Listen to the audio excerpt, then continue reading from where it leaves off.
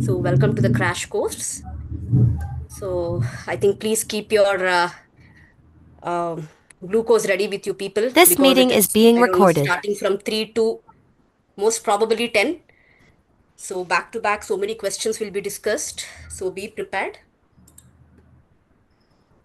So, the first thing is we'll start with poisoning, okay?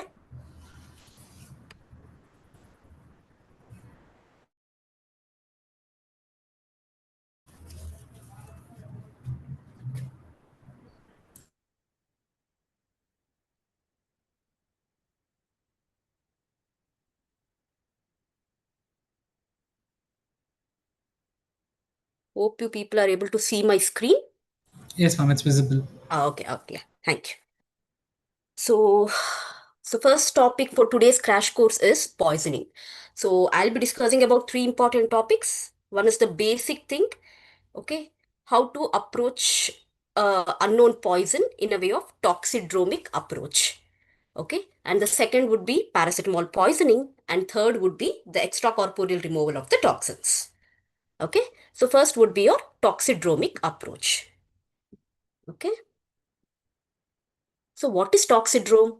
Basically, this toxidrome is a combination of two important words. One is toxic, second is syndromes. So toxic syndrome together is known as toxidrome. This word was first coined by Moffenson and Greenshire. Okay, so what is toxidrome? It is a group of signs and symptoms which consistently result from a particular toxin. Okay, and to describe a better toxidrome, you should have the vital signs, you should have some end organ manifestations, and you require even few lab parameters to tell that yes, this person or a patient has consumed this type of toxin, right? So what are the end organ manifestations we are speaking about? The first one is your CNS. So we are going to check the mental status of the patient. We are going to check the ophthalmic system in the form of the pupil size. We'll check the gastrointestinal system function in the form of presence or absence of peristalsis, dermatologic system as whether the skin is dry or patient is diaphoretic, whether the mucous membrane is dry or moist, and the last is your genitourinary system in the form of urinary retention or the urinary incontinence. So these are the end organ manifestation in a toxidromic approach. Now, how to approach any patient who has present with an unknown poisoning? So the first important thing is history. So in history, a lot of things are required to come to a specific diagnosis, but three important things. One is what type of a drug overdose or the substance abuse the patient has taken. Second, whether this patient has a suicidal ideation or any prior suicide attempt.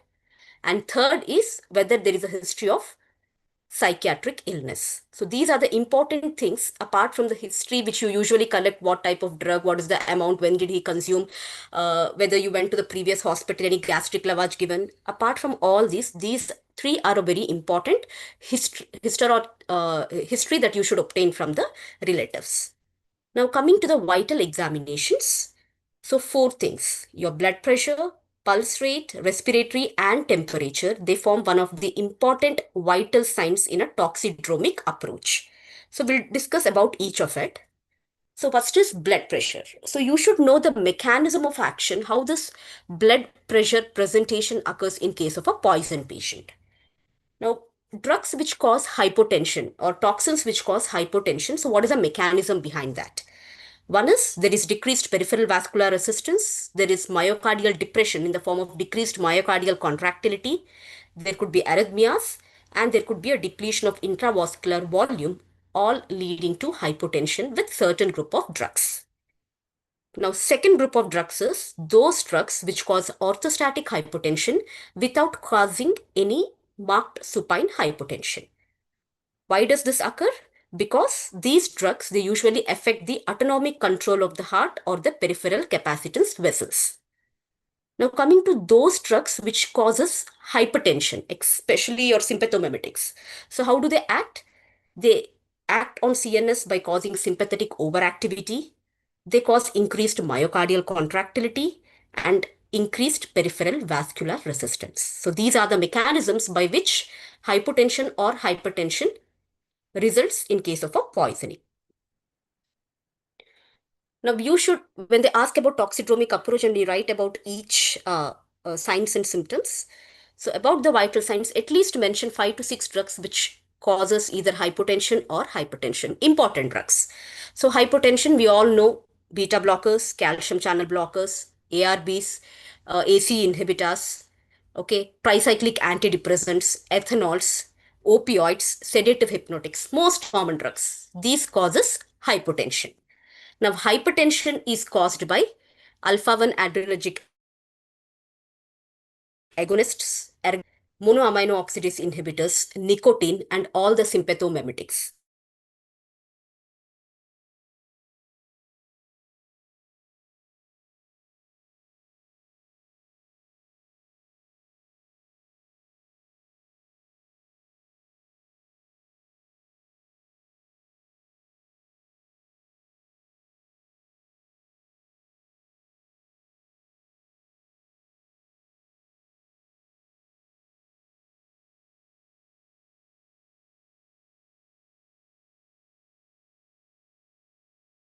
This meeting is being Sympathomimetic recorded. drugs and the anticholinergic drugs. Between the tachycardia when a patient comes with any other consumption. Okay, so in sympathomimetic toxicity, this tachycardia is usually accompanied by diaphoresis,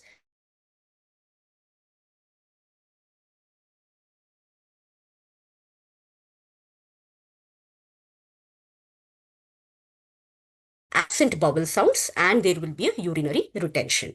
So this is how you differentiate tachycardia, which is present in a patient, whether it is sympathomimetic origin or because of the anticholinergic toxicity. Okay, and one more thing you need to remember about the relation between the pulse rate and the temperature, because certain drugs cause hyperthermia leading to increased tachycardia. Okay, so the pulse rate increases approximately 8 beats per minute for each 1.8 degree Fahrenheit or 1 degree Celsius elevation in temperature. So now examples of the same. So examples, drugs causing or toxins causing bradycardia is your same. Alpha 2 adrenergic agonists, beta blockers, calcium channel blockers, your famous OP compounds, carbamates, opioids. Okay, so all these causes bradycardia.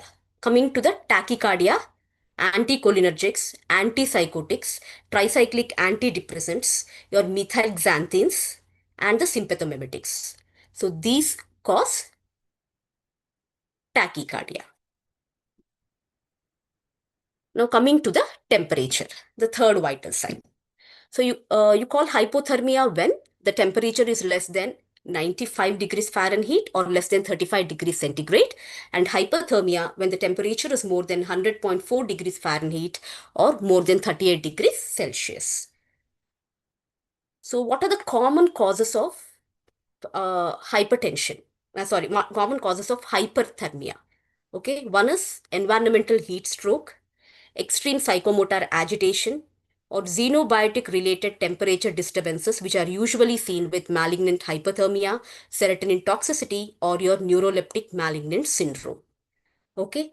Also, certain drugs which may contribute to hyperthermia are anticholinergics, antiepileptics, antihistaminics, antihypertensives, antipsychotics, and diuretics. So usually these environmental heat stroke, malignant hypothermia, they all result in life-threatening hypothermia, which may lead to extensive rhabdomyolysis, AKI, and sometimes direct liver as well as brain injury. Okay. Whereas certain drugs like your ethanol, CNS depressants, and general anesthetics may cause hypothermia. So we've already discussed what causes hyperthermia and what causes hypothermia. The other examples of hypothermia are your general anesthetics, carbon monoxide, ethanol, hypoglycemics can also cause hypothermia. Now the fourth one is your respiratory rate. Okay, so what causes hyperventilation? What causes hypoventilation. So hyperventilation is usually caused by CNS stimulants like salicylates, which mainly acts on the brainstem.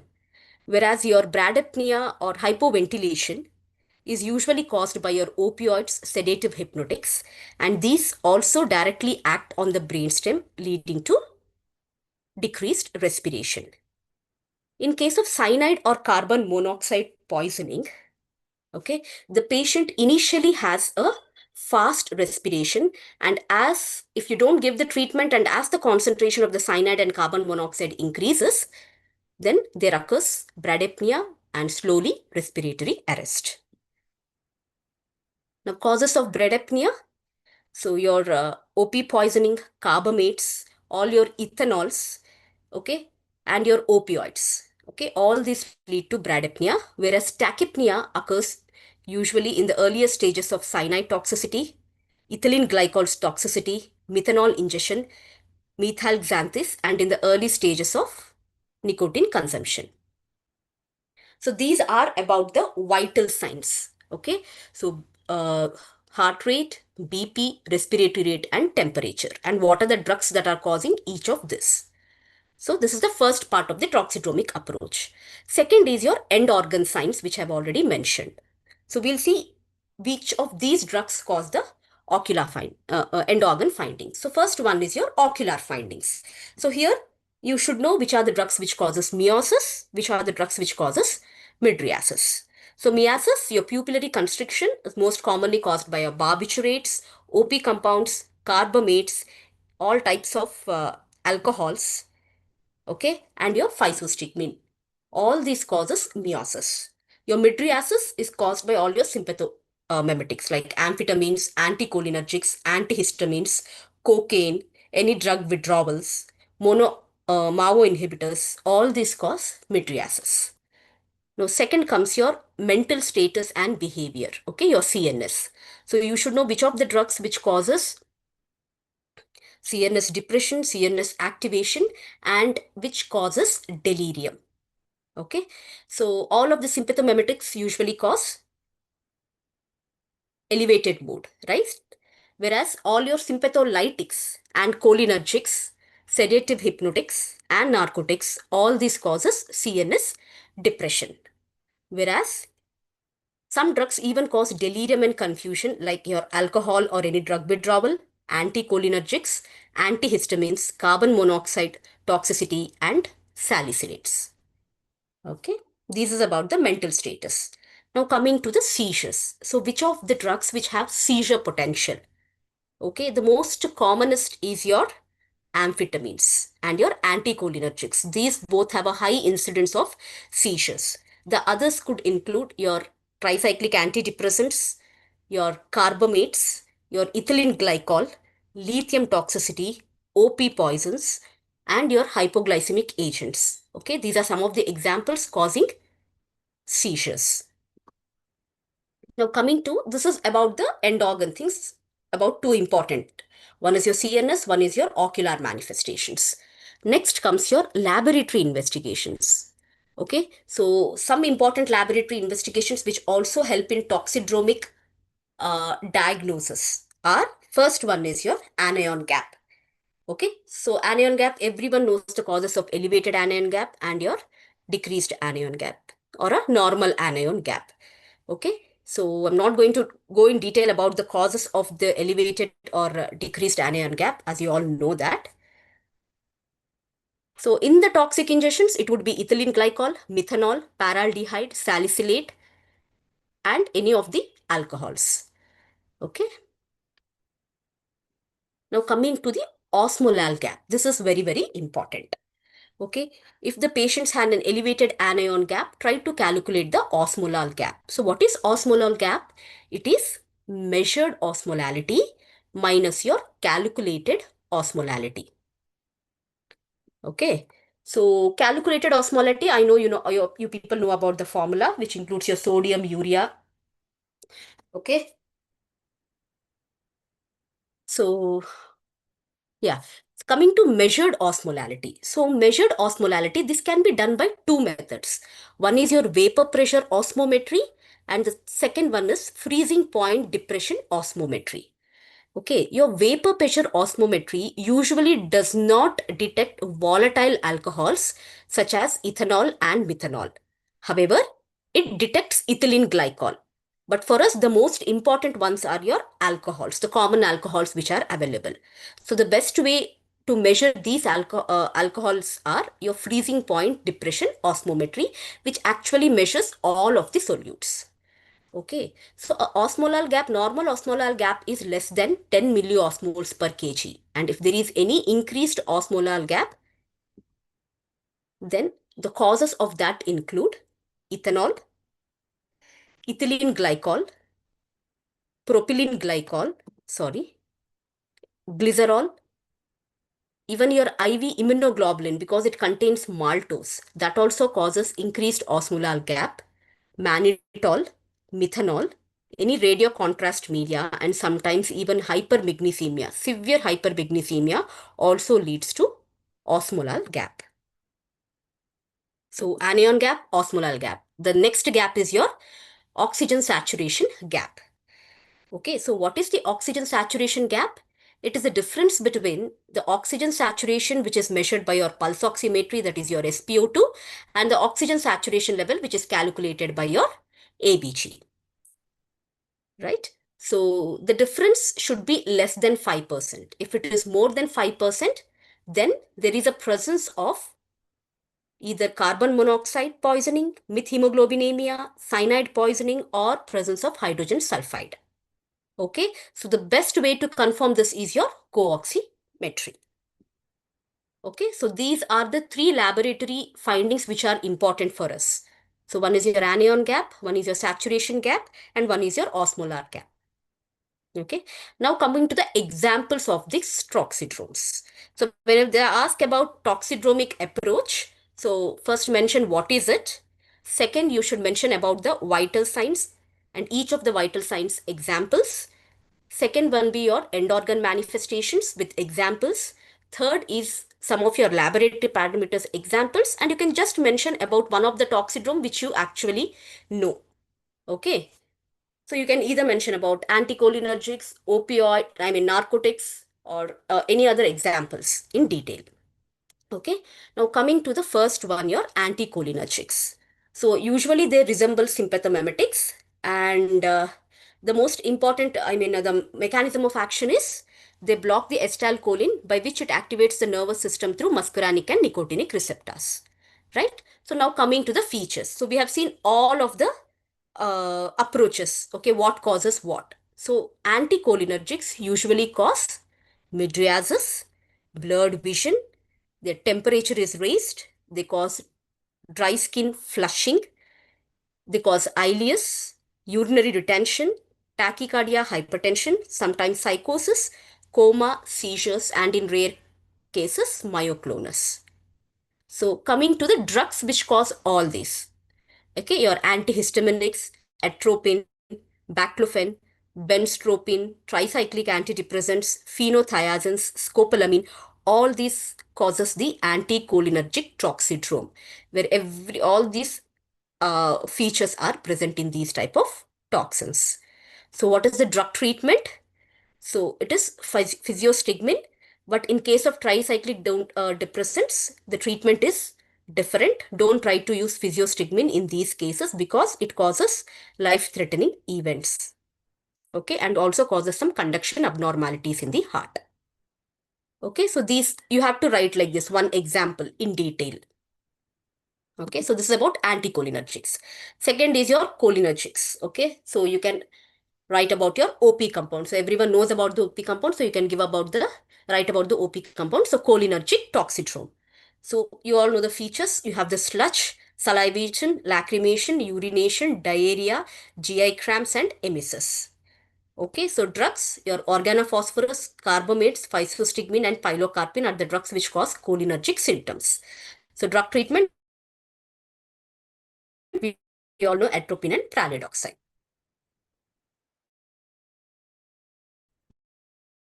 Now, narcotics.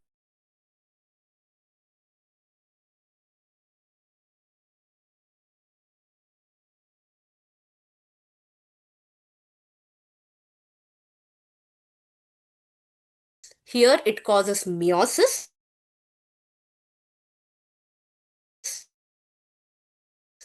There is bradycardia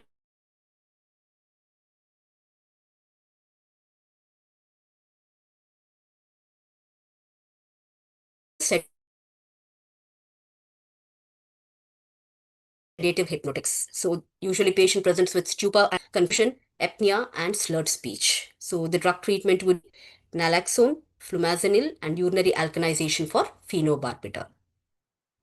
Similarly, you have your sympathomimic, you have your beta adrenergics, alpha adrenergic, and a combination of beta and alpha adrenergics. So when you have time, you can just go through it. The other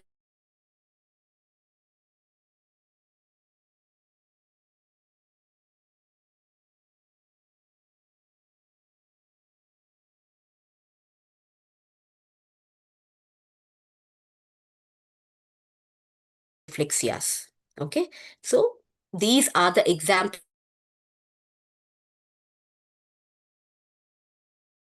but at least one in detail. Okay, so this is how you need to write when they ask about toxidromic approach of a unknown poisoning, right? So the others are serotonergic drugs and epileptogenic drugs. So these are very rare. So this completes the first topic. Now coming to the second one, paracetamol poisoning. Okay, so very, very important type of poisoning, most asked question in your exam. So paracetamol is usually anyl derivative and it has a lots of different names. It is also known as acetaminophen. It is also known as N-acetyl P-aminophenol. So what is the mechanism of action? It is a weaker or a selective inhibitor of your cyclooxygenase enzyme. Okay, it has anti-analgesic and antipyretic action, but it doesn't have a peripheral anti-inflammatory properties.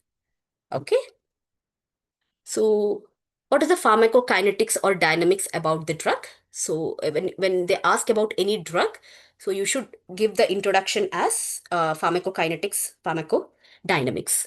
So when there is an ingestion of a therapeutic dose, so what happens? It is rapidly absorbed into your duodenum and it forms a weak acid.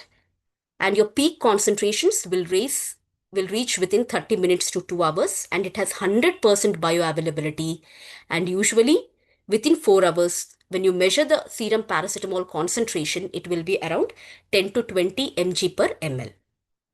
It is around 20% protein bound and the volume of distribution is around 0.85 liters per kg.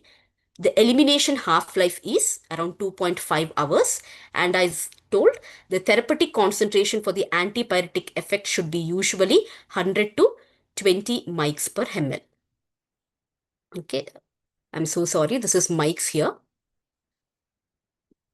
So this is about the pharmacodynamics and pharmacokinetics of the drug. Now coming to the metabolism. This is very, very important for us because paracetamol toxicity usually involves this metabolism part of the drug.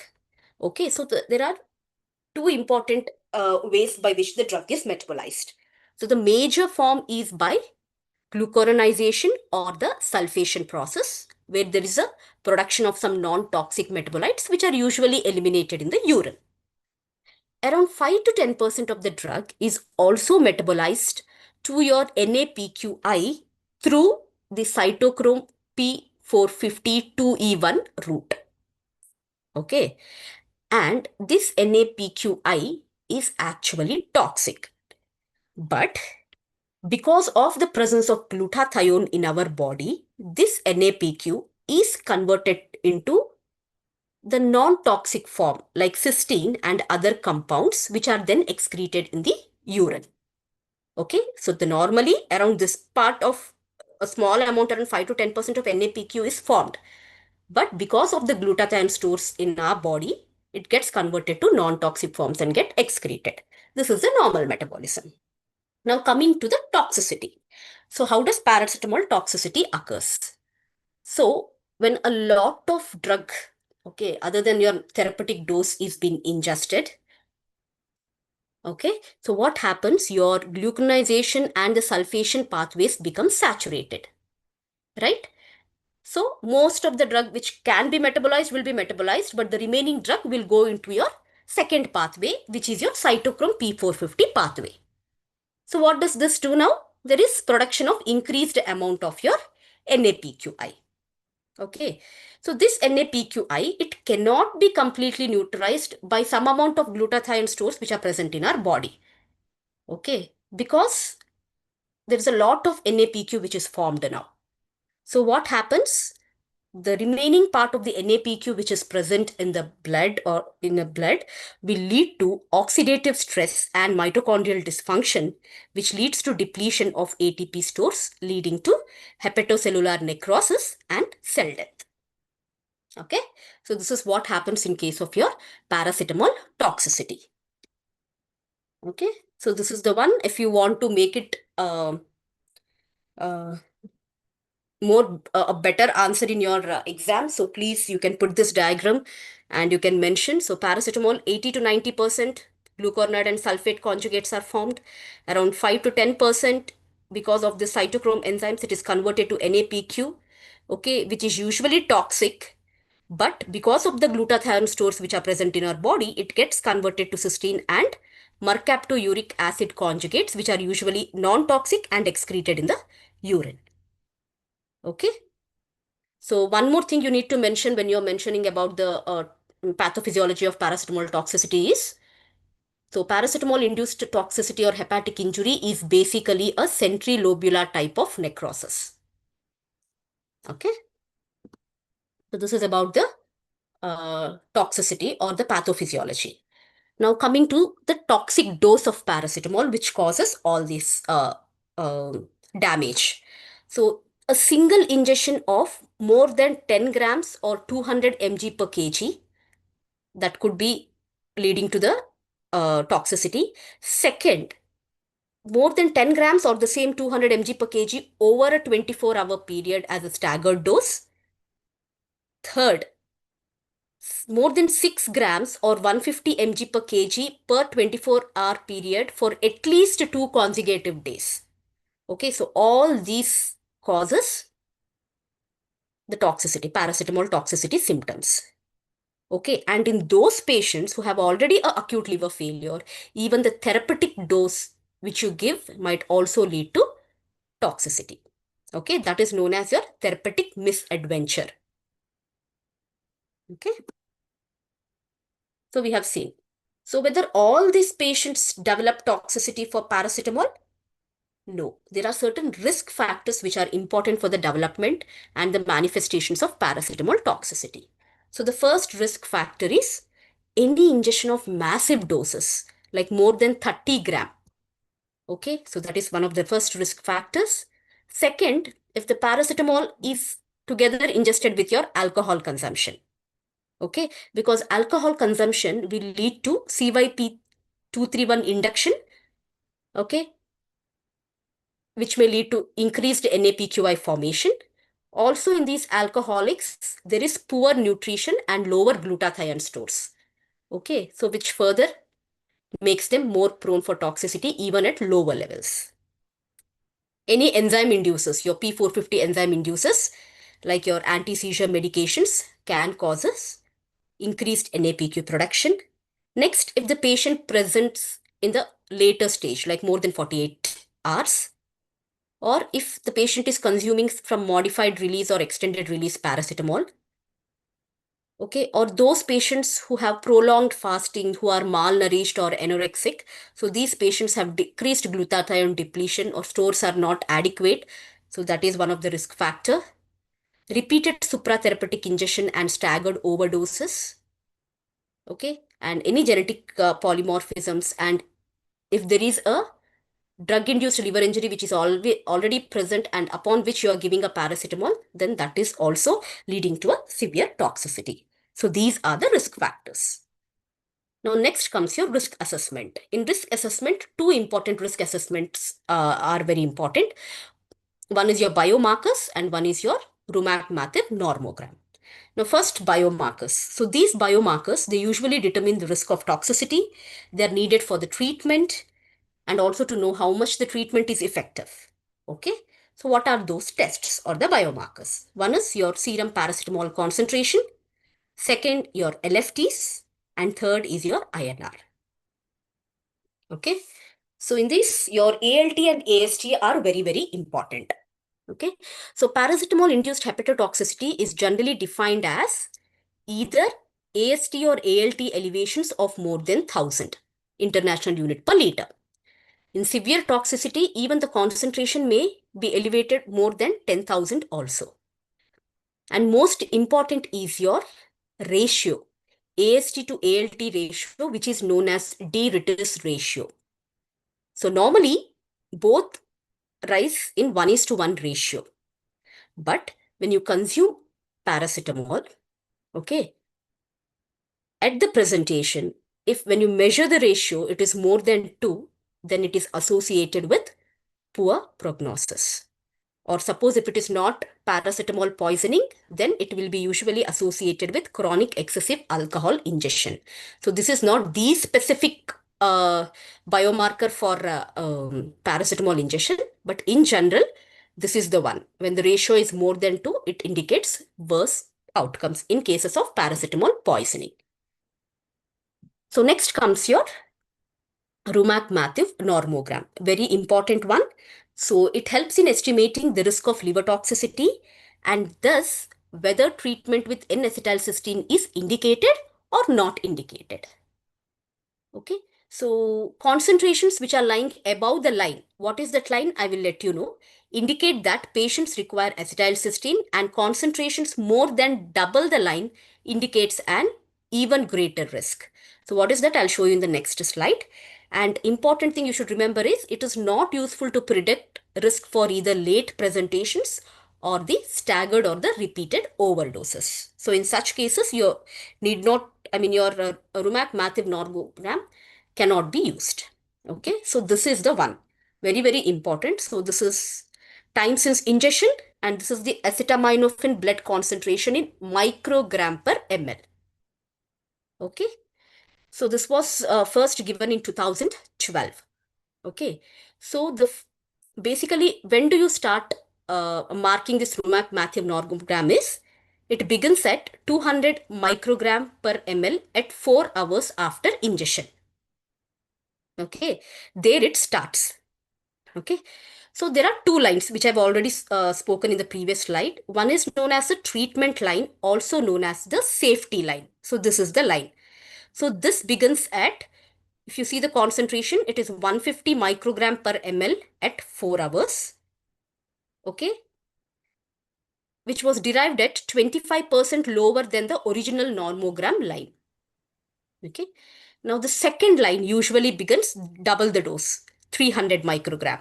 So 300 microgram per ml at same 4 hours, okay, which was derived as 50% greater than the original normogram line to denote patients with increased risk of developing lung injury.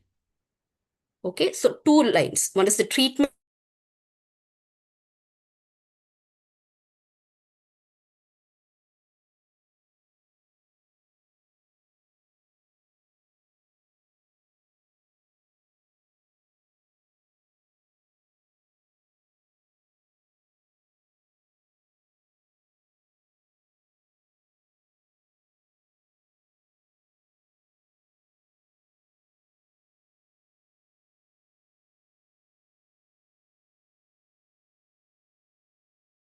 This meeting is measure being the serum recorded. paracetamol level, and you should normogram, and if it falls within the treatment line or above that, then you give N-acetylcysteine. If it falls below the treatment line, need not to give your N-acetylcysteine. Okay, but in most of the cases we don't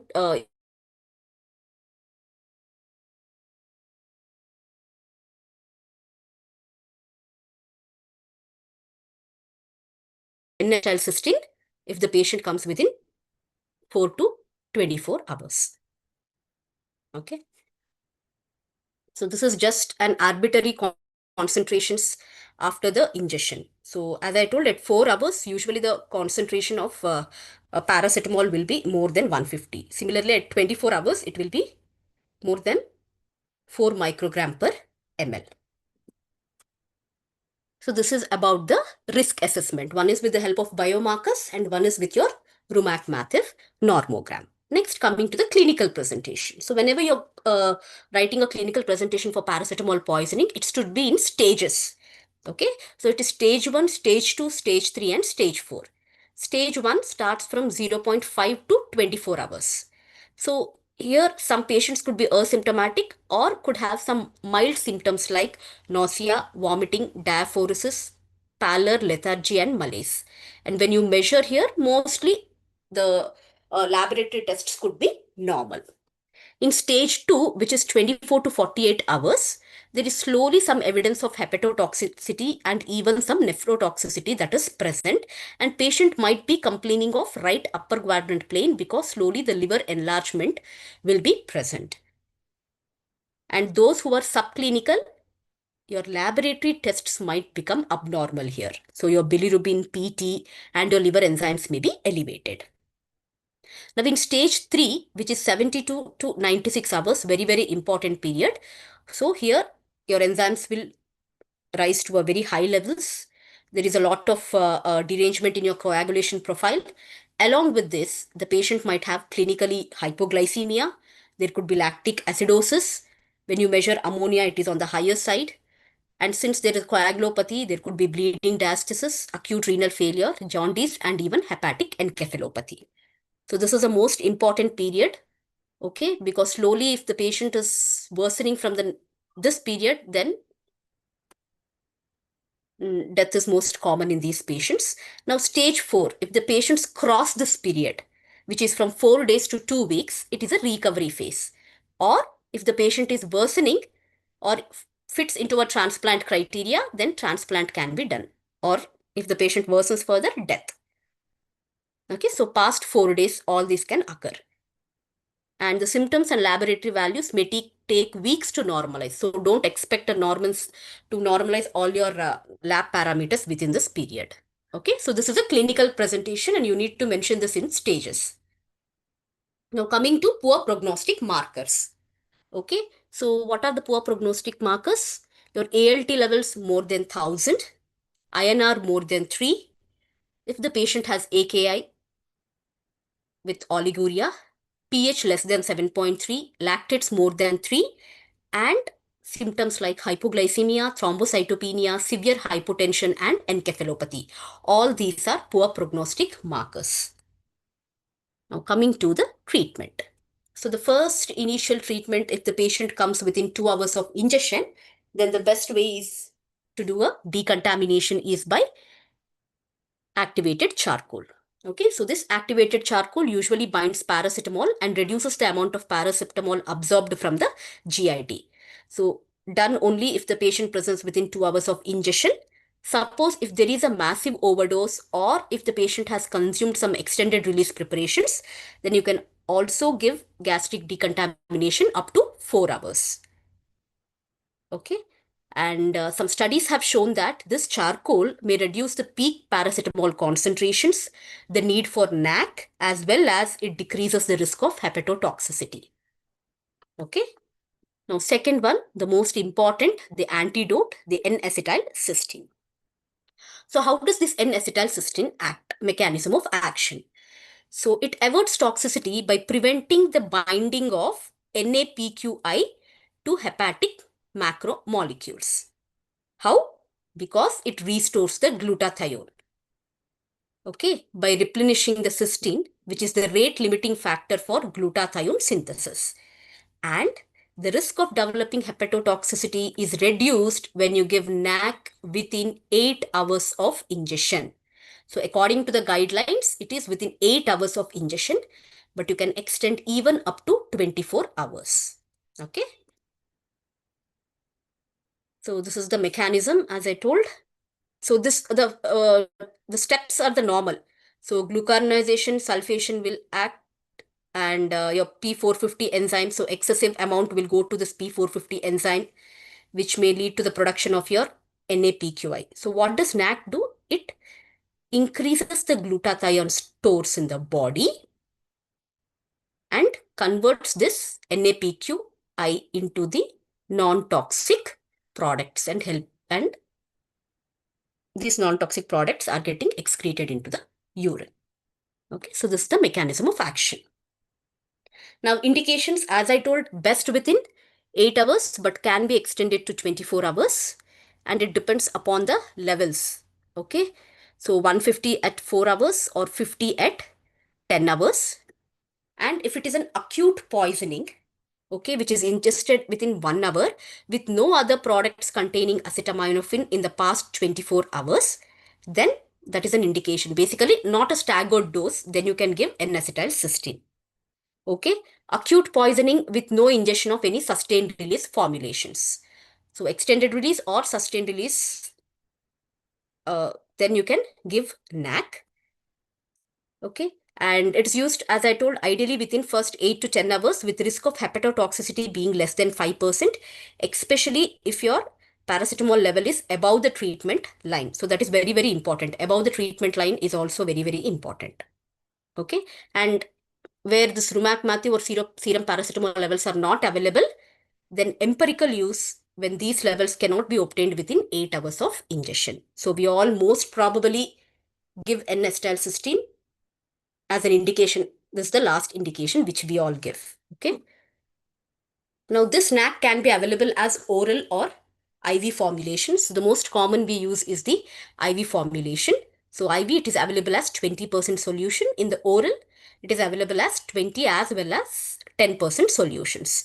So remember any one thing, just mention that it can be given orally or IV, but mention your IV dose. Okay, so the loading dose, it is 150 mg per kg in 200 ml 5% dextrose, which is given over 15 to 60 minutes.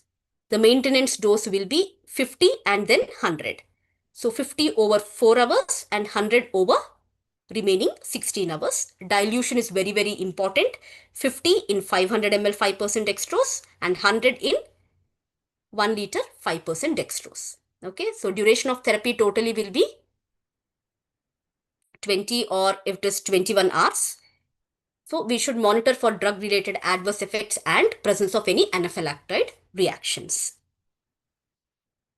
So this is the flow chart which is showing about how to go with treatment of paracetamol poisoning with N-acetylcysteine if there is an availability of paracetamol concentration, measurement of paracetamol concentrations.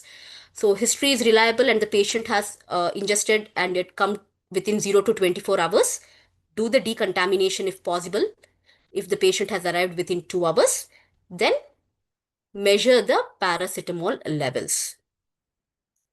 Okay. So 0 to 4 hours, 4 to 8 hours, 8 to 24 hours, and more than 24 hours. Okay. So start N-acetylcysteine while waiting if ingestion is more than 30 gram or if acetaminophen concentration will return after 8 hours. Okay. So in such cases, you just plot the acetaminophen concentration, see whether the patient is below the treatment line, above the treatment line, or above the high risk line. So below the treatment line, no need to administer N-acetylcysteine. Above the treatment line, the normal dose of N-acetylcysteine. But if the patient is above the high risk line, okay, that is 300 mg in 4 hours, then some guidelines tell that you can give a high dose of N-acetylcysteine, but I couldn't find any high dose regime for paracetamol toxicity. Or they tell you can give extended NAC. Okay, extended NAC. Just within 20 hours, you need not to stop. You can extend the NAC concentration until your patient improves. Okay, so this is above high risk line. Okay, so this is how you give N-acetylcysteine, and when to stop N-acetylcysteine is very, very important. One, when your acetaminophen concentration is less than 10 microgram per ml, your INR is less than 2, your AST/ALT is normal for the patient, or if elevated, have decreased at least 25 to 50% the peak, and if your patient is clinically well. Okay, if all these criteria are met, then you can stop your NAC. Okay, if it's not met, you can give your extended NAC. So in your extended NAC, what you give is the last one. Okay, 100 milligram per kg over 16 hours. This is the dose you give in the extended NAC. Okay. Now, what are the other drugs which can be used in paracetamol toxicity? So initially they were even using methionine. Okay, but methionine has a lot of side effects, so they have stopped using methionine because that also provides glutathione indirectly. Now, second is your cimetidine. Now, cimetidine, fomepizole, both of these drugs, they inhibit your enzyme CYP2E1. Okay, so hence they saw that they have some role in paracetamol poisoning. And the last drug is your magnesium superoxide dismutase, okay, which is also known as calmangafodipir. Okay, so it is a mitochondrial protein which scavenges free radical and can prevent the mitochondrial injury, which is usually seen with paracetamol poisoning. So these are the other drugs which can be used if there is an availability. Okay. And the last one is in the treatment is your liver transplantation. So liver transplantation referral, we have your King College criteria. So what is the King College criteria for paracetamol poisoning? If the pH is less than 7.3, irrespective of the grade of encephalopathy, or if your prothrombin time is more than 100 seconds and creatinine levels more than 300 millimole per liter, and patients in grade 3 or grade 4 encephalopathy. Okay, so this is for paracetamol poisoning. So patients that undergo liver transplantation due to paracetamol liver failure have a good clinical outcomes with a 5-year survival rate was really good. It is 70%. But if those patients who actually require liver transplantation and we are not able to, patient is not able to go for it, then the mortality rate is up to 30%. Okay. So this completes your paracetamol poisoning. Now the last comes your extracorporeal therapies for toxin removal. Okay, so very, very important. So it is known as ECTR, extracorporeal toxin removal. Okay, so it represents a treatment modality which promotes removal of endogenous or exogenous poisons and supporting or temporarily replacing a vital organ. So what is the role of ECTR in poisoning? Okay, so one is if the patient has a life-threatening toxicity, okay, then you can give an option of ECTR to the patient. Second, if there is prolonged admission in the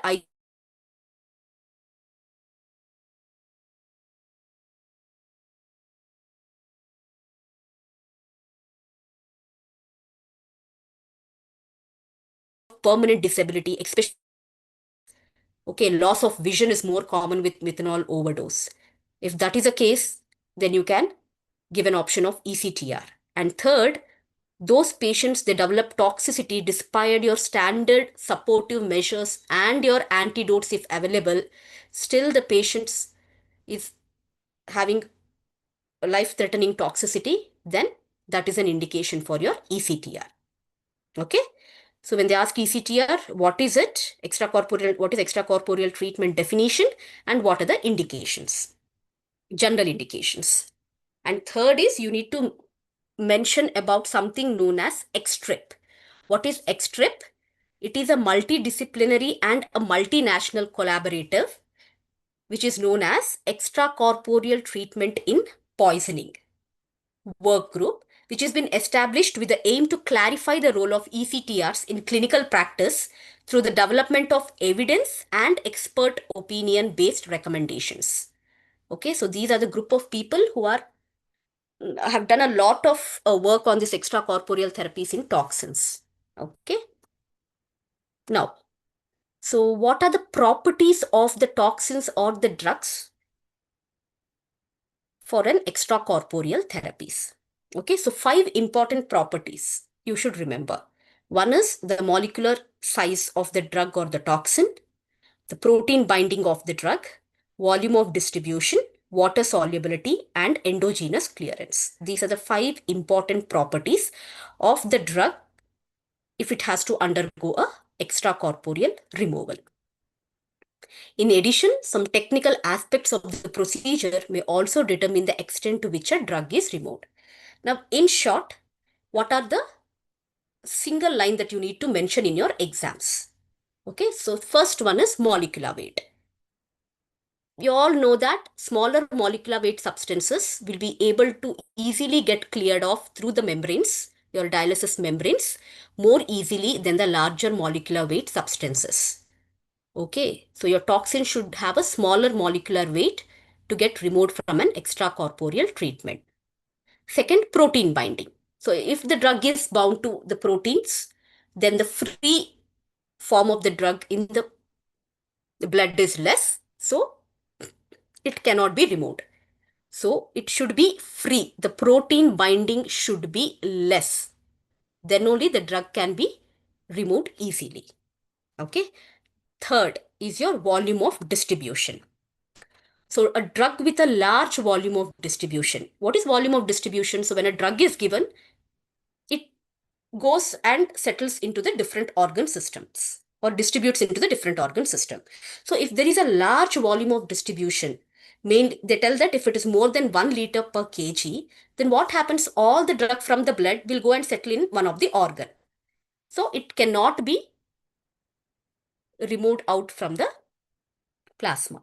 So it is minimally dialyzed. So your volume of distribution should be less than 1 liter per kg to get excreted through the extra corporeal therapies. Okay, so small molecular weight, less protein binding, and less volume of distribution. Okay, next, water solubility. So we all know that the dialysate which is used for hemodialysis, it is in the aqueous solution. Okay, so it is water soluble. So any drug which has a high water solubility will be easily removed from the extracorporeal therapy. In other words, lipid soluble drugs will not be able to get cleared by an extracorporeal therapy. So there should be high water solubility. And the fourth one is endogenous clearance. Okay, what do you mean by endogenous clearance? So, all of our drugs in the body get metabolized either through renal or non-renal mechanisms. So, in non-renal, the most important one is your hepatic clearance. Okay. So, your endogenous clearance should be less if the drug has to be removed by a dialysis or any other extracorporeal therapy. So dialysis will have a limited impact if the rate of drug removal is significantly faster by endogenous routes. How much fast? More than 4 ml per kg per minute. Okay, so endogenous clearance should be less. So these are the 5 important characteristics of the drugs that you should know when they ask about the extracorporeal removal. Done? So coming to the this basically different methods by which we can do this extracorporeal therapies are hemodialysis, hemofiltration, and hemoperfusion. I'll come it in the later slides. So this is nothing but the molecular weight. So if the molecular weight is less than 500 daltons, it can be easily removed by hemodialysis. For hemofiltration and hemoperfusion, even if you see kilodaltons it is. So high molecular weight toxins can be removed by hemofiltration and hemoperfusion. Now protein binding, as I told, it should be low. So if it is low, then it can be removed by hemodialysis. Hemofiltration also, the protein binding should be less. But if it is a hemoperfusion, even if the toxin is highly protein bound, you can remove it with hemoperfusion.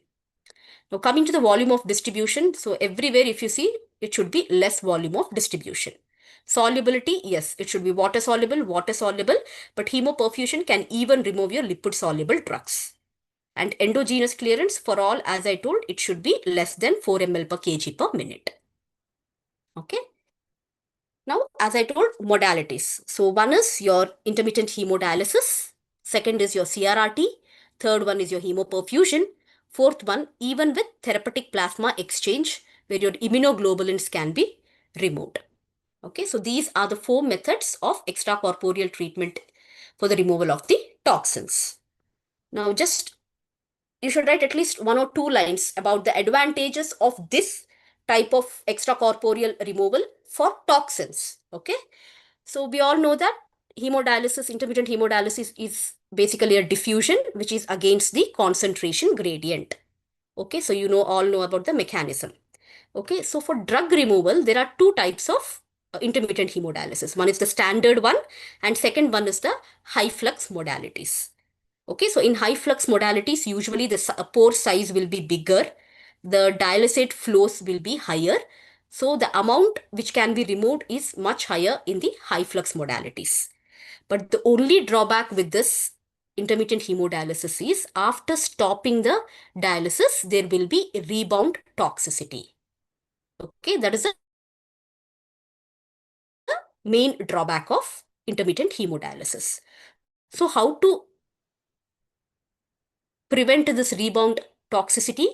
Either use the frequency of the sessions in a day, 2 to 3 dialysis, or you better shift it to a CRRT. So first, for a day or two, you do IHD, then shift to CRRT if possible. Okay, so this is the first choice. Okay, and it has a rapidity of sin removal, but the thing is, it only removes the low molecular weight toxins. Okay, so that is about the intermittent hemodialysis. Now, to your CRRT, high molecular weight substances, 20,000 to 40,000 Dalton substances can be removed through CRRT. And the important advantage is here, the rebound of toxins will be comparatively less as seen in intermittent hemodialysis. Okay, that is the advantage. But disadvantage is that its efficiency is very low compared to IHD. Okay, and here you will require an intensive anticoagulation. So there will be an increased bleeding risk and electrolyte disturbances, and it will not be available in all the hospitals, and training and cost is the other disadvantages of CRRT. Now coming to the hemoperfusion or hemadsorption. So here usually it consists of a passage of anticoagulated blood through a cartridge which contains adsorbent material like your activated charcoal or a resin. Okay. So in order to be removed by hemoperfusion, the toxic substance must have binding affinity to the sorbent in the cartridge, and it should have a low volume of distribution.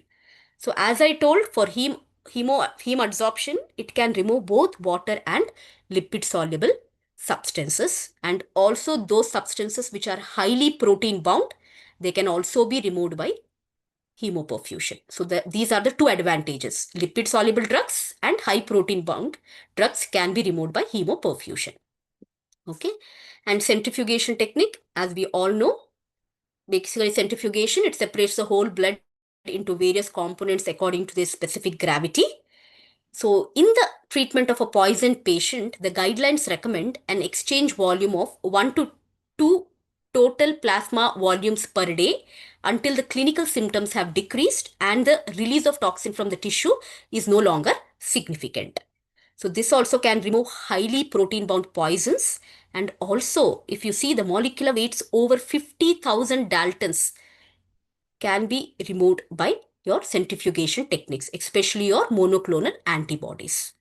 But if you ask me the efficiency, it is very, very poor. Okay, so the clearance capacity is very much low compared to your other forms of extracorporeal removal. Okay, so other than your monoclonal antibodies, some support for this centrifugation process is your mushroom toxicity, thyroxine toxicity, vincristine and cisplatin toxicity. These can be removed with the help of centrifugation because the molecular weight of these are more than 50,000.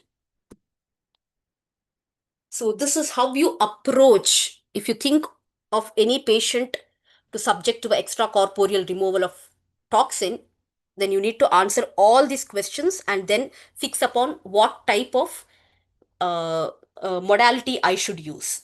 Okay.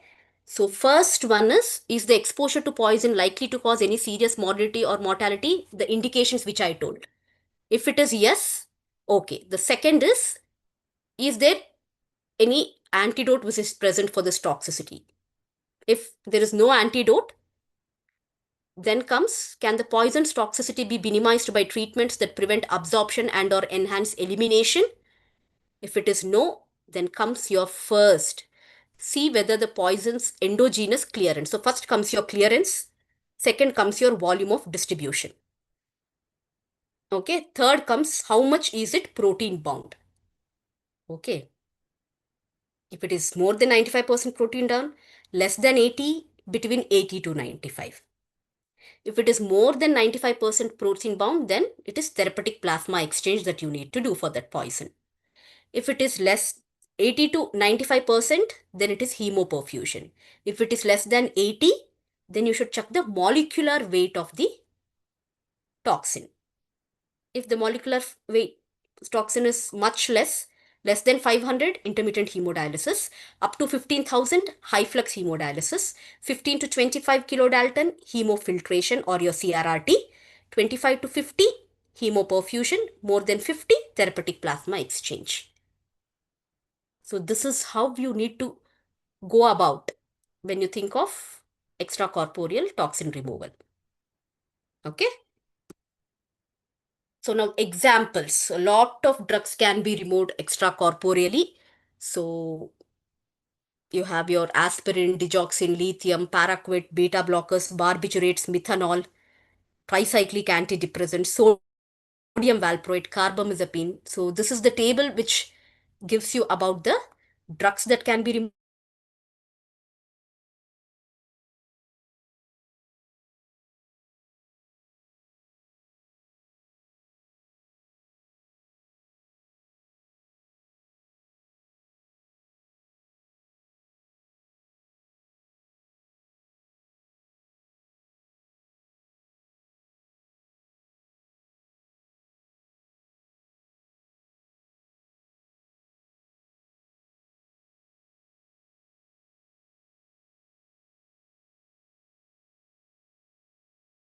This meeting is being Used for recorded. acetaminophen and carbamazepine, but they have 100% recommended for your barbiturate toxicity, lithium, methanol, metformin, salicylates, thallium, theophylline, and valproate. So these are the only drugs which is been recommended by the extric group to be removed by extracorporeal therapies. Okay. So this is the last slide which tells about the indications of extracorporeal therapies for some important drugs which I have discussed, the recommended drugs. Okay. For toxic alcohol, what are the concentrations? Okay. That is especially for your methanol. Second, for salicylate, what should be the concentration? And if the patient has underlying kidney disease, what should be the concentration of the salicylates? Okay. Acetaminophen poisoning, lithium, metformin, and your lithium and metformin. So if you write any one of these when they ask about extracorporeal removal, one drug and its indication, if they ask for 5 marks, so you're going to write the definition, you just mention about the extrip group, indications, and the properties of the drugs. Okay, the 5 properties, very, very important. Then comes your uh, different modalities by which you can remove, and you can write about indications of 1 or 2 drugs. Okay, so that will complete the 5 mark question. Okay, thank you.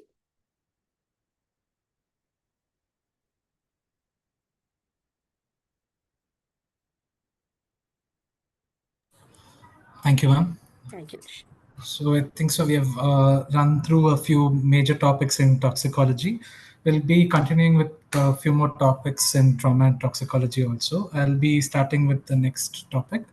Darshan, 1 second. So if people have any doubt, you can put it in the chat box. Okay, we are going to answer it there. Okay, thank you, Darshan. Sure.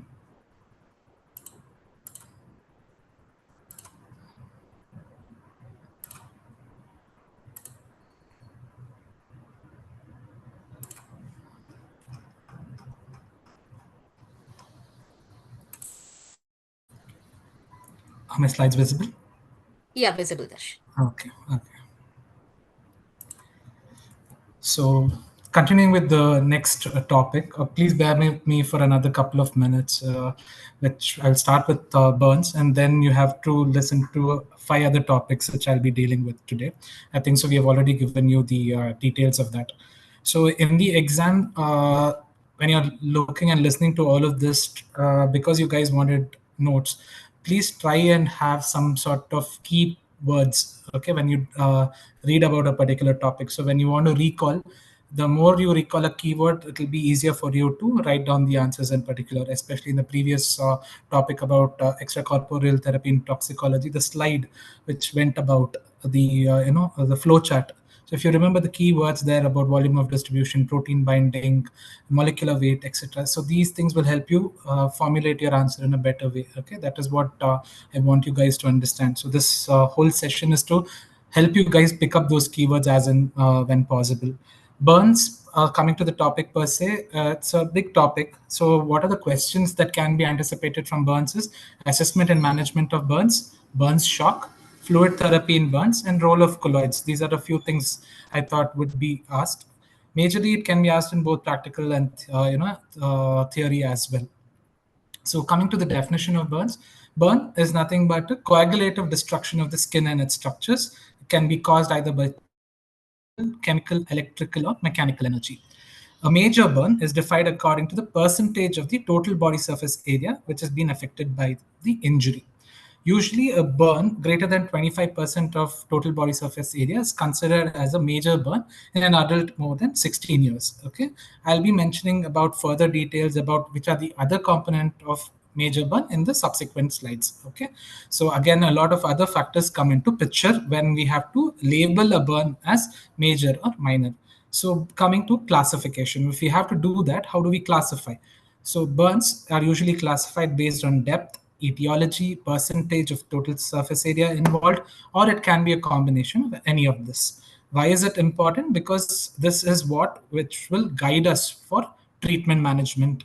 Okay, assessment of the severity will let us know which patient can be managed as an department, or the patient needs to be admitted in the wards or a particular burns center. Okay, so that is where this classification, categorization, all this will come into picture. So, as I told you earlier, burn is nothing but a destruction caused by any of these parameters. It can be either electrical, it can be friction, thermal, or chemical. So, again, they are subcategorized in electrical as high voltage and low voltage, chemical as acid and alkali, and thermal you have contact, flame, and scalds. Scalds are something because of fluids, hot fluids especially. Flame is direct exposure to the flame itself. It's quite straightforward. Contact is usually due to exposure to a very hot surface. Okay, it can be a hot plate or it can be a stove, etc. Okay, so these are the things which are the causes for burns. Okay, based on etiology. So coming to the next part of burns, that is pathophysiology. So what usually happens? Burns is a complex traumatic event involving the etiological factors, as I mentioned earlier. What happens after this? Because of a complex traumatic event, there will be tissue destruction. Okay, and this tissue destruction triggers a localized and a systemic response, which is characterized by a dysregulated inflammatory response. Okay, so this is similar to what we see in sepsis. Okay, this dysregulatory inflammatory response initially causes a hypermetabolic phase and follows through a hypermetabolic state. Okay, then they will have a lot of subsequent sequelae which happens because of SIRS or dysregulated inflammatory response, which causes injury. Usually, one particular organ will get involved, and if the SIRS response is very overwhelming, it can lead to a multi-organ dysfunction. Okay, this is usually how the pathophysiology of burns follow. Burns can be classified into two phases. Okay, especially if you're talking about burns shock, both of this you can write these two phases. Okay, so burns or burns shock, usually you'll have a ebb phase following a flow phase. Majorly when we are categorizing an ebb phase, it is supposed to be a hypometabolic. Okay, so it can be hyperdynamic, but it is still hypometabolic. Okay, so what usually happens when you have an injury? the body's initial response would be to increase vasoconstriction, because of which there will be increased systemic vascular resistance. There will be a sympathetic response causing increased surge of catecholamines, ADH release. And because of all of this, there will be hemoconcentration. And all of this in the initial phase, okay, there will be capillary leak which sets in. Because of capillary leak, what happens? There will be loss of intravascular fluid into the space around the tissue. Okay, that causes edema, and in long term, if the burns is quite extensive, can cause hypovolemic shock, leading to organ perfusion derangements, leading to ischemic insults. Okay, so both these things can happen simultaneously. That is your capillary leak causing hypovolemic shock, causing multi-organ failure. Okay, so along with this, there will be a compensatory vasoconstriction trying to improve the cardiac output. Remember, in the first 26 to 48 hours period, usually the cardiac output will be low. That is the phase of Burns shock. So that is your ebb phase. After this, if you have done a proper resuscitation, the patient would switch from an ebb phase to a flow phase. Okay. So in flow phase, what usually happens, there will be some amount of regeneration happening. That is the reason there will be increased oxygen consumption, protein wasting, because there is shift of metabolic pathways. Okay. And then at this particular time, the sympathetic response would have come down, and there will be some sort of normalization of cardiovascular inputs. Okay, so there will be decreased SVR, normalization of cardiac output, better perfusion, etc. So this is the normal way how a Burns pathophysiology would progress. Initially, you will have a ebb phase followed by a flow phase. Okay, so if you're looking at the Burns pathophysiology shock, and you're looking at the injury per se,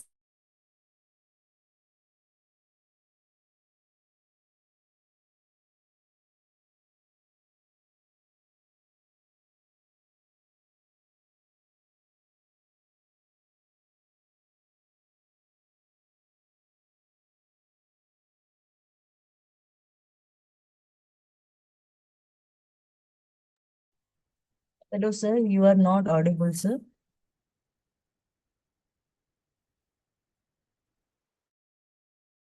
The recording has stopped.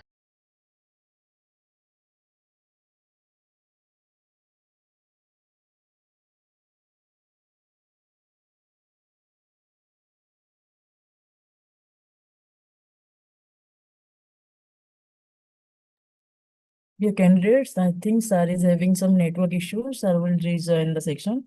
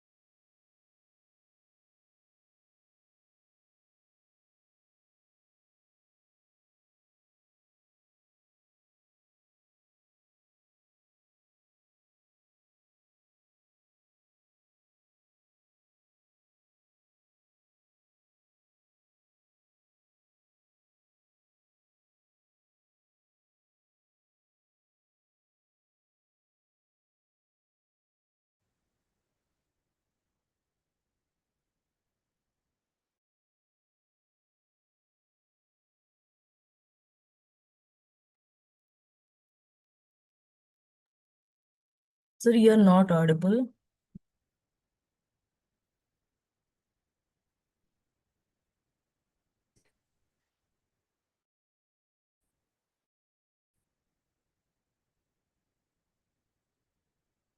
This meeting is being recorded.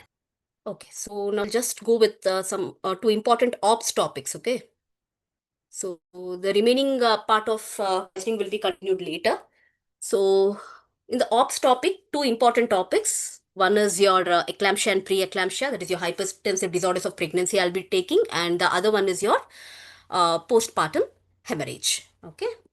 So the outline of the topic would be the physiological changes in pregnancy that are actually related to your PIH, the definitions, the pathophysiology, the screening and diagnosis, and last one would be the management. So the physiological changes which are very, very important for the PIH are first the hemodynamic changes. Okay, so this has been divided into first, second, and third trimester and during labor. So in the hemodynamic components, your cardiac output. So your cardiac output will be slightly elevated in your first trimester compared to your baseline. Second trimester, a little higher. Second and third trimester, and during labor, your cardiac output will be at the highest. Now coming to your systemic vascular resistance. It is reduced in the first trimester, comparatively further reduced in your second and third trimester. Heart rate, it is usually increased during third trimester and labor because of the labor pain that is present. But coming to your BP changes, if you see in the first and the second trimester, your BP is actually on the lower side compared to the normal BP. And in the third trimester, it could be usually normal. Okay. So these hemodynamic changes are very, very important to further go into the topic. Now, what happened to the systolic BP? As I told you, BP will be lower compared to the normal BP. So systolic blood pressure will be decreased by 4 to 6 mmHg. Diastolic blood pressure will be decreased by 8 to 15 mmHg. Your mean arterial pressure will be decreased 6 to 10 mmHg. Whereas your heart rate, as I told, will be increased. Your stroke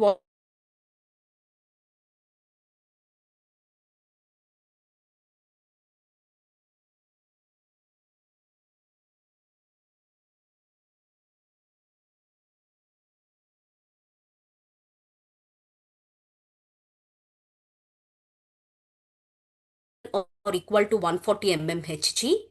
And sorry for this, the diastolic here should be more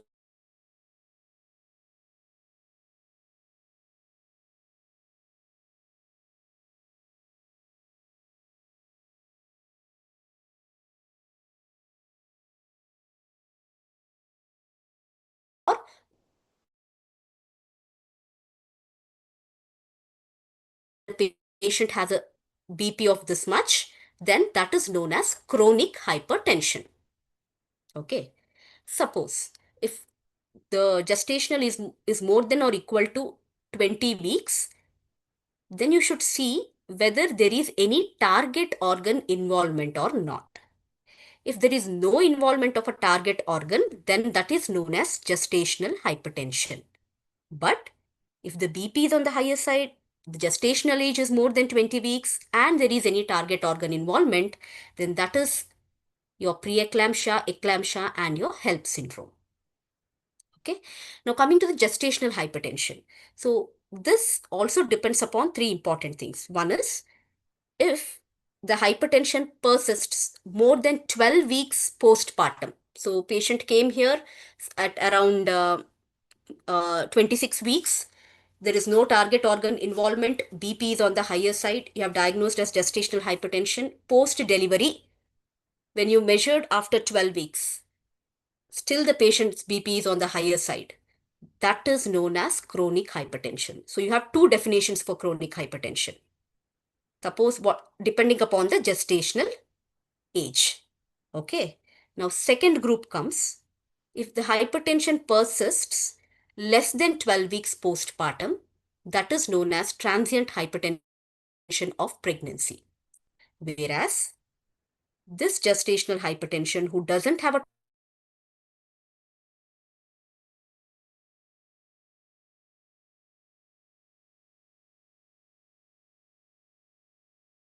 eclampsia or HELP syndrome. Okay. Okay. Easy way to remember the definitions if you just put this diagram. Okay. So you came to know about the definition of chronic hypertension and gestational hypertension. So I'm not going in detail about this. So we will go to the other definitions. So preeclampsia and eclampsia. So this preeclampsia can be further divided into without severe symptoms, with severe symptoms. So without severe symptoms, systolic BP, diastolic BP, yes, which is measured at least 2 occasions, 4 hours apart, gestational age of more than 20 weeks with proteinuria. So how much should be the proteinuria? very, very important. More than 300 mg on 24-hour urine protein collection, or if you're doing the dipstick, 0.3 mg or 2 plus dipstick. Okay. Or women with new onset hypertension 48 hours to 6 weeks after delivery is also known as preeclampsia. Now, with severe symptoms. So, with severe symptoms means along with the proteinuria, there is evidence of end organ injury. If there is an end organ injury, then it is severe preeclampsia. Or your BP is more than or equal to 160 mmHg systolic BP, and your diastolic BP is more than or equal to 110 mmHg on at least 2 occasions 4 hours apart, or persistent severe hypertension requiring IV antihypertensives to control your systolic or the diastolic blood pressure. Okay, this is with severe symptoms. End organ failure, severe symptoms, or your BP is more than 160 by 110. That is severe features. Okay, this is about preeclampsia definition. So, as I told here in the previous one, gestational hypertension with one of the end organ involvement. So, from that time, I'm telling end organ involvement, end organ involvement. What is this? Okay. Any neurological complications, like if the patient has eclampsia, altered mental status, development of stroke, blindness, severe headaches, or persistent visual impairment, then that is end organ involvement in the form of CNS involvement. Second, respiratory pulmonary edema. Third, hematological, your HELP syndrome or any DIC. Fourth, kidney AKI. Fifth, liver involvement in the form of elevated aminotransferases or right upper quadrant or epigastric pain. And fifth one is related to the fetus, that is the uteroplacental insufficiency. Okay, if any one of these is present, then it is a severe preeclampsia, end organ involvement. Okay. So that is about your preeclampsia. Now, what is superimposed preeclampsia on chronic hypertension? Okay. So it is nothing but sudden worsening of BP control and need to escalate your antihypertensive therapy. Or a new onset of proteinuria or a sudden increase in proteinuria in a patient with a known proteinuria. New onset or sudden increase in proteinuria. Or significant new target involvement which is consistent with preeclampsia, that is more than 20 weeks of gestation or postpartum. Okay, I think you need not remember this, not much important. Just chronic hypertension, gestational hypertension, the different types of gestational hypertension, and what is preeclampsia and eclampsia. More than enough. Okay, but you should remember the definitions. When you are writing the definition, you should write BP of this much measured on 2 occasions, 4 hours apart. Everything has to be mentioned. You can't mention just BP this much is with 20 weeks of gestation is preeclampsia. No. Okay, so your definition should be proper enough. Now coming to eclampsia. Eclampsia is a severe life-threatening manifestation of preeclampsia. So here, usually if the patient has seizures, so a preeclamptic seizures having a preeclamptic patient having seizures is eclampsia. So convulsions during pregnancy or during postpartum, which could be tonic-clonic, focal or multifocal, new onset, unexplained by other neurological pathology, and associated with headaches or visual changes prior to a seizure. Okay, so these are the features of convulsions which a eclamptic patients has. Okay, and you should consider other underlying cerebral condition if the seizure occurs 2 to 3 days postpartum, and patient even on magnesium sulfate, if the patient has seizures, then you should think of the other causes like press or some other things. Okay, IC bleed. Okay, so that other causes has to be thought of. Okay.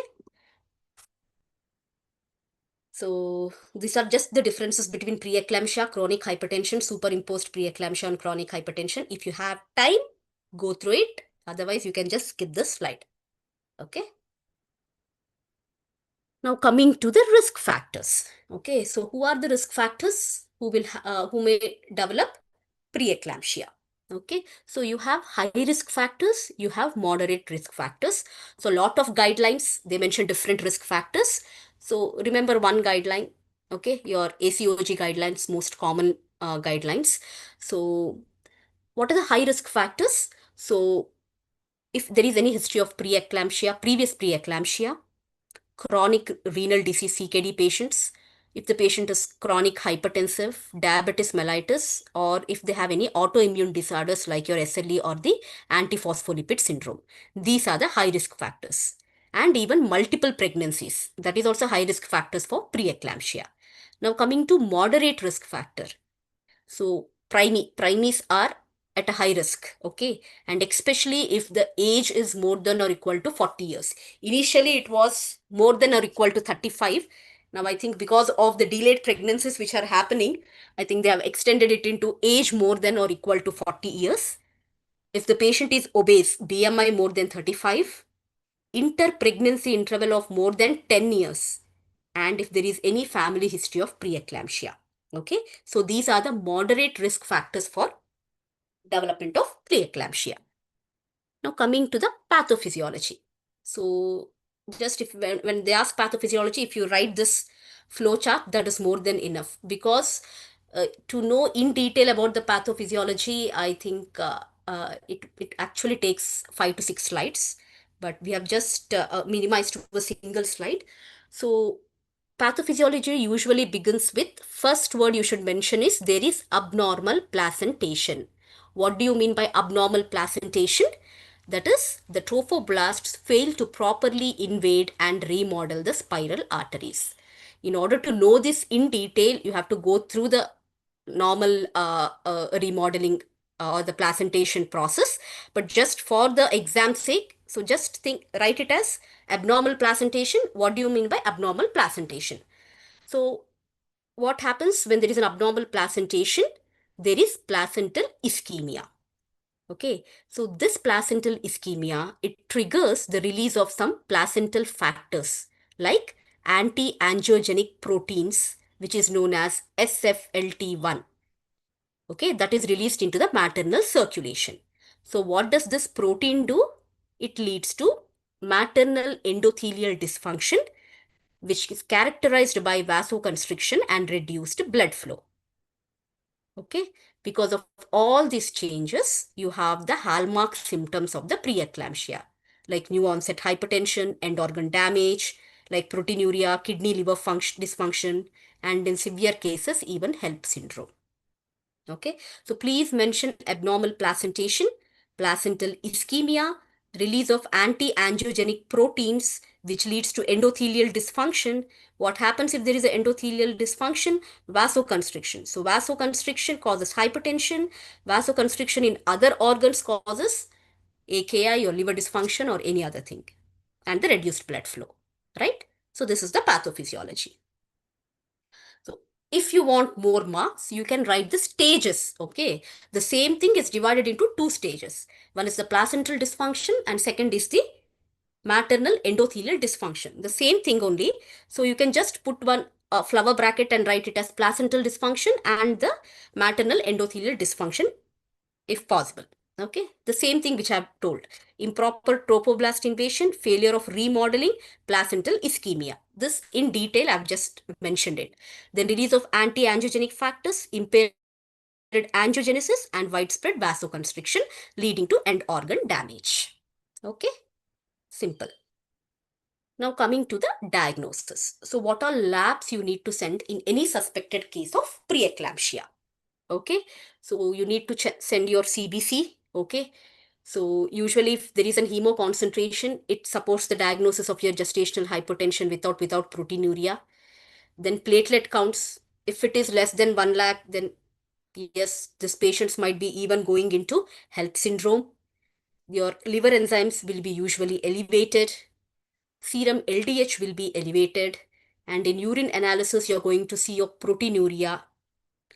Measure your urine albumin creatinine ratio, 24-hour urine collection for proteinuria, and your serum uric acid will be elevated in some cases of gestational hypertension, and AK, as I told, serum creatinine levels. So these are the routine labs which you send for a patient of preeclampsia.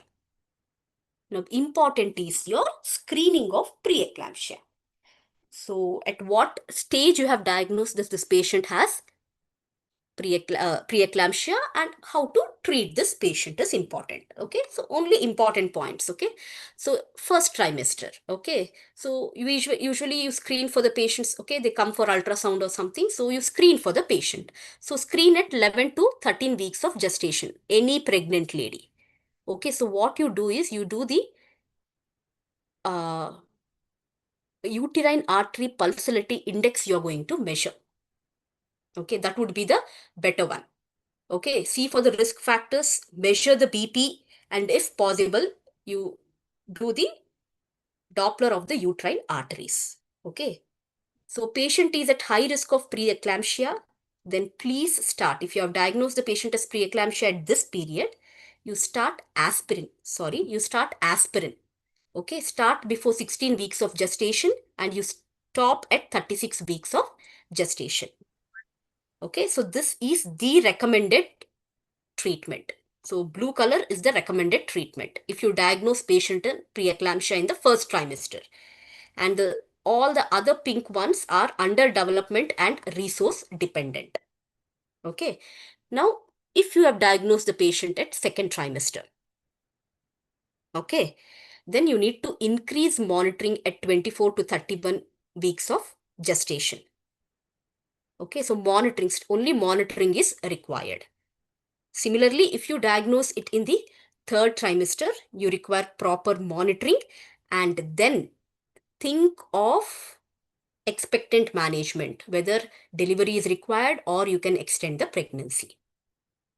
Okay, so this is how you screen the pregnant lady. So each stage, suppose this patient here is at low risk, it might go for a high risk in the second trimester. Okay, so 3 times you need to screen these patients for preeclampsia. Okay. Now, as I told, role of aspirin in preeclampsia. Okay, so it is the ASPIRE trial. So it is aspirin for evidence-based preeclampsia prevention trial. Okay, so this was a multicentric RCT. Okay, uh, where the trial included around 1,700 women at high risk were identified by means of combined screening with the algorithm. There is one algorithm which is present, so they have identified that. So the convincing evidence that daily aspirin from the first trimester, it reduces the risk of preterm preeclampsia by 62% with no significant defect on the rate of term disease. And now if you see, most of the patients, even though they are not preeclamptic, as a routine, most of the obstetricians are actually prescribing aspirin for the patients. Okay. So that has become one of the now recommended drug in pregnancy. Okay, aspirin. Even though if the patient doesn't have any signs of preeclampsia. Okay, so ASPIRE prevention trial you need to remember. Now coming to the management. So management includes control of the BP and then about the delivery part. So what are the drugs that can be safely used in pregnancy? Okay, so the most commonly used drug is your centrally acting alpha-2 adrenergic agonist, that is your methyl dopa. Okay, so it inhibits vasoconstriction. So as I told, vasoconstriction is the main mechanism. So it inhibits vasoconstriction via central mechanism by reducing the catecholamine release. So this decreases the central sympathetic flow, which further decreases your systemic vascular resistance without decreasing your cardiac output. That is also very, very important. There is no impaired uteroplacental circulation and hence this is not teratogenic. Hence this is one of the drug in pregnant ladies to decrease the BP in preeclampsia. There are some side effects like fatigue, there is depression, poor sleep, dryness of mouth, and in around 5% patients there could be an elevated liver enzymes. Okay, so this is the first group of drugs, the methyl dopa. Suppose if methyl dopa is not available or contraindicated, you can also try your other centrally acting alpha-2 agonist, that is your clonidine. Okay, so clonidine can also be tried similar to methyl dopa with regards to safety and efficacy. So preferred drug is methyl dopa, not available, any contraindications, then you can use clonidine. Okay, that is the first group.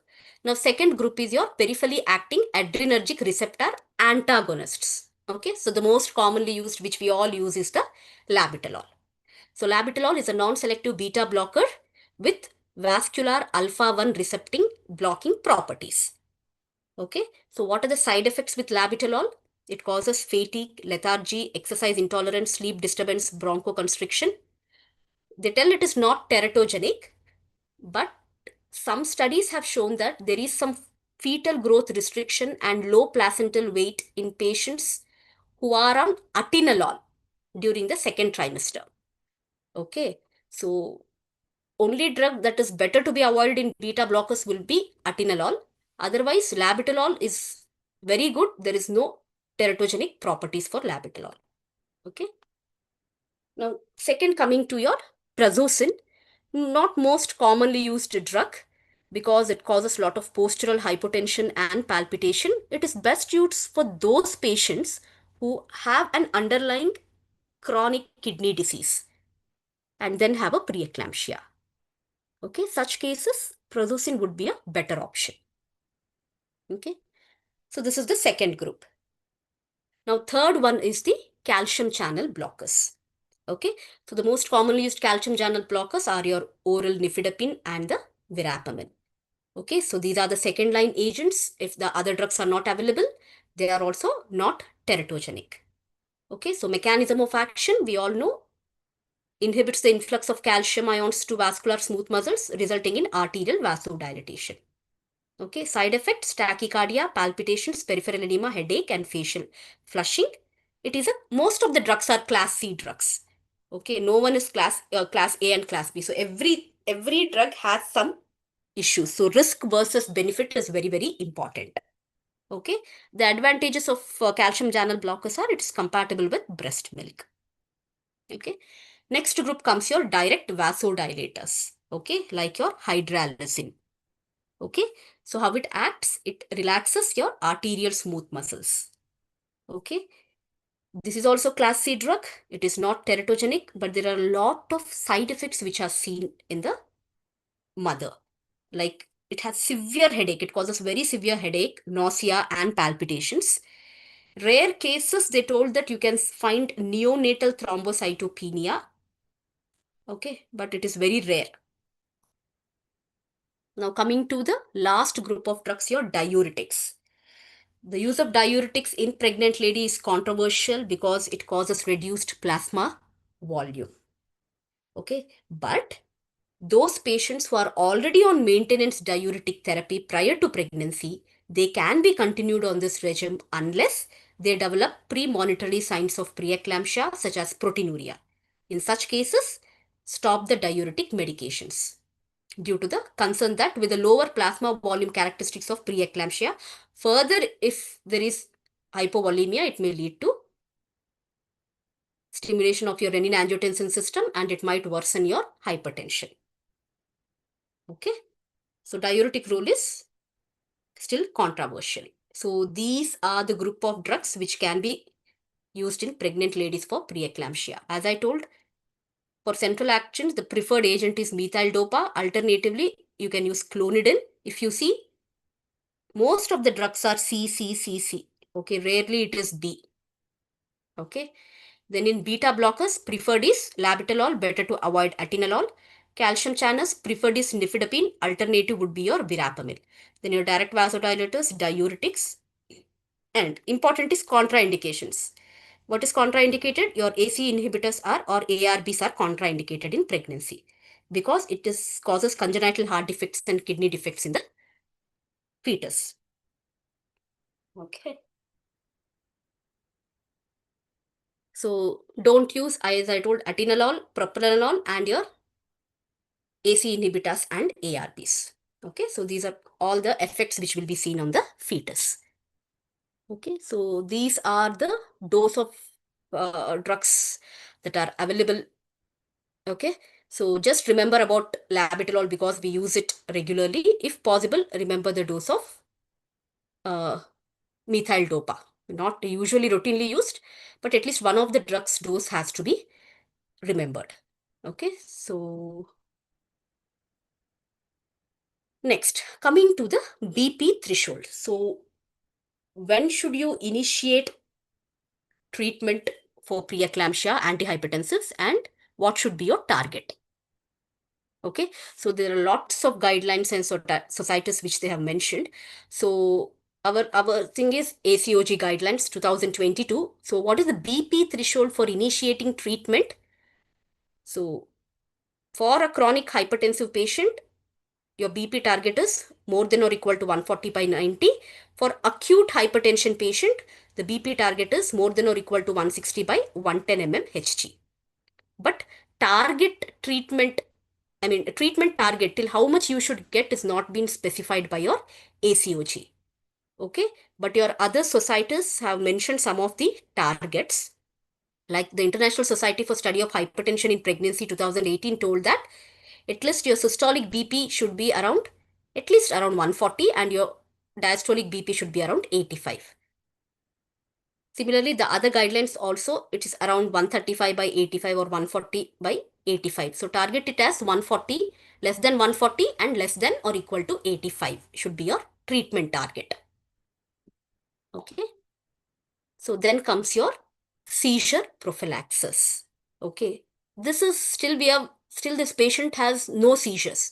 But is there a role of seizure prophylaxis in preeclampsia patients? So we are going to see. Okay, so what is the seizure prophylaxis usually we give for eclamptic patients? It is the magnesium sulfate. So magnesium sulfate is effective in the prevention as well as treatment of eclampsia in women with preeclampsia with severe features. So any patient with preeclampsia with severe features, you can give seizure prophylaxis in the form of magnesium sulfate. Okay, it does not prevent the progression of other organ involvement because of preeclampsia unrelated to seizures. Okay, the role of seizure prophylaxis in preeclampsia without severe features is unclear, and the ACOG recommends individualizing the decision on the basis of risk benefit ratio. Okay, preeclampsia with non-severe features, the role of magnesium sulfate is still questionable. Okay, it should depend upon each patient. Whereas preeclampsia with severe features, yes, you need to give seizure prophylaxis in the form of magnesium sulfate. Okay, so important trial for this is your MACPI trial. Okay, so this is seizure prophylaxis, not treatment. It is prophylaxis in preeclamptic patients. So magnesium sulfate halves the risk of eclampsia and probably reduces the risk of maternal death. Okay, if you use as a prophylaxis. There is no substantive harmful effects for mother and baby for short-term use. If you're using for short-term, yes, you can use magnesium sulfate for prophylaxis. Okay, this is the MACPI trial for prophylaxis. Just remember it. Then comes your eclampsia. So if any patient has an eclampsia, so for the first important thing is your ABC. Okay, airway, breathing, circulation. Then calm the environment. Give magnesium sulfate. Okay, delivery if the gestational age is above viability in the given clinical care setting. Suppose if the patient has not reached the viability, expectant monitoring plus rigorous monitoring. And for refractive seizures, even after magnesium, the other drugs that can be used are phenytoin. Phenytoin is the most preferred one, and usually patients should be managed in ICU and consider the neuromonitoring. Okay. Now, what is the role of magnesium sulfate in eclampsia? Okay, so pre-eclampsia done, now it is eclampsia. So this is the treatment of choice for seizure prophylaxis, magnesium sulfate. So ACOG recommended dosing, we will see it. So what is the dosing? So loading dose is given as 4 to 6 gram administered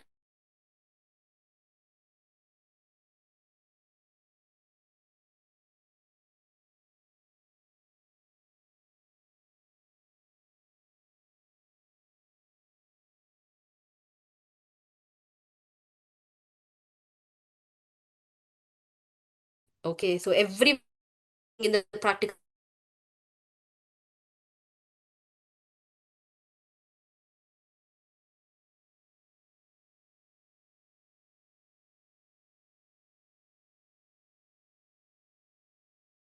24 hours. Okay, that is the dose of magnesium sulfate. If there are recurrent seizures, then additional dose of 2 to 4 gram can be infused over 5 minutes.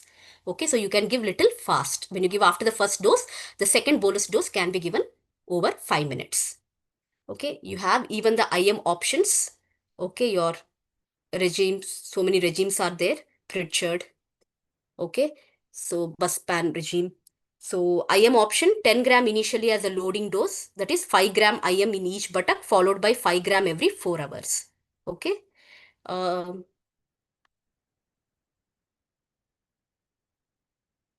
so as I told, delivery, continue infusion 24 hours postpartum post vaginal delivery, and if it is a cesarean delivery, begin infusion before surgery and continue 24 hours postpartum.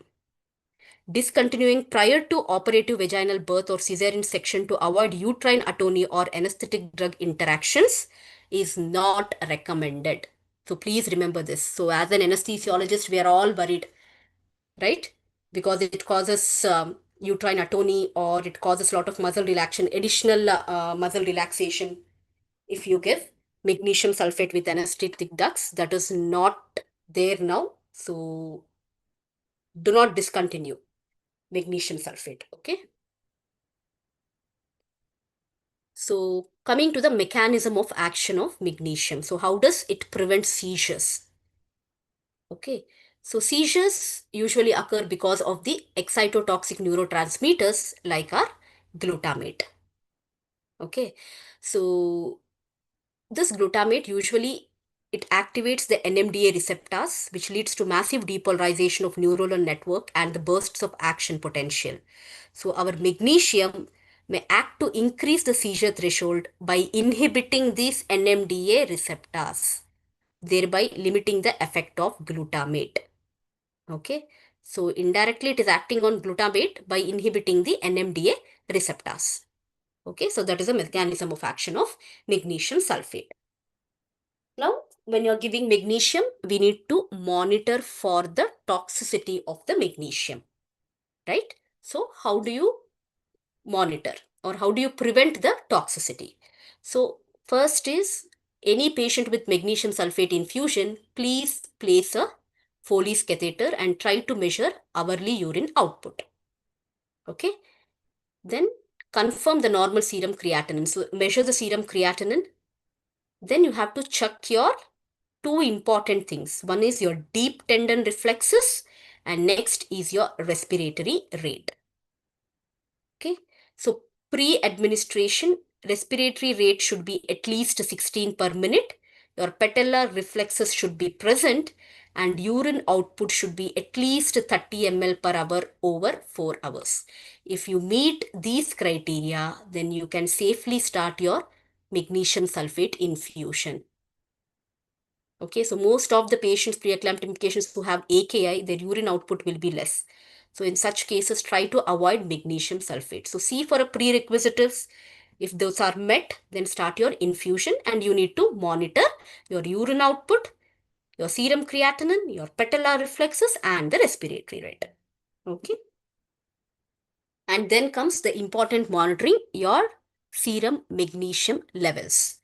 So now the guidelines are telling that serum magnesium levels are not routinely required.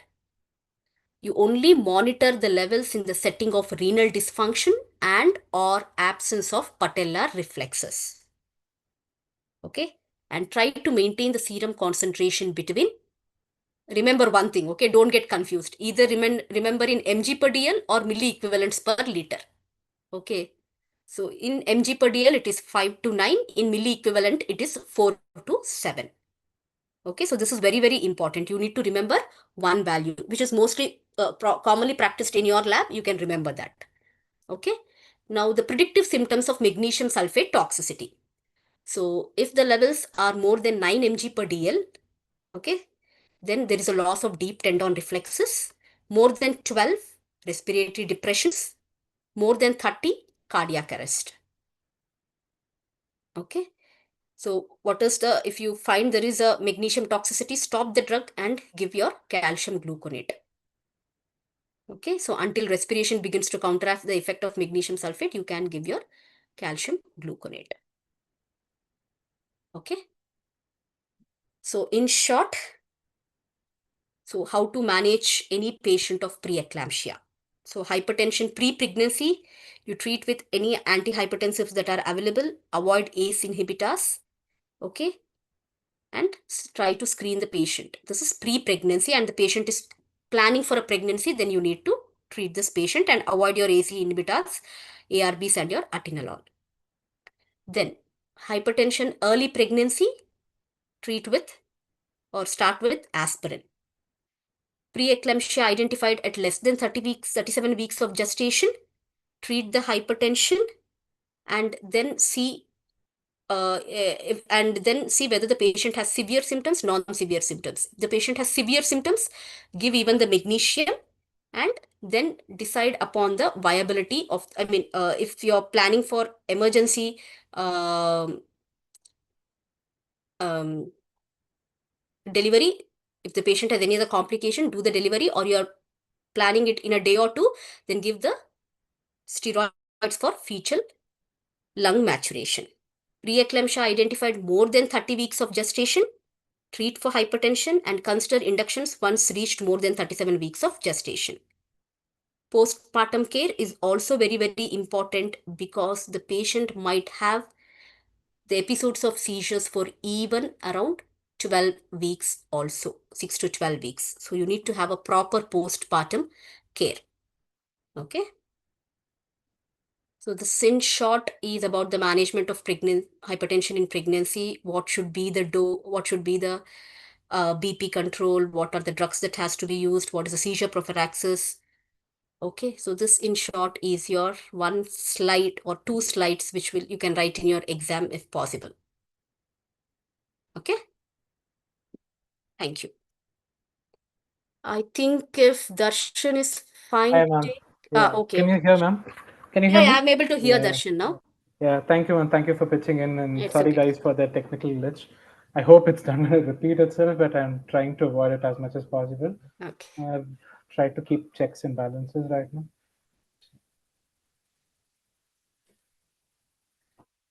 Is my slide visible, ma'am? Stop sharing, Darshan. Now you share once. Okay.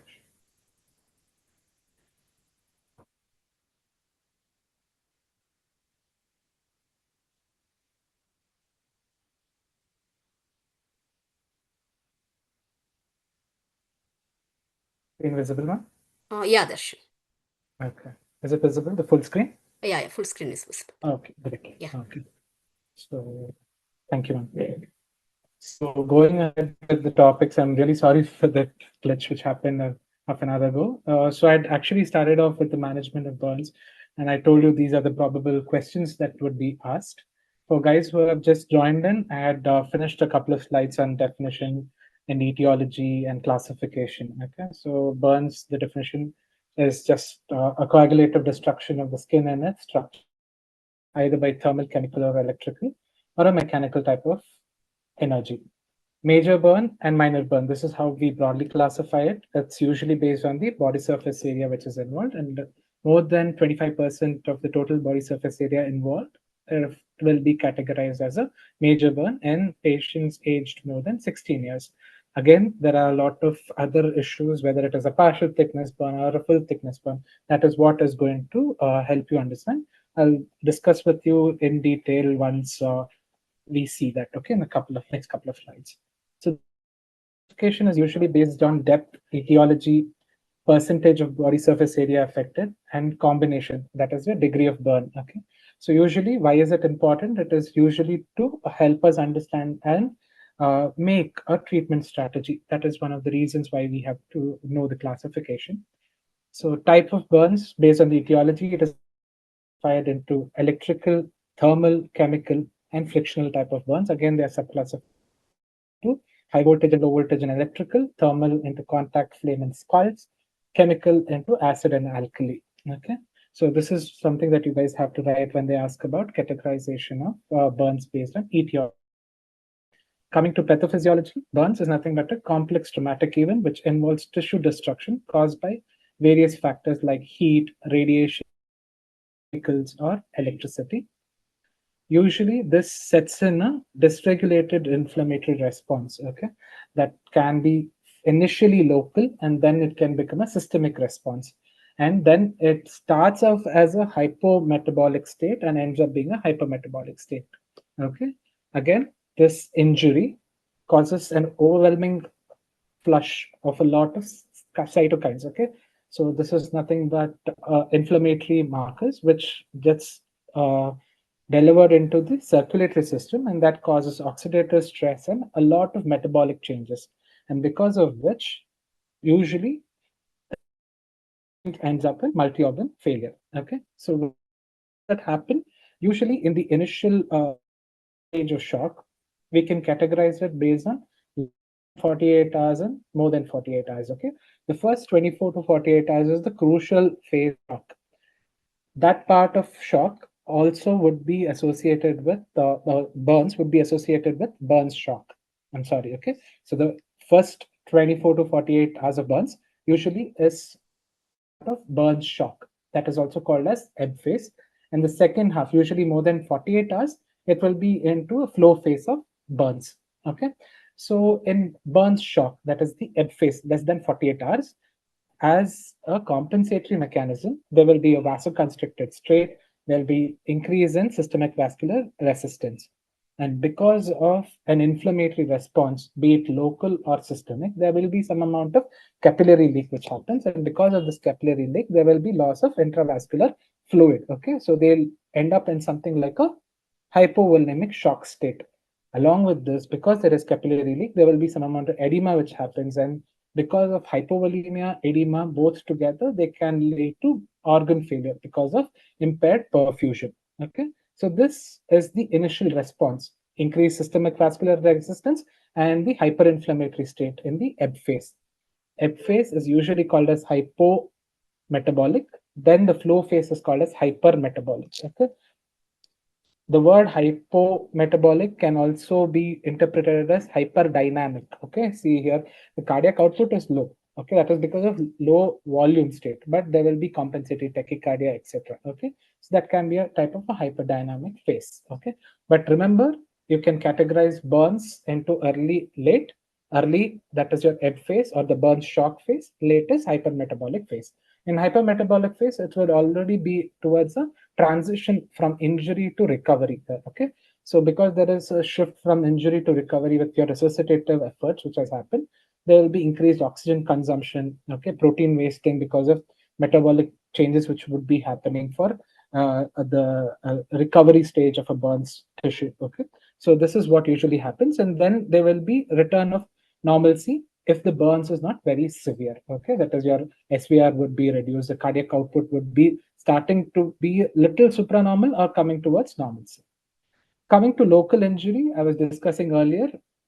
So usually any burns, okay, the local tissue can be categorized as zone of coagulation. That is the central area which has the irreversible tissue. Okay, this damage is permanent. We cannot do anything about it. So what we focus in our resuscitative the zone of stasis and zone. This is where we are focused that this can be maintained and tissue would be minimized. Okay, so remember, zone of coagulation is the central area. Zone of stasis is the outermost layer is the zone of hyper. Okay, so coming to burn shock per se, if they ask you what is burn shock, I told you earlier you can categorize your burns pathophysiology. Burn shock is a type of hypo happening due to derangement of fluids from compartment into the interstitium.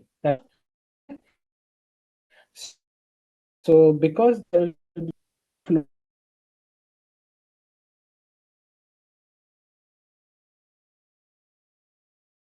which is leads to an impaired cardiac function also. Okay, so I told you earlier there will be depressed cardiac activity, that is in the ebb phase, right? So all of this causes Burns shock. Along with this, sometimes if prompt fluid management or resuscitation is not done to restore the intravascular volume, the patient might end up with the end organ perfusion issues. Okay, so these encompasses the burn shock. So if I ask you what is burn shock, you can write it as a hypovolemic shock followed by a distributive picture, which happens because of capillary leak syndrome in earlier phases of. Okay, it is usually due to shift of fluid from intravascular compartment to interstitial compartment, resulting in tissue edema and hypoperfusion. Along with this, presence of SIRS, oxidative and impaired cardiac function leads to organ perfusion, leading to shock-like states. Okay, so this is about just about Burns shock. Okay, so coming to immune function, I told you earlier, right? It is actually a double-edged sword, and initially it will help you. There will always be two types of inflammatory markers: your pro-inflammatory and your anti-inflammatory. Correct. So both are necessary for tissue recovery. But in burns, okay, what happens is there will be some amount of dysregulation. So there might be a lot of pro-inflammatory markers in the initial phase, which can cause damage, like what I was mentioning earlier. That is your burn shock. Okay. But then again, if your resuscitative effects are okay and you have taken out the inciting factor or the cause of burn, like the thermal, chemical, etc., probably you can reduce the inflammation and then we can switch over from injury to healing phase. Okay. So usually where do we see this? When usually there are major burns, inhalational injuries. Okay. So usually major burns are the picture where you will see an increased amount of immune dysregulation. So this is also a part of your pathophysiology of burns. Okay. So till now we discussed about pathophysiology. We spoke about what is burns shock, what are the phases of burns shock, what are the issues with immune dysregulation. Okay. And then we also looked at the etiology. Till now, if you have with me, then the next two parts of it would be healing. So healing usually starts with hemostasis, then recruitment of all your cellular networks, that is your neutrophils, macrophages, etc., to initiate the healing phase. Okay, usually this is also a part of the inflammatory phase of healing. Okay, then we have something called as proliferating phase, wherein angiogenesis would happen, and lastly we'll have remodeling. So these are the phases of healing which you should see. Mostly what will happen is this will not be as categorically differentiated as it is in the slide. Okay, they will be having or they'll be having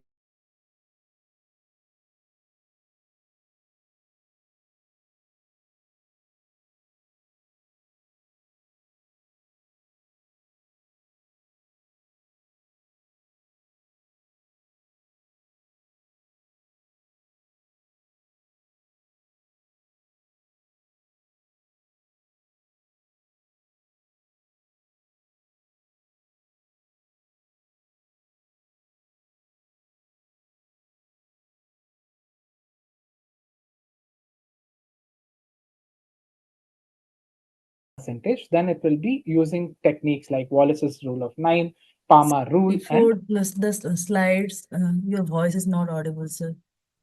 okay. Can you hear me now? Yes, sir. Now The you are. recording has stopped. Okay. Is it audible now? Is it clear? Sir, 1 minute, sir. I will start the recording again. Sure.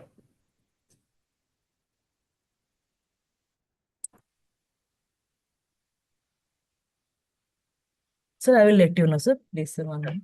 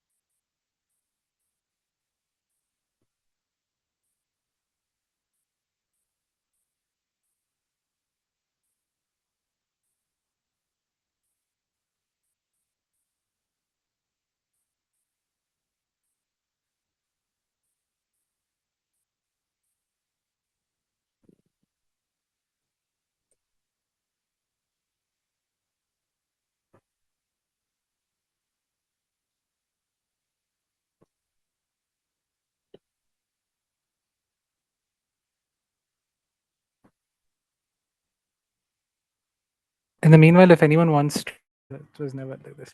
Okay, coming to the approach of management. So initially, I told you severity. It is usually based on two techniques. That is the total body surface area in percentage, and then the other one is the depth of injury.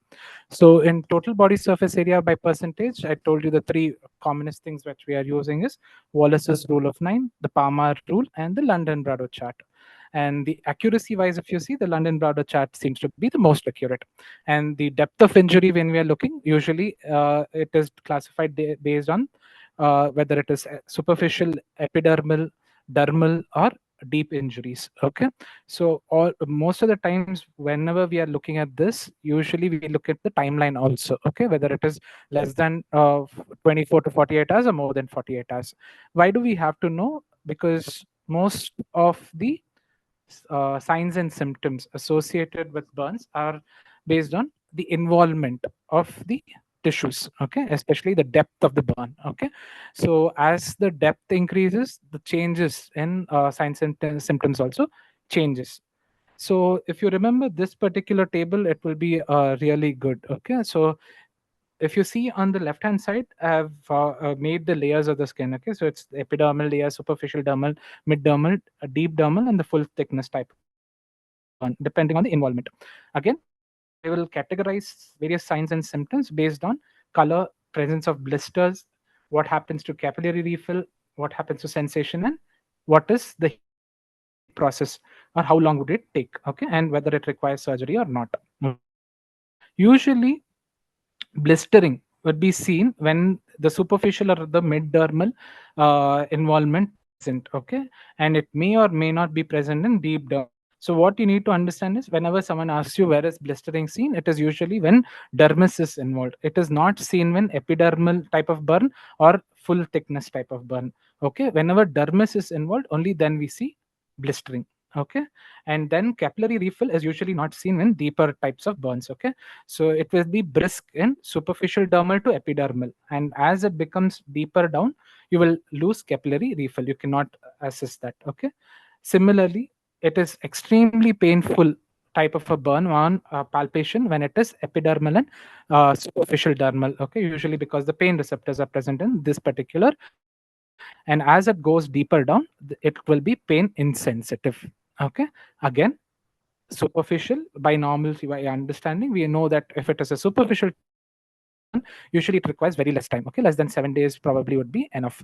Usually if it is a deeper type of an injury, it will take prolonged time to healing, and probably even surgery would be required. Okay, so this is about the clinical presentation and assessment of severity of burn. If I ask you, okay, these two, if you write this slide and this slide should be enough in your exam. Okay, so London Browder, remember, it is the most accurate tool for assessment. Okay, why is it the most accurate? If you see this diagram, you'll understand.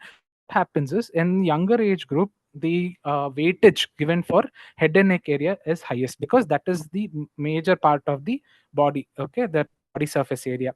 As age progresses, it starts reducing, and that's the reason over a period of timeline of age, they have reduced the weightage for this. Okay, so this is one of the reasons why they say that it is more accurate, because it changes dynamically the weightage for that particular body part as the patient ages. Okay, so that is one of the reasons London Browder chart is a more accurate, or it's the most accurate tool as compared to Palmer techniques or your Wallace's rule of nine. Okay, simply where the simplest one is rule of Wallace's rule of nine. Okay, the most accurate is London Browder. Okay, so Palmer technique, when you're using, no, usually it is for patients with lesser amount of burn, less than 15% of total body surface if it's involved, then probably you can use a Palmer technique. So the most important point take home here is usually patient's palm is the one which is taken. The second most important thing is patient's palm corresponds to 1% of total body surface area of involvement of burn. So this is one thing that you have to remember. It's the patient's palm, and the palmar surface is 1%. Okay. So this is about assessment of severity, clinical symptoms of burns patient. Now coming to categorization between minor and major burn. Minor burn usually will kill superficial type of burns and less than 10% of the total body surface area which will be involved. Usually Usually they can be managed in an OPD patient basis, and maximum what you require is probably symptomatic care and wound care. Okay. Coming to major burns, okay, lot of societies define it differently. Okay, but one accepted thing is based on age group and based on the depth of involvement. Okay, so if you say it is more than 10% total body surface in elderly, 20% in adults, and more than 10% in children less than 14 years. Okay, so whenever we categorize major burn, there is no ambiguity that these patient needs hospitalization and probably intensive care therapy. Okay, so what does American Burn Association tell about major burns? Major burns are patients who have a full thickness burn injury of more than 10% body surface area. If it is a partial thickness burn, it should be at least more than 20% of the total body surface area, especially in extremes of age. That is your pediatric patient and your geriatric patient. If it is only adults, roughly between the age of 16 and above or less than 60 years, then more than 25% of total body surface area involvement categorizes as major burn. Along with these things, if the patient has burns to the face, extreme a lot of burns on the hands, genitalia, perineum, and major joints, if they are involved, they also get categorized as major burns. Burns like inhalational injuries, chemical burns, electrical burns, okay, and patients having even a minor burn with major coexisting medical disease, okay, be it uncontrolled chronic kidney disease, IHD, etc. They also can get categorized as major burns because probably the resuscitation in these patients would be a little difficult and they might be dicey. Okay, that is one of the reasons they have categorized this as major burns. And burns associated with trauma is always categorized as major burns. Okay, so you can take a screenshot of this page. This is ABA classification organization for major burns. Okay, 10% total body surface area, full thickness, 25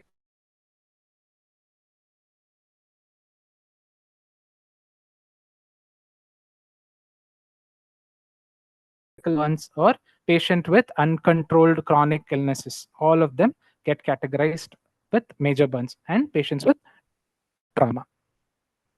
So, what are the predictors of outcome? So, if they ask you this, probably if you write it in your theory papers, good enough. But remember two scores, okay? That is your box score or modified box score. This is something which helps you understand whether the patient has risk of mortality. Okay, box score of more than 40 to 50% usually has a higher risk of mortality. Okay, how calculate it? It is a combination of patient's age in years into burn size based on the total body surface area. Okay, so one example, if you say we have just taken a 50-year-old with a 40%. So remember, 40% itself in a 50-year-old becomes 90, right? So that is a very high risk. Okay, so remember predictors of outcome. If they ask you this question in your practicals, so this is one thing. In theory, you can write this as one of the things. So write about assessment. After assessment, you can in the end you can write about predictors, and predictors box score or modified box score. Okay, remember that. Remember, a larger burn sign always correlates with worst outcomes. So how do we go about the further part of assessments? That is your primary survey. It's similar to what you do in trauma. Okay, so you have primary survey and secondary survey, and then further on your tertiary survey. Okay, so in primary survey, as we do it in trauma itself, we have the ABCDE approach which we do here. In airway, you have to look for potential inhalational injury, whether there is signs of any soot collected there. Okay, carbon monoxide poisoning, all of this you have to think about it. Okay, and then look for signs of respiratory distress if at all it is there. So if you find that this patient has some amount of potential inhalational injury risk, patient is drowsy, patient is having signs of respiratory distress, probably it's better to intubate this patient. Always have a low threshold for intubation. Coming to breathing and ventilation, I told you, if it's a closed space burns, okay, patient is having chemical burns, okay, probably a firecracker or a textile type of burns, etc. These patients are highly prone to develop carbon monoxide type of poisoning. Okay, look for signs of carbon monoxide poisoning. In such patients, probably it is better to start oxygen therapy, especially high flow oxygen. And if you feel there amount of respiratory distress, go ahead and intubate this patient. If your patient is unable to breathe because of some mechanical restriction, okay, that is because of a circumferential burn, probably these patients require escherotomy. Okay, that is about B. C, circulation. Always get two wide bore IV accesses, check all peripheral pulses, start this patient on crystalloids. Okay, and with all of this, start also looking at what is the uh, arterial blood gas analysis of this patient. Okay, so all of this should be important. What do you have to do in circulation? First, look for any impaired pulses. Okay, whether there is some problem with limb perfusion. If that is not there, then probably you can take your time, assess all the other issues. Okay, so the major thing is there should not be any hampering or obstruction to circulation, especially in the peripheral tissues. Okay, after all of this, obviously you have to look into the PCS of the patients, and then you have to remove all the exposure. Okay, so any textile or any clothing which is adherent to the tissues, or probably all those things have to be kept in mind. If the patient is having trauma or without trauma, you don't know what was the mode of injury whenever you have picked up the patient. Always better to do log rolling for this patient with stabilization of the spine, with resuscitative measures, especially in your primary survey. When you have started your crystalloid resuscitation, keep the patient warm. Okay, hypothermia is one of the lethal triads of death, so try and avoid this as much as possible. Okay, along with this, you can already start your assessment of body surface area, all of that, how much burns, depth is there, all of this in exposure. So this is about the primary survey.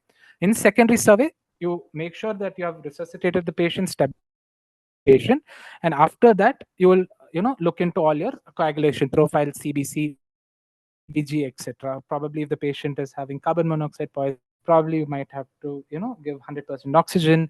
You might have to look in at all the other which will be ensuing in a case of carbon monoxide toxicity. Okay, look at coagulopathy if it is coming in. Okay, and also do your complete examination with POCUS, etc., which you routinely do for any other patient. Along with this, very important, make sure that this patient has received a tetanus prophylaxis. Okay, because most of the patients have an exposed wound, we do not know what would have entered there. So better, as any case of trauma, these patients also necessitate the requirement of tetanus prophylaxis. Coming to systemic effects, what happens in burns? You can categorize the systemic effects into metabolic, immunological, respiratory, or cardiovascular. Okay, so majorly it is because of the immune dysregulation which is happening, and the uh, hypometabolic followed by hypermetabolic phase of burns. Okay, so what will happen in the metabolic systemic effect? Usually there will be muscle breakdown. Okay, there will be suppression of growth hormone. Okay, and issues with respiratory system. Primarily it's hypoxic injury which could have happened because of inflammation. There might be bronchoconstriction. In severe cases, the patient can also develop ARDS. In cardiovascular, I told you initial phase would be cardiodepressant at that particular time.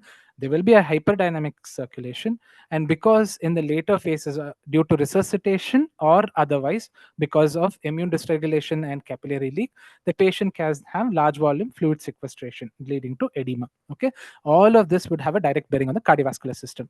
So remember, initial phase in cardiovascular system is a depressive phase, and then probably the patient will start getting towards normalcy. Remember, there will be increased systemic vascular resistance earlier, and then it will start normalizing. So this is about cardiovascular system. Coming to immunological, I told you altered immunological state. Okay, so there will be issues with the release of stress hormones. Immunity would be altered. Okay, then there will be issues with gut barrier. Okay, the patient can develop something like a curling ulcer, etc. And because of all of this, there can also be gut translocation causing sepsis, like systemic sepsis, etc. So all of this is issues which is associated with burns. Okay, that is your systemic effects. If you are remembering it in a head to toe format, this picture actually gives you a very good idea. So cardiovascular effects: hypovolemia, myocardial depression. Okay, decreased cardiac output. Okay, burn shock lasting up to 48 hours. Capillary permeability would be increased. Dyselectrolytemia would be there. Tissue edema. In respiratory system, bronchoconstriction, ARDS. Peripheral perfusion, I told you, because of any SR which is being present. Okay, check for pulses. Because of hypovolemia, cardiac depression, decreased intravascular volume, AKI can be there. Poor perfusion, ileus would be there. Increased stress, GI ulceration can be there. Okay. Along with this, remember the hip bend flow phase. Okay. So if you can remember these systems, it's more than enough. Okay. Either remember the earlier slide or this slide for systemic effects and burns. Coming to burn management. Okay. So management phases are roughly into 5 phases, but what in critical care we look at is the first 3 to 4 phases. Okay. The first phase is usually rehabilitation, and phase one, what we look into is a first aid. The basic first aid is to remove the patient from the site of burn, prevent hypothermia, at the same time try and do some initial first aid with the resuscitation, especially cooling whenever it's required. And the first primary survey and secondary survey is what is usually firstly to cool the patient when there is risk of hyperthermia. Okay. At the same time, to prevent development of hypothermia, wrap and okay, especially when you have done your initial resuscitation, remove all the clothing and jewelry which can be causing any sort of further damage. Okay. Especially in thermal burns and chemical burns, people tend to use homemade remedies. Okay. That should be looked into, documented if they have given it, because they themselves would have worsened the type of burn. Okay. The only thing which can be done is copious flushing, especially in terms of chemical burns. Do not use any neutralizing agent as much as possible. Okay. Electrical burns, whenever you're looking at, please address the patient in the primary place of injury with an insulator, but most of the times we would not be the people in ICUs per se. What needs to be looked into is electrical burn, the entry wound, exit wound, and all such things, right, which will be very small. Okay. The type of injury also would be less, but systemic effects because of electrical burns will be very high. So these patients are more prone to develop rhabdomyolysis, acute kidney injury, hyperkalemia, etc. Okay, all these things should be looked into in phase one. Phase two usually revolves around fluid resuscitation in burns. Okay, this is one place where everyone is interested.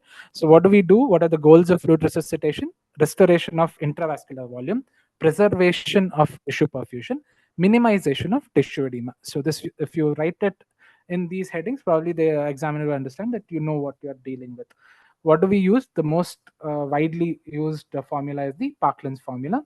It is also endorsed by the American Burns Association. Okay, but of lately, based on multiple trials, what they have understood is the 4 ml per kg total body surface area, which the ABA recommends in the first 24 hours, can be an overkill. Okay, so generalizing this in all patients would not be uh, a good practice. Okay, so as of now, there is no evidence to put it down, but then it has also been associated with issues as well. Okay, so what is Parkland's formula?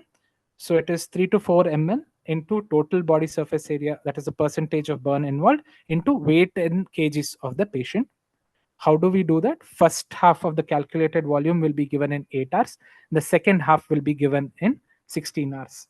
Remember, the timing here, the first 8 hours, is not from the time of entry to the hospital, but on the contrary, it is the time the burn has occurred. Okay, so that is what is very important when you're writing Parkland formula. Okay, so when do we start? If they ask you, it is the first 8 hours response corresponds to the occurrence of burn. Okay, it's not from the time of arrival to ER or ICU. Coming to the choice of fluids, balanced crystalloids is the first choice. Okay, so we usually have only options like crystalloids, colloids, blood products, right? So as of now, major trials, what they're telling you is balanced crystalloids are the first line of treatment in the initial 24-hour period. Okay, only if you feel that the requirement of crystalloids is very high after 24 hours, you might consider the use of albumin, especially the 4.5% solution. Okay, so this is from one of the articles which I took it. So why are they telling this? Usually, I told you earlier on as well, what they said is with 4 ml it can be a little overestimation. Okay, so we don't know whether we have to do. So the best way forward is to keep a target, reassess the patient, and then hydrate the patient. Okay, so the best choice of fluid is balanced crystalloids. The other thing you can use is colloids. And when you're talking about colloids, the most common colloid which they have used is human albumin. That is your 4.5 solution. Okay. So, what are the clinical response rules that you're using for fluid resuscitation and burns? Improvement in sensorium, improvement in systolic blood pressure more than 100 millimeters of mercury, reduction in tachycardia and respiratory rate, and improvement in urine output. So urine output is actually one of the major endpoint targets which they are looking in fluid resuscitation. Okay, the target urine output would be usually around 0.5 to 1 ml per kg per hour. Okay, so that is the goal that you need to have for fluid resuscitation in burns patient. Okay, so many formulas are there. You can remember this. So they categorize into first 24 hours and the second 24 hours. Majorly, the first 24 hours, especially in Parkland's formula, you use crystalloids followed by crystalloid or colloid. Okay, so that is what you can do. So if you remember one formula, it's more than enough. Okay, so you can remember other formulas like modified Brooks formula, Brooks formula, Evans formula, etc. Okay, so remember formulas, categorize them into colloids versus crystalloids. First 24 hours, majorly what they tell us to use crystalloids. Okay, only few things like Evans formula or your Brooks formula, they might tell you to use earlier colloid. Okay, otherwise, majorly it's crystalloid. Okay, so I told you earlier, major studies have been done. They told that 4 ml per kg body weight per body surface area of burns probably can be an overestimate. Probably that is one of the reasons they are looking at something called as goal directed fluid therapy. Why we are looking at it is because it's not just the fluid. Okay, if we are giving all the fluid therapy like what we do in Parkland formula, we are unable to reach the urine output criteria of 0.5 ml per kg per hour. Then you have to look at alternate causes for AKI. It cannot be only IV fluids. Okay, so you shouldn't keep giving more crystalloids or colloids thinking that that is hypovolemia causing AKI or hypovolemia causing oliguria. Okay, so look at things like rhabdomyolysis, acute tuberous necrosis, etc. Another problem might be the shock which is present, right? The shock can be because of vasoplegia. I told you in the initial 24 to 48 hours is a low cardiac output state. Okay, so that might be one of the reasons. Probably you can give fluids with inotropes at that particular time. Okay, so that might offset the shock and then improve perfusion. So you have to look into this. Why do we have to look into this? Because two major complications of fluid therapy is what we are worried, especially in patients with burns.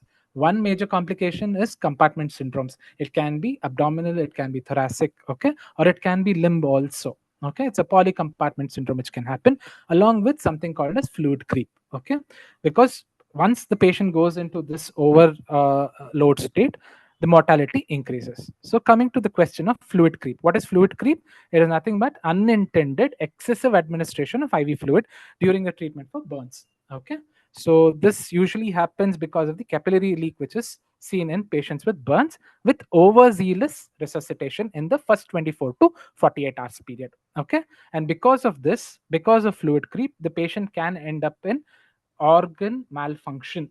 Okay, that is something like increased venous back pressure that can cause organ perfusion issues, or else it can be fluid overload causing organ issues like pulmonary edema, etc. Okay, so how do we know that this patient has ended up in fluid creep? Usually we'll see worsening of shock despite fluid therapy, then you'll see AKI also worsening with fluids. Okay, so patient would be edematous, patient would have pulmonary edema. Okay, and then patient can also develop electrolyte imbalances. For these issues, that compartment syndrome, vasoplegia, okay, all of these issues with overzealous treatment, the Scottish Burn Society came up with a very unique way of approach. Okay, this is, mind you, not universally accepted, but one way to use Parkland's formula for fluid resuscitation. Okay, so you can write this in your exam. Okay, so they say you can start at a lower end of Parkland formula, start with 2 ml per kg per body surface area. Okay, then calculate the urine output hourly. If it is less than 0.5 ml per kg per hour, give a fluid challenge of 250 ml. Okay, for every hour up to 3 hours. That is 250 plus 250 plus 250. If the patient is still hypotensive, probably you can start the patient with probably an inotrope like noradrenaline. Okay, in this meanwhile itself. If the patient improves, then continue with this. Okay, the same rate. If the patient has produced good urine output, that is between 0.5 to 1 ml, keep the initial rate. If you're started at 2 ml, continue at 2 ml. If you're started at 4 ml, started at 4 ml. Okay. On the contrary, if it is very high, that is around 2 ml and above, reduce the fluid rate by 10%. And if it is more than that, reduce it by 25%. So this is a very structured way to assess the patient in the first 24 to 48-hour period. If you have done all of this, okay, and you followed your full fluid boluses, inotropes, and you feel that the fluid requirement is very high, at the of 12 hours, if you feel that the cumulative requirement is more than 6 ml per total body surface area involved, then you can consider something called as a colloid. What do we do in that? You have to replace one crystalloid regimen with 4.5% human albumin solution. Okay. So one third would be based on whatever fluid you have calculated. If it's 6 ml per kg or 4 kg till now, how much ever you've given, one third of that value is what you can replace using a colloid solution. That is your 4.5 albumin. Okay. So you can write this as one of your methods for fluid resuscitation and burns. So coming to role of colloids like albumin in burns. Why do we do that? Helps in plasma volume expansion. It addresses the capillary leak, especially in patients whom the intravascular retention would be reduced, right? So in these patients, leakage rates can be a little less as compared to patients. It maintains the colloid osmotic pressure. It helps in improving the urine output, and the duration of effect compared to a crystalloid would be slightly higher. The expansion would roughly last around 6 to 10 hours. Okay, so that is the major role of albumin and burns. Remember, you can answer it under these headings. Okay, one, it's plasma volume expansion. It helps in addressing the capillary leak. It helps maintain the colloid osmotic pressure. It helps in maintaining the intravascular volume, thereby improving the urine output. It also helps by maintaining the intravascular volume because the plasma expansion, the half life, usually is between 6 to 10 hours. So it retains the fluid in the intravascular compartment as compared to crystalloid. So this is the role of albumin and burns. If you write these 5 points, it's good enough. Okay, if they ask you a focused question on role, okay. So evidence, there have been multiple studies, okay, like the albumin study in 2004. Okay, what they could tell is probably the requirement of inotropes and improvement in hemodynamic stability was good, but as of now, based on a Cochrane review in 2011, there is insufficient evidence for long-term usage and mortality benefit with albumin. Okay, so that's the reason American Burn Association still does not universally recommend the use of albumin. Coming to burn wound management, that is your phase 3, topical antimicrobials, still not very great consensus. The thing is, reassess the wound every day, probably dressing on a routine basis. The gold standard approach is to do the grafting as early as possible when there is no sepsis, so that heat loss is prevented, hypothermia would be prevented, and issues associated with the hypothermia can be prevented. Okay, so all of this is what is about the burn wound management. Rest is what you need to get a surgical consent and then think about later phases like rehabilitation, reconstructive surgeries, etc. Okay, that is based on splits and graft, whether it is partial or full thickness grafts. Okay, so this is about burn wound management. Coming to sepsis in burns. So how do we diagnose sepsis in burns? Correct, it is already a hyperinflammatory state. There's already an SIRS response. So American Burns Association, and there's another category, criteria called as the Mansalinus criteria. So both of them help us understand the diagnosis of sepsis in burns. The ABA criteria for sepsis is temperature more than 39 degrees Celsius or tachycardia of more than 110 beats per minute, progressive tachypnea, thrombocytopenia, hypoglycemia, or inability to continue enteral feeding for more than 24 hours. If you have at least 3 of these criteria, then you can think that this patient is having sepsis. Along with this, if you have any one of this, it should always be substantiated by either a culture positive infection, or you have identified a source of pathology, or there is some clinical response to antimicrobial agent. If you have one of these also, along with the 3 of the prior one, that is your temperature, tachypnea, thrombocytopenia, hyperglycemia, and inability to tolerate fluids. Okay, with this, you can think that the patient is probably having sepsis in burns. The other one, which is a slightly simpler way to remember, is the as criteria for Burns sepsis.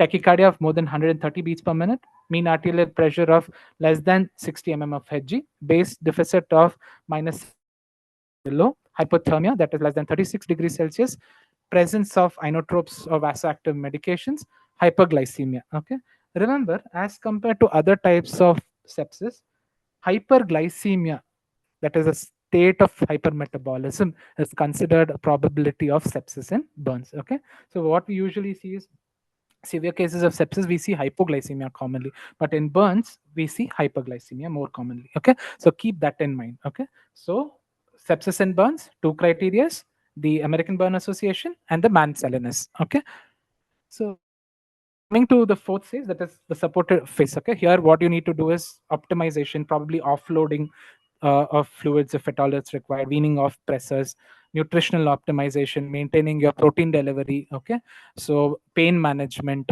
Okay, and looking at probable complications and addressing them. All of this comes in supportive care. The last phase is rehabilitation, especially when there is joint issues involved, contractures involved, etc. Okay, and also looking at the social psychosocial impacts of burns.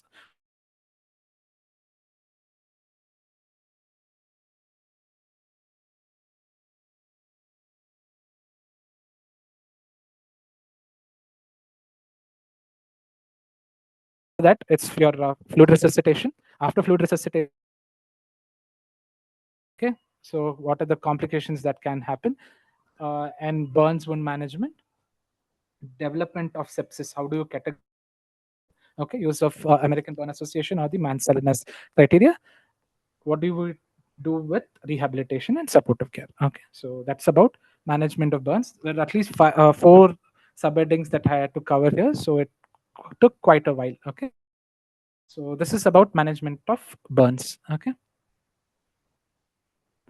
do you guys have any question in particular about it? You can put it in the chat box. Okay, coming to the next topic, that is carbon monoxide toxicity.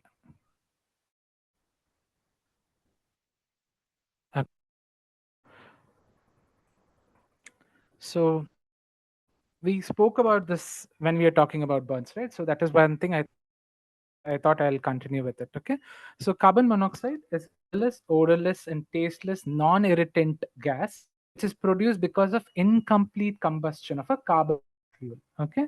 So carbon-based fuels are present in a lot of places. It does not mean it is only in the petroleum or the oil-based industry. It's also very present in your factory products, your garment industries, etc., crackers, so many places. Okay, so all these places, probably the patient or the person can be exposed. Even your day in and day out environmental pollution, there also we have a lot of combustible gas which can have carbon monoxide. Okay, so the cause of carbon monoxide toxicity can either be accidental or it can be an intentional poisoning. It has been one of the methods used for even suicides also. Okay, so what is the major issue with carbon monoxide poisoning? The major issue is the carbon monoxide binds to hemoglobin with roughly around 200 to 250 times the affinity as compared to oxygen. Okay, that's the reason it impairs the oxygen delivery and utilization, leading to tissue hypoxia and multi-organ dysfunction. It causes something like a hypoxia to the patient. Okay, so the major pathophysiology is hypoxia because of impaired oxygen delivery and utilization because of higher affinity of carbon monoxide to hemoglobin. Okay, so the major thing in critical care is recognition, supportive care, and focused therapies for dysfunction. So what happens, causes, I told you, right? It is present in a lot of places. It can be accidental, environmental exposure, occupational, intentional, or it can be hospital related, which is very rare. Okay, so environmental, it can be faulty heating systems. Okay, especially a gas geyser. Most of the people have come with us, and we had seen a few cases also recently. It's that improper ventilation with the use of a gas geyser can cause carbon monoxide poisoning, use of firewood, etc. Occupational injuries, especially in people like firefighters, industrial burns, okay, industrial gas leaks, etc. intentional, I told you, right? Vehicle exhaust. Okay, that can be used for a suicidal method of carbon monoxide toxicity. And hospital related, especially in few equipment which has compressed gas. So faulty equipment can cause carbon monoxide toxicity. Coming to toxicokinetics associated with carbon monoxide poisoning. So carbon monoxide is a gas at normal room temperature, and it is inhaled from the lungs and it is out. Okay, so minimal issues, no problem. Okay, minimal. It's when the amount of carbon monoxide is very high, what usually happens is it goes and binds to hemoglobin. I told you earlier, the affinity is very high. Okay, 230 to 270 times that of. Remember the range between 230 to 250. That's more than enough. Okay, so that causes carboxyhemoglobin. Okay, so once carboxyhemoglobin is formed in the RBCs, what happens is it hampers the delivery of oxygen and utilization of oxygen, and because of which there will be a loss of sequelae of events which happen. Okay, it can cause issues uh, leading to uh, cardiac dysfunction, pulmonary dysfunction, neurological dysfunction. All of this can be ensued because of hypoxia. Okay?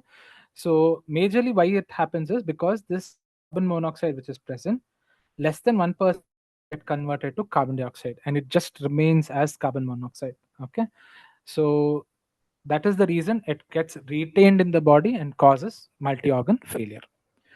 So, how does it cause this? It binds to hemoglobin to form carboxyhemoglobin and shifts the oxyhemoglobin, the curve, okay, oxygen hemoglobin dissociation curve towards the left side. Okay, and because of which there will be impaired delivery, which happens. And when there is impaired delivery, hypoxia, which happens, the electron transport chain gets hampered in the mitochondria. So, because of this issue, there will be impaired oxidative phosphorylation leading to cellular hypoxia. And when cellular hypoxia happens, it is a global phenomenon, and because of which it triggers an inflammatory response. Okay, so there will be lipid peroxidation, activation of leukocytes, inflammatory response. Okay, all of this. And as a counter regulatory mechanism, what happens? There will be release of nitric oxide as well. Okay, all of this triggers a neurological sequelae. The patient goes initially into an altered sensorium and probably can become unresponsive in the long run if we have not treated at the right time. Okay, usually the major two organs which are involved in carbon monoxide poisoning are CNS and heart. Okay, in CNS you develop encephalopathy and cognitive defects majorly because it involves the global pallidus, hippocampus and cerebral white matter.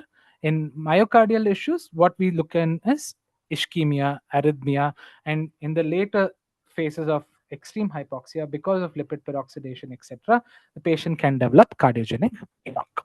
Okay, so this is the pathophysiology. Okay, remember the toxicokinetics or pathophysiology. If you remember this slide, it's more than enough. Remember, the affinity of carbon monoxide to hemoglobin is very high. It forms carboxyhemoglobin, shifts the oxygen dissociation curve to left side, cellular hypoxia, inflammatory response, multi-organ involvement, especially two major organs, CNS and heart. Okay, this is about pathophysiology of carbon monoxide toxicity. How do we diagnose? What do we do? Okay, so majorly you have to have a clinical suspicion. So when someone gives you a history, based on the history itself, you need to look at exposure. Once you have to go similar to ABCD here also. Okay, so airway, breathing and circulation has to be optimized. Then look at other issues. Okay, if the patient has come with a closed room space of unresponsiveness, dizziness, unexplained headache, etc., then you need to dig in the history and find these. The same time, examine the patient. Okay, at examination, you have to look at probable cherry red sign. Usually, skin changes are seen. Okay, but they occur quite late. Okay, roughly around 16 to 20 hours and above is when they develop cherry red color of the skin. But signs of hypoxia will be very glaringly present, that is tachycardia, altered mental status, etc. Okay, cardiac depression. So how do we come to a diagnosis? Majorly the tool used is co-oximetry. Okay, that is the gold standard for assessing the carboxyhemoglobin value. Okay, less than 2% in non-smokers is normal. In smokers, the normal value is less than 10%. Okay, remember this value, they will ask you Okay, smokers 10% and below, non-smokers 2% and below. When does symptoms occur in carbon monoxide toxicity? Usually, it is present when the carbon monoxide levels go more than 25% involvement. That is, your carboxyhemoglobin should be more than 25%. Okay, if it goes more than 50%, it can be life threatening. I have a slide to show how the symptoms worsen. Okay, I told you earlier, co-oximetry is the tool of choice. ABG, probably the only thing which we'll look in and find is elevated lactate, metabolic acidosis. Other things, other tests like your CBC, renal function test, etc., would be required. Okay, all of this also have to be done. Okay, along with focused diagnostic for if there is altered mental status, you have to rule out stroke, etc. Also, okay, you need to do an imaging, probably to find out alternate causes for encephalopathy.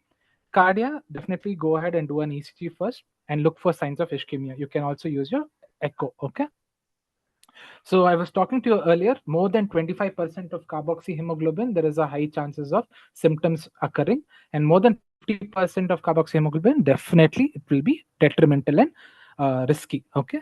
So this is one thing that you need to keep in mind. So usually when the carboxyhemoglobin level is more than 20 onwards, you'll start seeing CNS symptoms first. Okay.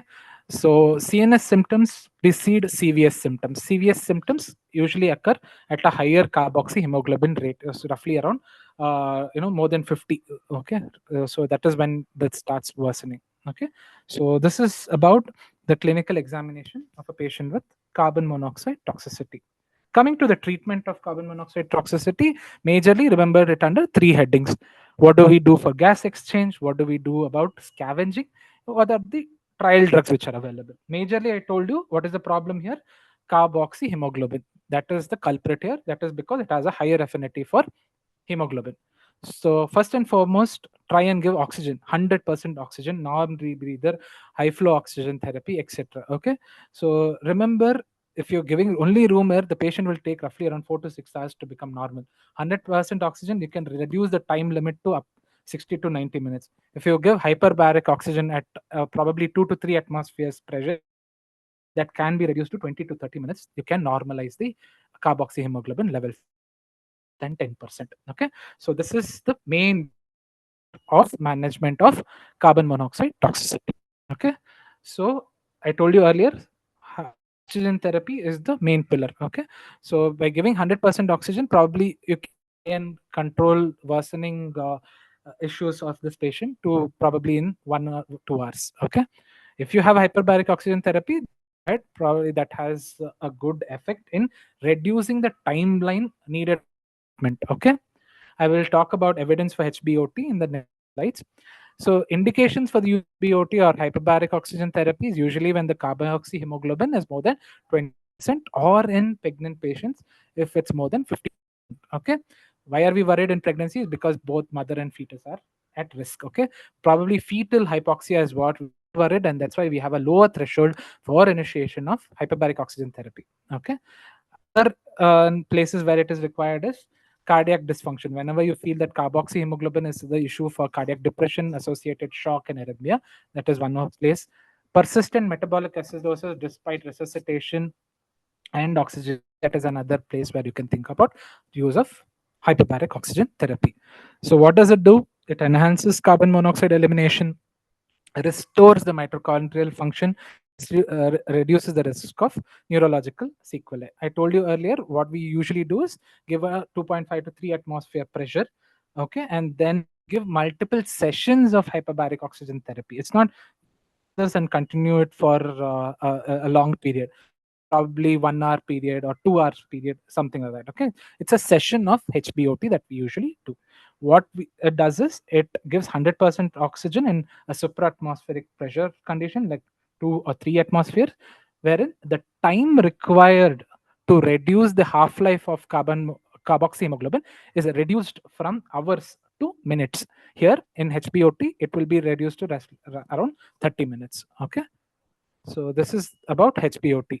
So what are the principles, or what are the evidence why HPOT works is it alters the neutrophil mechanism because of the SIRS, which ends up because of carboxyhemoglobin, and prevents vascular endothelial issues. I told you earlier also, right? Because there will be issues with the endothelial surface, there will be lipid peroxidation, there will be delivery of nitric oxide, etc. All of this would be offset, okay, when you initiate the patient on hyperbaric oxygen therapy. Free radical mediated oxidative damage can be reduced. Neurological deficit can be prevented. Okay, this is one place we are always worried, right? Because the time is very less. Okay, why does this happen? Because the tissue oxygen tension would be achieved at a faster rate as compared to normobaric oxygen therapy. Okay, and when we make sure that hypoxia is offset, when the blood supply and hypoxia utilization becomes normal, then ATP production would be normalized, and then subsequent issues which is happening because of tissue hypoxia would be offset, and that helps the patient recover. Okay, so most of the times what happened, why we initiate HPOT earlier, is because cognitive dysfunction, whenever they have seen with carbon monoxide poisoning, can be very trivial in the beginning, okay, which we cannot pick it up. But later on, what they say, cognitive sequelae have been persistent even up to the timeline of 1 year. Okay. So, what is the evidence? If we are saying HPOT is very good, should we refer all carbon monoxide patients? Probably this is not practically correct. And another thing is, we do not have HPOT widely available. Many trials have been done. As of now, there is no direct evidence to tell HPOT is, mandatory as a guideline for the treatment of carbon monoxide toxicity. Definitely, it has shown some benefit in earlier resolution of the carboxyhemoglobin to less than 10%.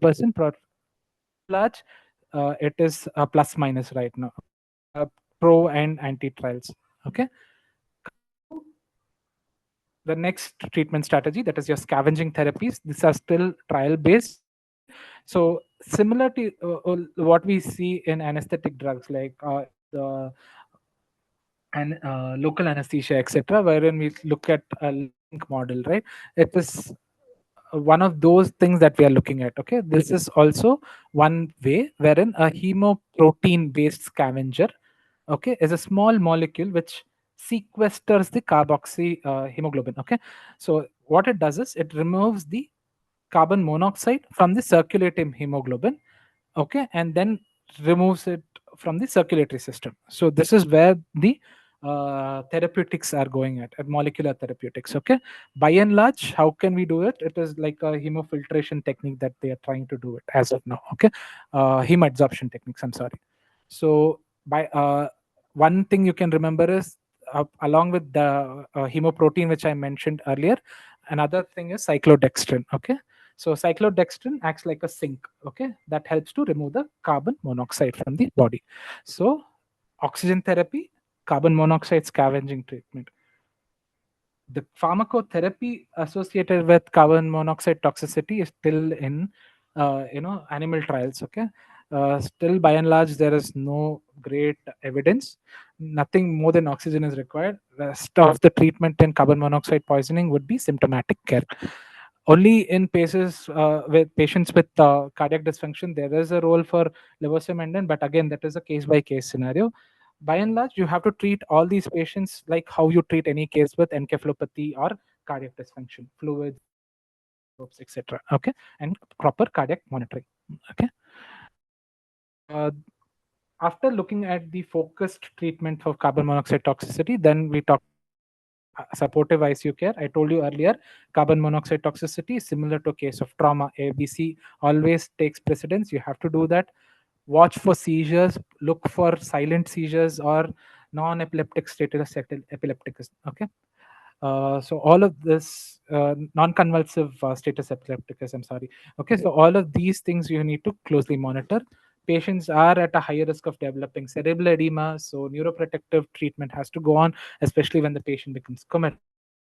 Okay, so along with this, fluid management, hemodynamic management, and looking at cardiac output, all of this can be done. Okay, I told you earlier, long-term sequelae are looked in these patients, so probably patient has to undergo a neuropsychological evaluation once the acute phase has stopped. Okay, so cardiac evaluation also may be needed in the long term. So these are because there will be irreversible damage which happens both to the neuron and the cardiac myocyte. Okay, this is about carbon monoxide toxicity. Okay, so one thing I want to ask, you all have heard about saturation gap. So can anyone put in the chat box where you see saturation gap?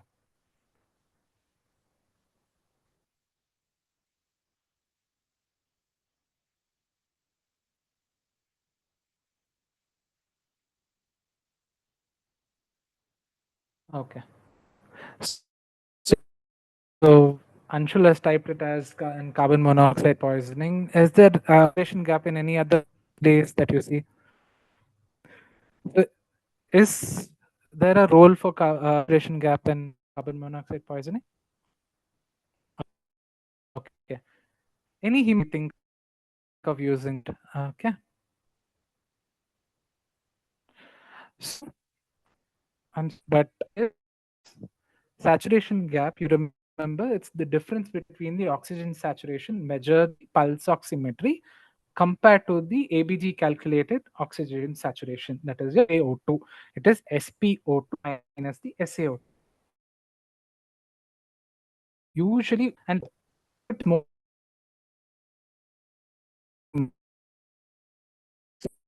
about abnormal hemoglobin forms, obviously you will think carboxyhemoglobin is one such issues. Okay, but unfortunately here what happens is the AbCO2, if taken for a carbon monoxide patient, no, it usually is normal. Gets stuck. It fixates between 85 and above. If you, on the other hand, if you use it, okay, for methemoglobin patient, there the saturation gap will be elevated. Okay, so what usually happens is in methemoglobinemia, it will be useful.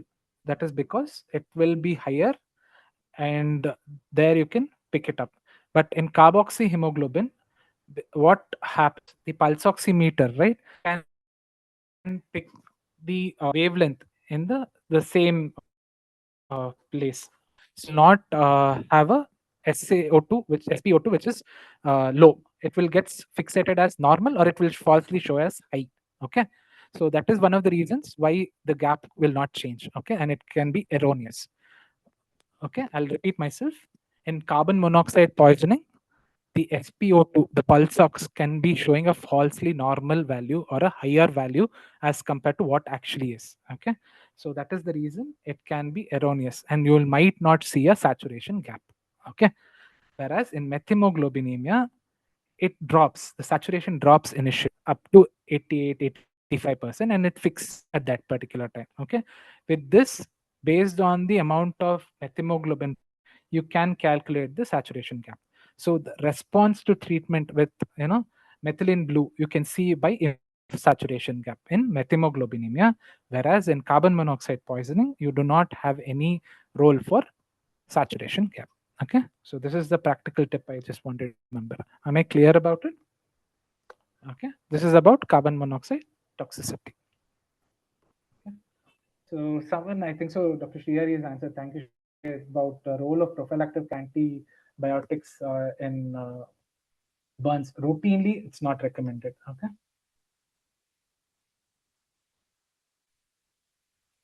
So coming to the next topic in the presentation, okay, it's about heat stroke, burns, carbon monoxide toxicity, heat stroke. All of them can be your small questions, okay? And questions can be a tricky one if you have not studied, okay? You'll be able to answer something, but focused answering is what necessary, okay? So to understand what stroke, first you need to understand a few basic things like fever. Okay, so fever, as we all know, is temperature elevation due to activity of the hypothalamus in response to some sort of an inflammation released cytokines, and then they cause all these changes. Okay, so it can be infective or it can be a sterile inflammation also. Hyperthermia is a condition which is due to uncontrolled heat generation. Okay, so this can be because of vascular hyperactivity, etc. Okay, so what is heat stroke?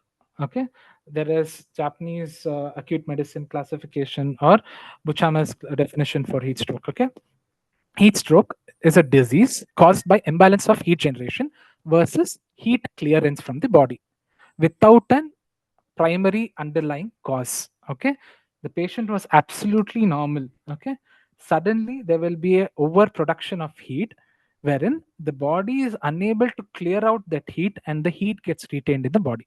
This imbalance between generation and clearance causes systemic issues, which is called as heat stroke.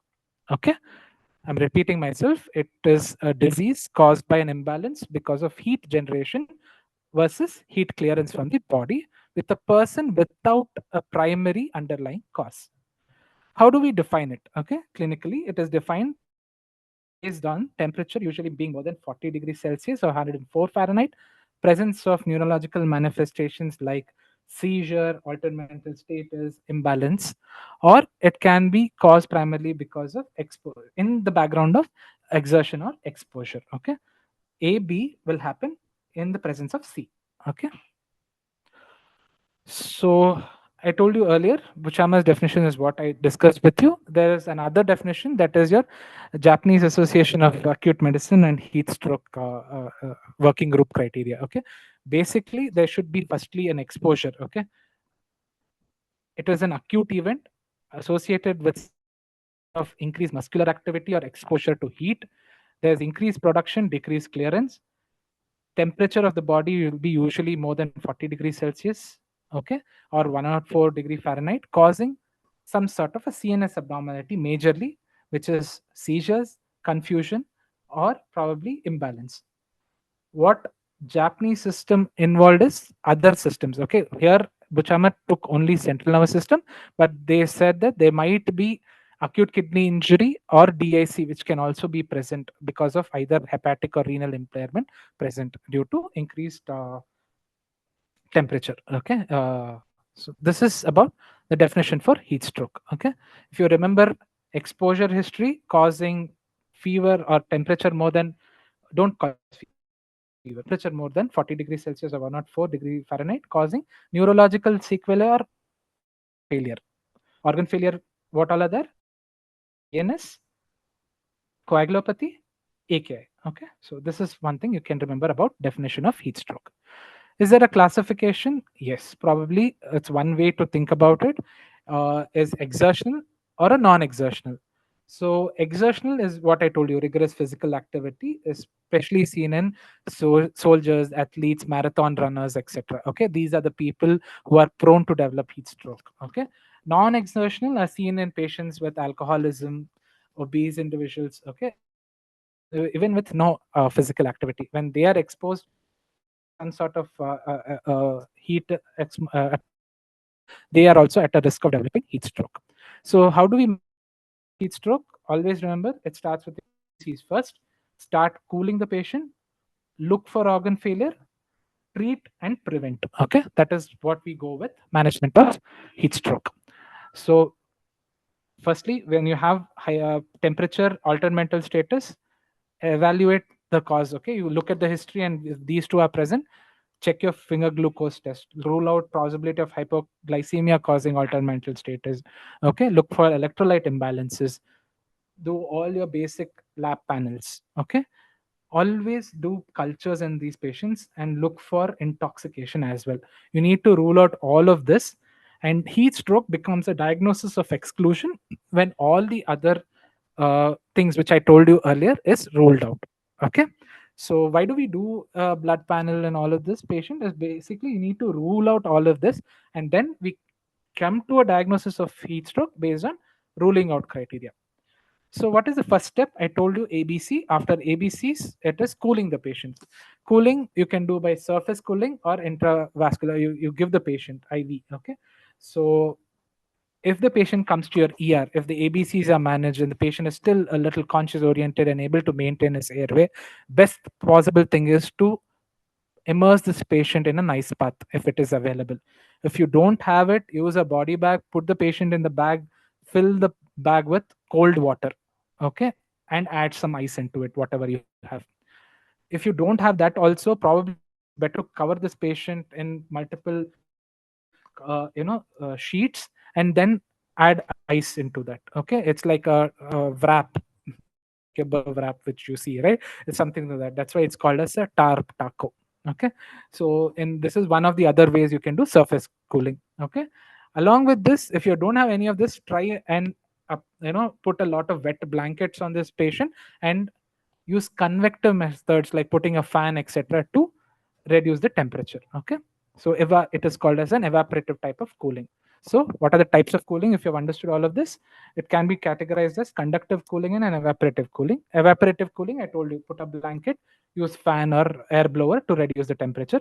In conductive cooling, the ones which we talked about earlier. Okay, so it can be internal or surface. Surface is what I told you about: immersive ice baths, ice packs, cooling blankets. Okay, especially when you have ice packs, etc., they tell you have to keep it in the groin area, axillary area, nape of the neck, etc., wherein it will help in reducing the temperature at a faster pace. Internally, if you're trying to do conductive cooling, it is by cold crystalloids and intravascular balloon catheter system. Okay, these are things which require expertise.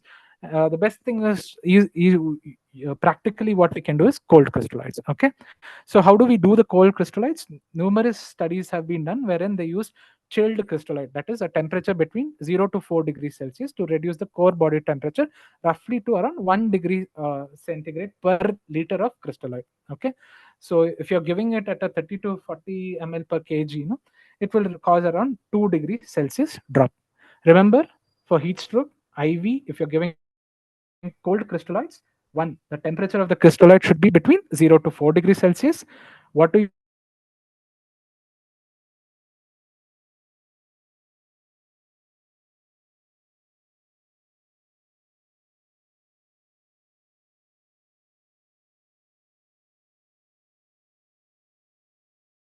around 0 to 4 degrees cold crystalloid, you can at least get a drop.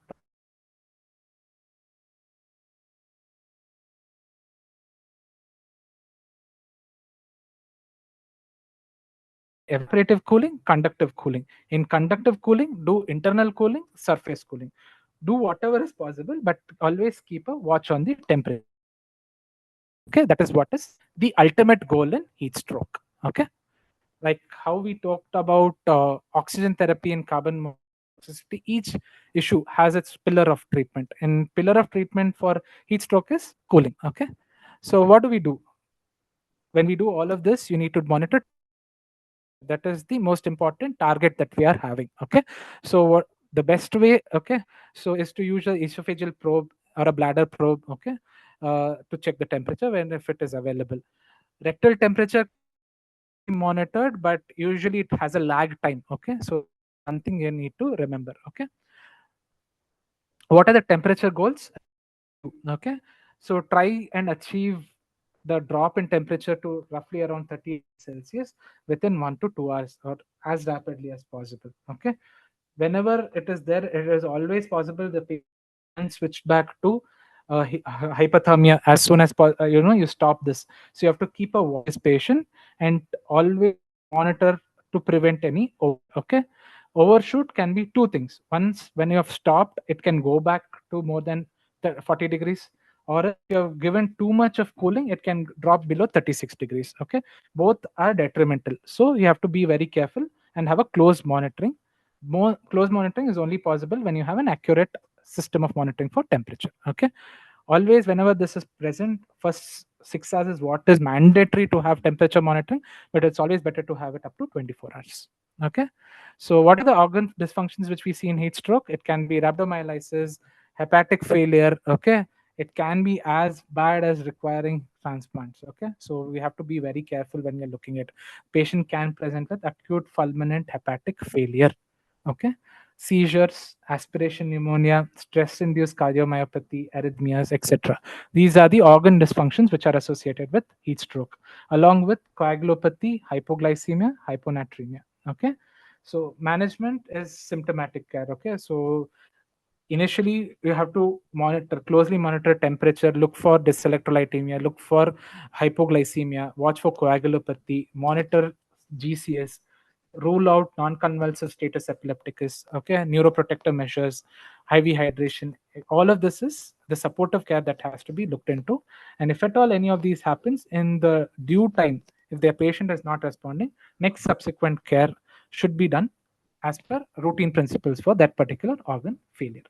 Okay, so prevention is very important. Okay, especially this is seen in marathon runners, etc., or patients who are in a closed atmosphere, obese patients, alcoholics, etc. Okay, and patients who are going to some sort of excessive cardiac activity. Nowadays there's high rocks, etc. Right, all of these things can cause hypothermia. So these patients have to be educated about hydration therapies. Okay, and whenever they are traveling, etc., probably they have to use light colored clothing, limit outdoor activities as much as possible, and use air conditioner whenever it's present. Okay, so few drugs can mimic this. Okay, especially like serotonin syndrome, hyperthyroidism, all of this can mimic this, like a heat stroke. Okay, so you need to be aware of these things. Okay, you need to ask the complete detailed history of the patient on what medications these patients are. If they're taking that, first rule out that is causing this,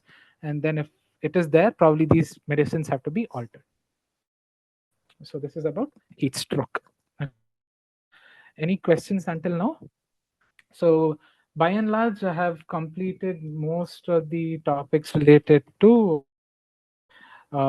basic trauma and toxicology. Okay, so the next important in trauma is what is your trauma-induced coagulopathy, hemorrhagic shock, damage control resuscitation, and MTP. Okay, that is what I'm going to deal with next. Any questions you guys have? Okay, Vishal has asked about, yeah, okay, he's mentioned it. Yes, hyperbaric oxygen therapy, correct. Practically, it's not available always. High flow oxygen is always good. Okay, it's always better as a modality for carbon monoxide toxicity. Okay, so coming to the next topic, that is trauma-induced coagulopathy. Is my slide visible? Okay. So, trauma induced coagulopathy, by definition, is a complex coagulation disorder that occurs after severe trauma. Okay, it is categorized by dysregulated clot formation and breakdown. Okay, so it is similar to what happens in burns, right? It's a dysregulated response to an event. Okay, in burns, it was inflammatory response. Okay, here you are seeing a problem with the coagulation pathway. So what happens in trauma-induced coagulopathy? It can be either a hypocoagulable disorder or a hypercoagulable disorder. Okay, so that is the definition of trauma-induced coagulopathy. Okay, major trauma causing complex coagulative disorder characterized by dysregulated clot formation and breakdown. It can be either hypo or hypercoagulable state. Coming to pathophysiology, what is the major issue here? The first and foremost is the trigger, that is your primary drivers. Tissue injury, as soon as there is a major trauma, there is a outburst of tissue factor release. Okay, that triggers the coagulation cascade, that is your extrinsic pathway. Okay, along with this there will be some amount of hypovolemia, acidosis, hypothermia. All of this, along with your resuscitative effort, causes some amount of shock and hypoperfusion to the organs. Along with this, there will be, if things are not kept in check, this will lead to endothelial injury because of disruption of the endothelial barrier, leading to abnormal activation of platelets and coagulation pathway. So, what are the major mechanisms by which TIC or trauma-induced coagulopathy happens?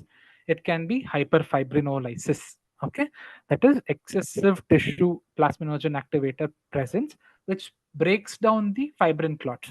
Usually, a clot has to form and prevent bleeding, but because of excessive presence of TPA, this clot breaks down and patient ends up bleeding again. So that is one, that is hyperfibrinolysis.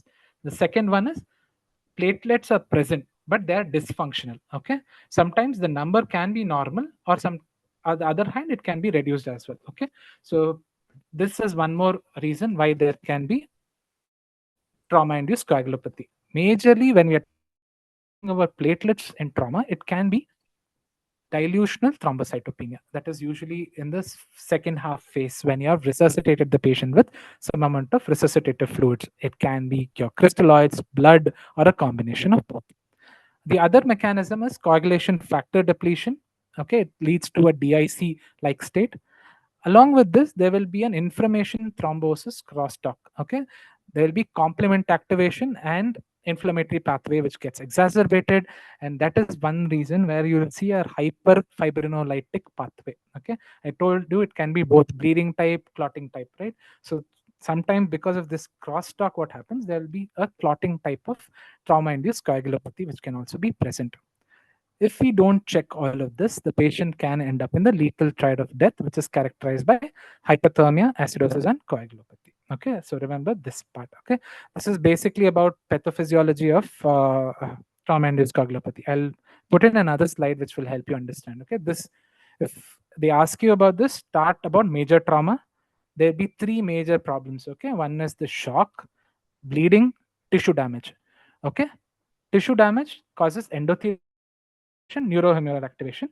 Both of this ends up causing platelet dysfunction and hyperfibrinolysis. Bleeding, what does it cause? It causes consumption of clotting factors. It causes hypocoagulation. Shock, what happens? We start resuscitating the patient. And because of shock, there is acidosis also. And once we start resuscitation, there'll be hypothermia also. Okay. All of this will also worsen the clotting factors, which causes dilutional thrombocytopenia, dilution of clotting factors. All of this will end up causing hypocoagulation again. So because of these three major in initial triggers, there will be hypocoagulation, platelet dysfunction, hyperfibrinolysin, which causes trauma-induced coagulopathy. Okay, so if you can remember this: shock, bleeding, tissue damage causing hypocoagulation, platelet dysfunction, and hyperfibrinolysis, that causes trauma-induced coagulopathy. So if you write this much in exam, it's more than enough. Okay. So what are the stages? Okay, so initially you will see acute traumatic coagulopathy. Okay, followed by your resuscitative effects causing dilution of clotting factors, metabolic acidosis, interstitial edema, and hypothermia. And later on, you will see issues like trauma induced coagulopathy. Okay, so that is what usually happens. Along with this, what are the factors which worsen TIC? Elderly patients, male predilection is there, patients with pre-existing issues requiring oral anticoagulation, patients with traumatic brain injury. All of these patients, along with some amount of genetic predisposition, they are known to develop trauma-induced coagulopathy. Okay, so these are the stages of TIC. Okay, so if they ask you stages, you can write that, and you can also write telling that it is categorized as early TIC and late TIC. Early TIC is usually less than 6 hours. Okay, so it is usually of the bleeding variant. The late TIC is usually between 6 to 24 hours. It is a clotting type. Okay, so if you can see here, the tag also is given there for you to understand it better. Okay, what usually happens in the early TIC is hyperfibrinolytic pathway. Okay, clot is forming, but it is unable to sustain. Okay, there's an increased TPA presence. So at this stage in early TIC, there comes a role for tranexamic acid. Okay, so if you see the ATLS guidelines and TBI guidelines, and if you see about the role of tranexamic acid, they always say it is best given or best beneficial if it is given less than 3 hours. Correct? So this helps us understand, it correlates, right? So this is about early TIC. Late TIC is usually the clotting type. Okay, there'll be a coagulopathy because of the crosstalk that I was talking about earlier, inflammation, thrombosis, crosstalk, which happens. So in this particular patient, we need to look at the TEG, reassess, look for microthrombi, look at organ perfusion issues like acute kidney injury, encephalopathy, okay, all of this, and treat it accordingly. So this is about early TIC and late TIC. Coming to the effects of hypothermia and clotting.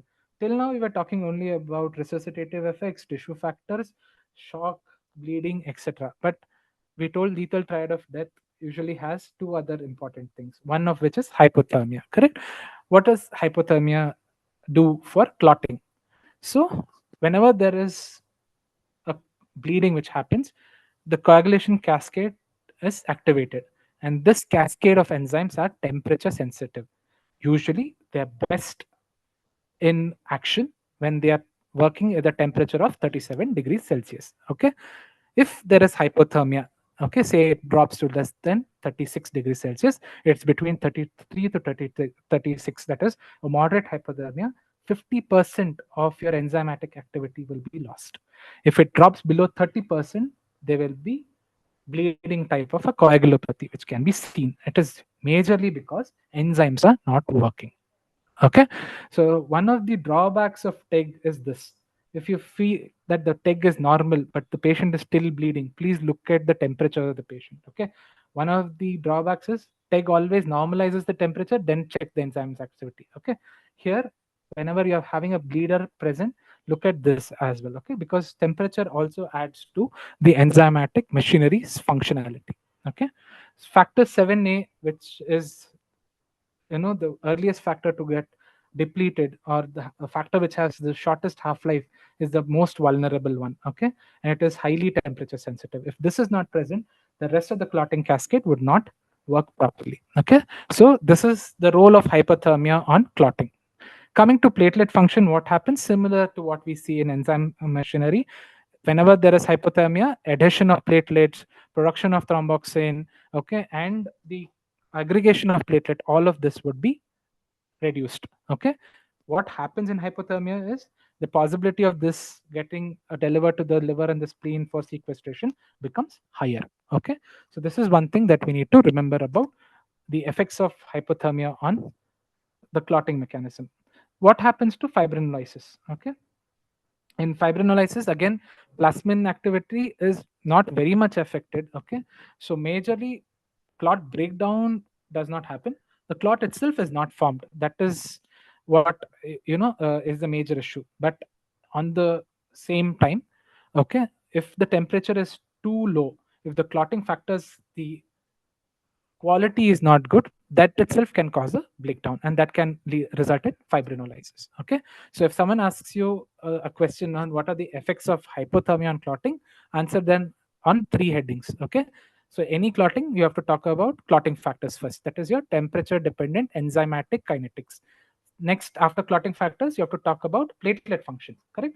So first clotting factors, platelets, then the final clot which is formed, that is your fibrin. So you talk in these headings. Okay, so temperature, platelet function, and fibrinolysis. Okay, so remember, major effects is on clotting factors and platelets. Okay, coming to the effect of acidosis, so this is the other triads part, right? So what they say is, once the acidosis worsens, okay, the best coagulation can be achieved in normal pH between 7.35 to 4.5. If it goes below 7.2, your factor, especially again your factor 7a, drops, the activity drops. Okay, and the generation of factor 10a and thrombin is also hampered. Okay, so what happens if the pH drops to less than 7? The factor 7a activity is reduced majorly by up to 90%. Okay, so fibrinogen is also impaired, the cross-linking does not happen, the clot is not stable, and this might cause the breakdown of the clot. Okay, platelet function is also altered, and it can cause degranulation of uh, platelets, and the aggregation of platelets also do not happen in severe metabolic acidosis. Okay, so this is about the effect of acidosis on clotting. Coming to diagnostic approach for trauma-induced coagulopathy, okay, routine blood tests like your CBC, etc., have to be done. Okay, uh, look at the sites for bleeding. Okay, after that, arrest it. If there is any major visible bleed, probably you have to address it with your crystalloids. Then go ahead with blood products. Okay, you have probably, if the patient is in shock, your ABC score is high, probably activate your MTP. Along with the same time, do your laboratory test, do your PTA PTT INR, check your fibrinogen level. Okay, if you have a tech, go ahead and use it. Okay, having said that, you have to also remember the drawbacks of tech. Okay, so all of this would be the initial diagnostic approach for this thing. What is that? Trauma-induced coagulopathy. Along with this, dyselectrolytemia has to be kept in mind because you're giving products to these patients, so the patient can end up in hyperkalemia. And because you're giving a lot of products, there might be chelation of calcium that can lead to hypocalcemia. Okay, so keep check on calcium and potassium for these patients. Okay, so you have done your routine test, you have got your studies. Okay, so how will you treat is what is based on the next step. Okay, that is your management.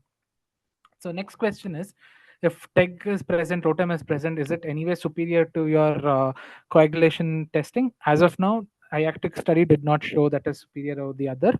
Major thing is turnaround time. Okay, so if you have a TEG and ROTEM present there, it is a point of care device, so it will give you the result as early as possible. Okay, that is the major thing. Okay, but majorly no difference if you have ROTEM or TEG as compared to your hemogram. Just keep a watch and keep a follow up. That should be more than enough. Okay, so management, control bleeding, restore perfusion, uh, damage control resuscitation. I'll be talking to you in the next topic. Okay, so in that you can do something called as permissive hypertension after ruling out 3BI. Okay, if 3BI is there, we can't do this. Again, you have to be very judicial in using crystalloids. Probably you might have to follow a massive transfusion protocol, and based your proper trial, there is a ratio of 1:1:1. That is your plasma platelet and RBC bags, and based on your laboratory value of fibrinogen, etc., you might have to supplement this patient either on cryoprecipitate or a fresh frozen plasma. Always try and maintain the ionized calcium level of more than 1 millimole per liter. I told you early TIC, there is a big role for tranexamic acid, especially within 3 hours. Okay, the dosing is 1 gram over 10 minutes, followed by 1 gram IV over 8 hours. Okay, all along with all of this, avoid acidosis, prevent hypothermia. Okay, so if you have done all of this, if the patient is still bleeding, then you can think about the use of recombinant factor 7A, desmopressin, etc. Okay, this is again management of bleeding. Okay, in general, whatever you do. Okay, so when do we think about the need for recombinant factor 7? When the pH is normalized, you have got it at least more than 7.2. You have normalized the ionized calcium of more than 1.1 millimoles per liter. Temperature is normalized. Fibrinogen is normalized. Platelet count is optimized. If you have done all of this optimization, then think for the factor 7. Otherwise, if you have not optimized all of this, don't routinely ask factor 7. Okay, these are the checkpoints for the indications for use of recombinant factor 7. Okay, so targets in TIC, systolic blood pressure, non-TBI 80 to 90, in TBI more than or equal to 110, MAP targets roughly 60 to 65, maintain temperature, pH, reduce the base deficit. Base deficit you can't directly look into, but what is the target is between 0 to -2. Fibrinogen, maintain it more than 1.2 grams per liter, or 1.5, it's the best way. Try and optimize the platelet count up to 1 lakh. Okay, and the hemoglobin target, if it's more than 7 grams, it's more than enough. Again, depends on the comorbidities associated. Okay, ionized calcium should be more than equal to 1 millimole per liter. Okay, this is about the diagnosis and management of trauma induced coagulopathy. Okay, thank you.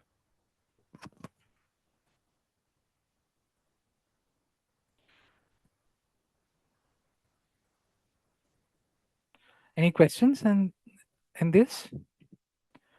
So coming to the next topic, that is about damage control resuscitation. Okay,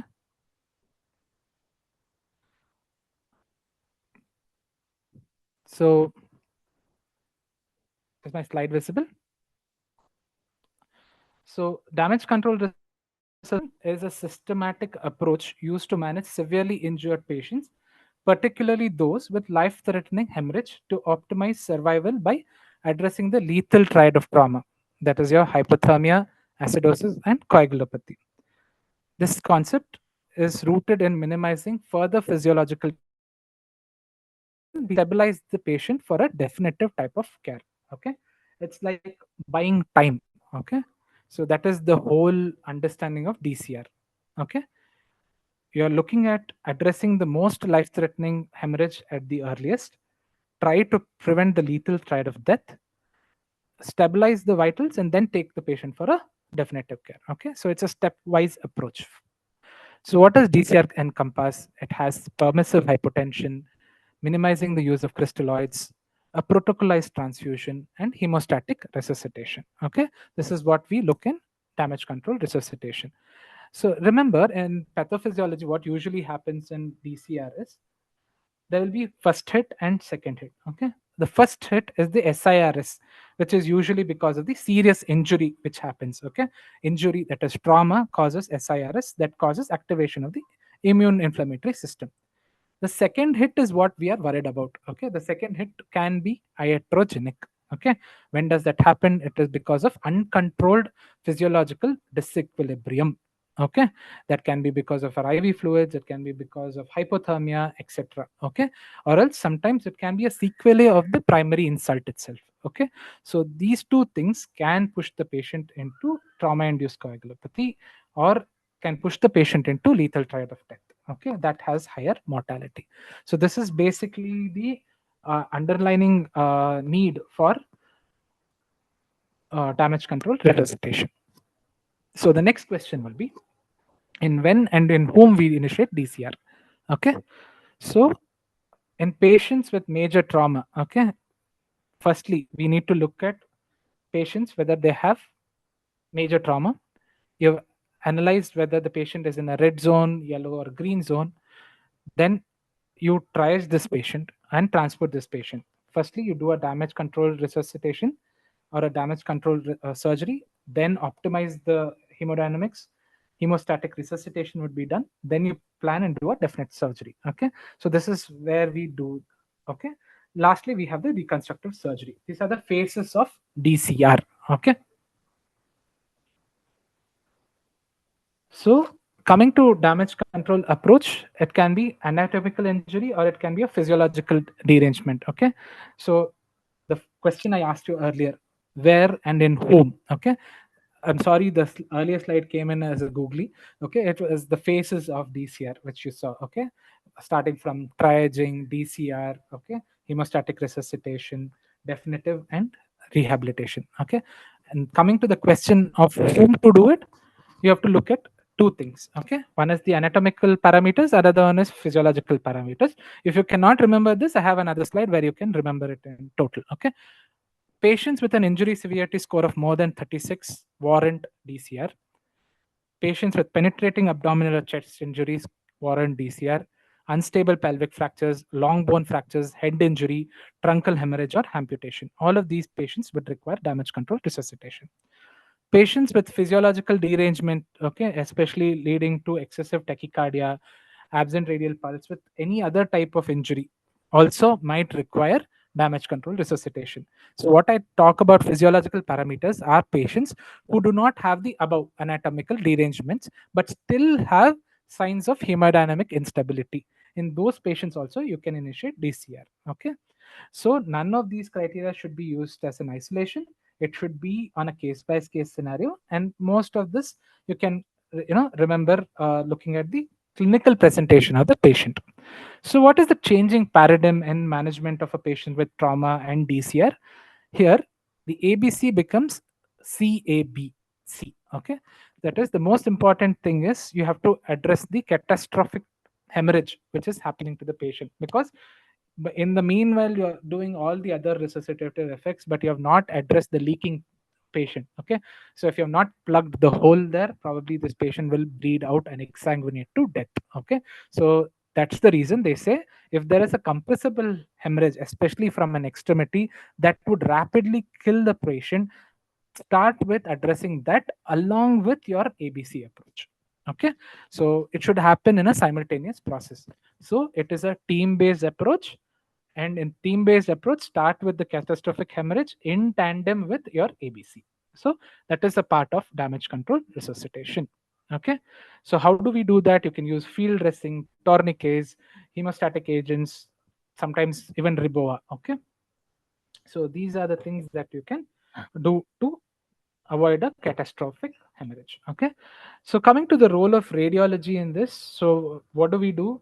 Firstly, we do an e-fast, and if we are unable to find out any bleeder, probably we can even think of think of doing a CT angiogram or a polytrauma CT. Okay, but all of this depends on the hemodynamic targets that you have identified. Okay, so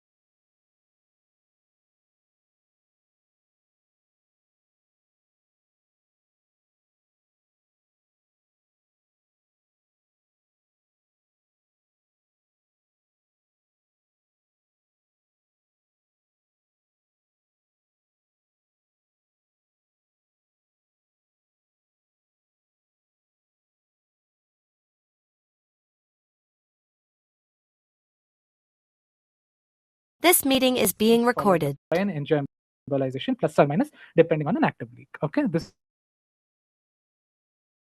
is the role of radiology in damage control resuscitation. So I told you earlier there were the five phases which we discussed. The initial surgery is usually after we have stabilized the hemodynamics.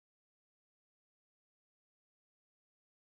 48 hours period. Okay, so prevent contamination, make sure the patient gets a very judicial fluid resuscitation, and the patient is shifted back to the trauma unit for further observation and management. Okay, it's just a temporary surgery.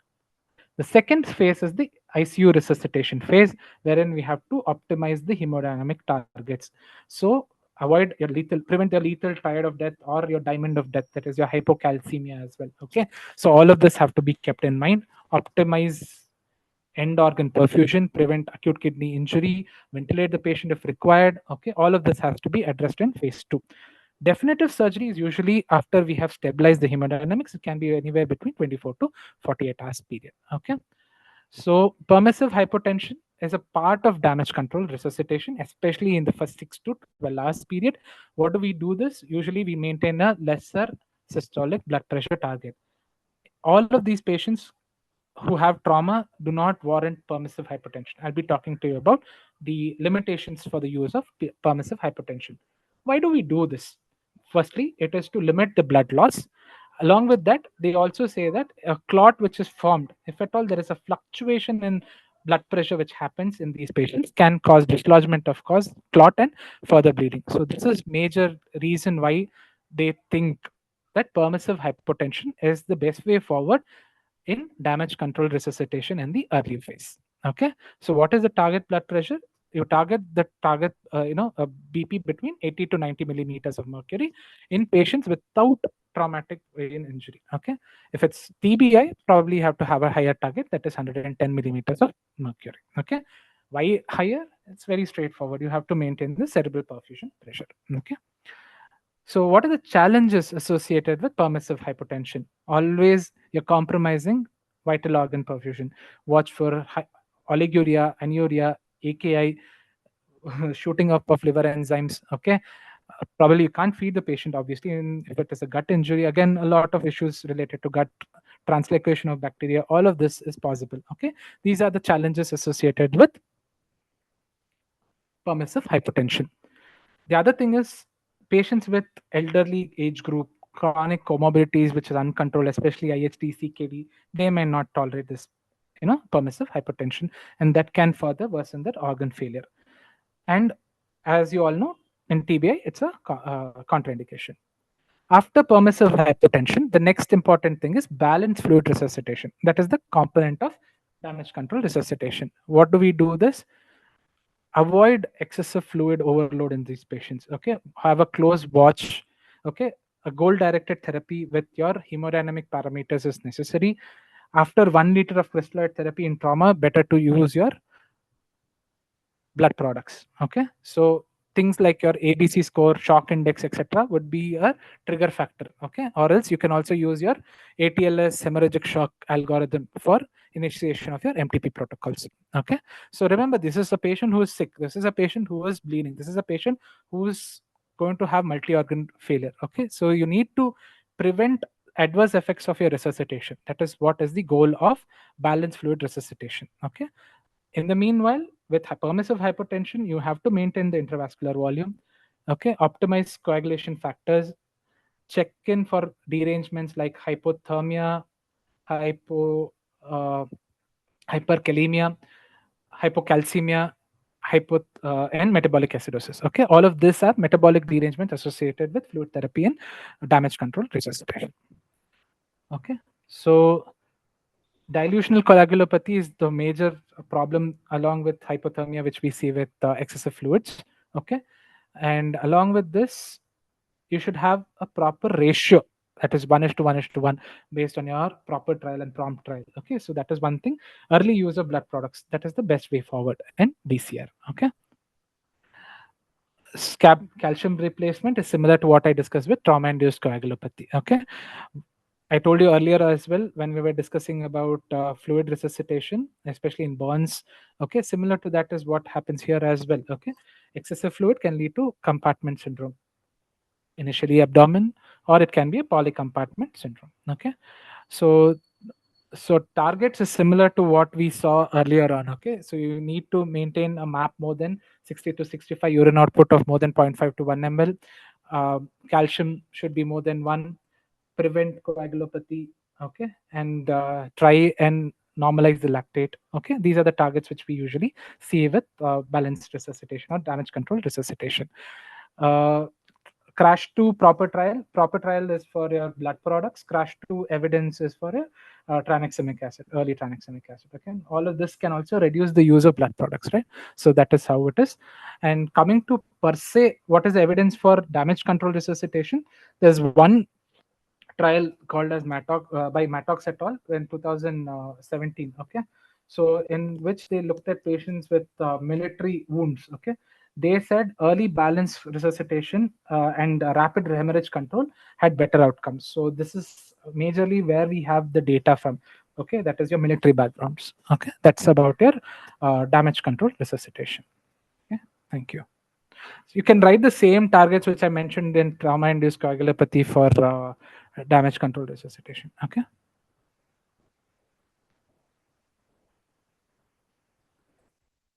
Any questions?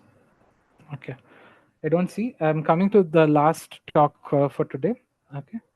About trauma and toxicology. I'll be joining back again for pregnancy-related topics. Okay. So the last topic would be massive transfusion protocol and hemorrhagic shock. Okay.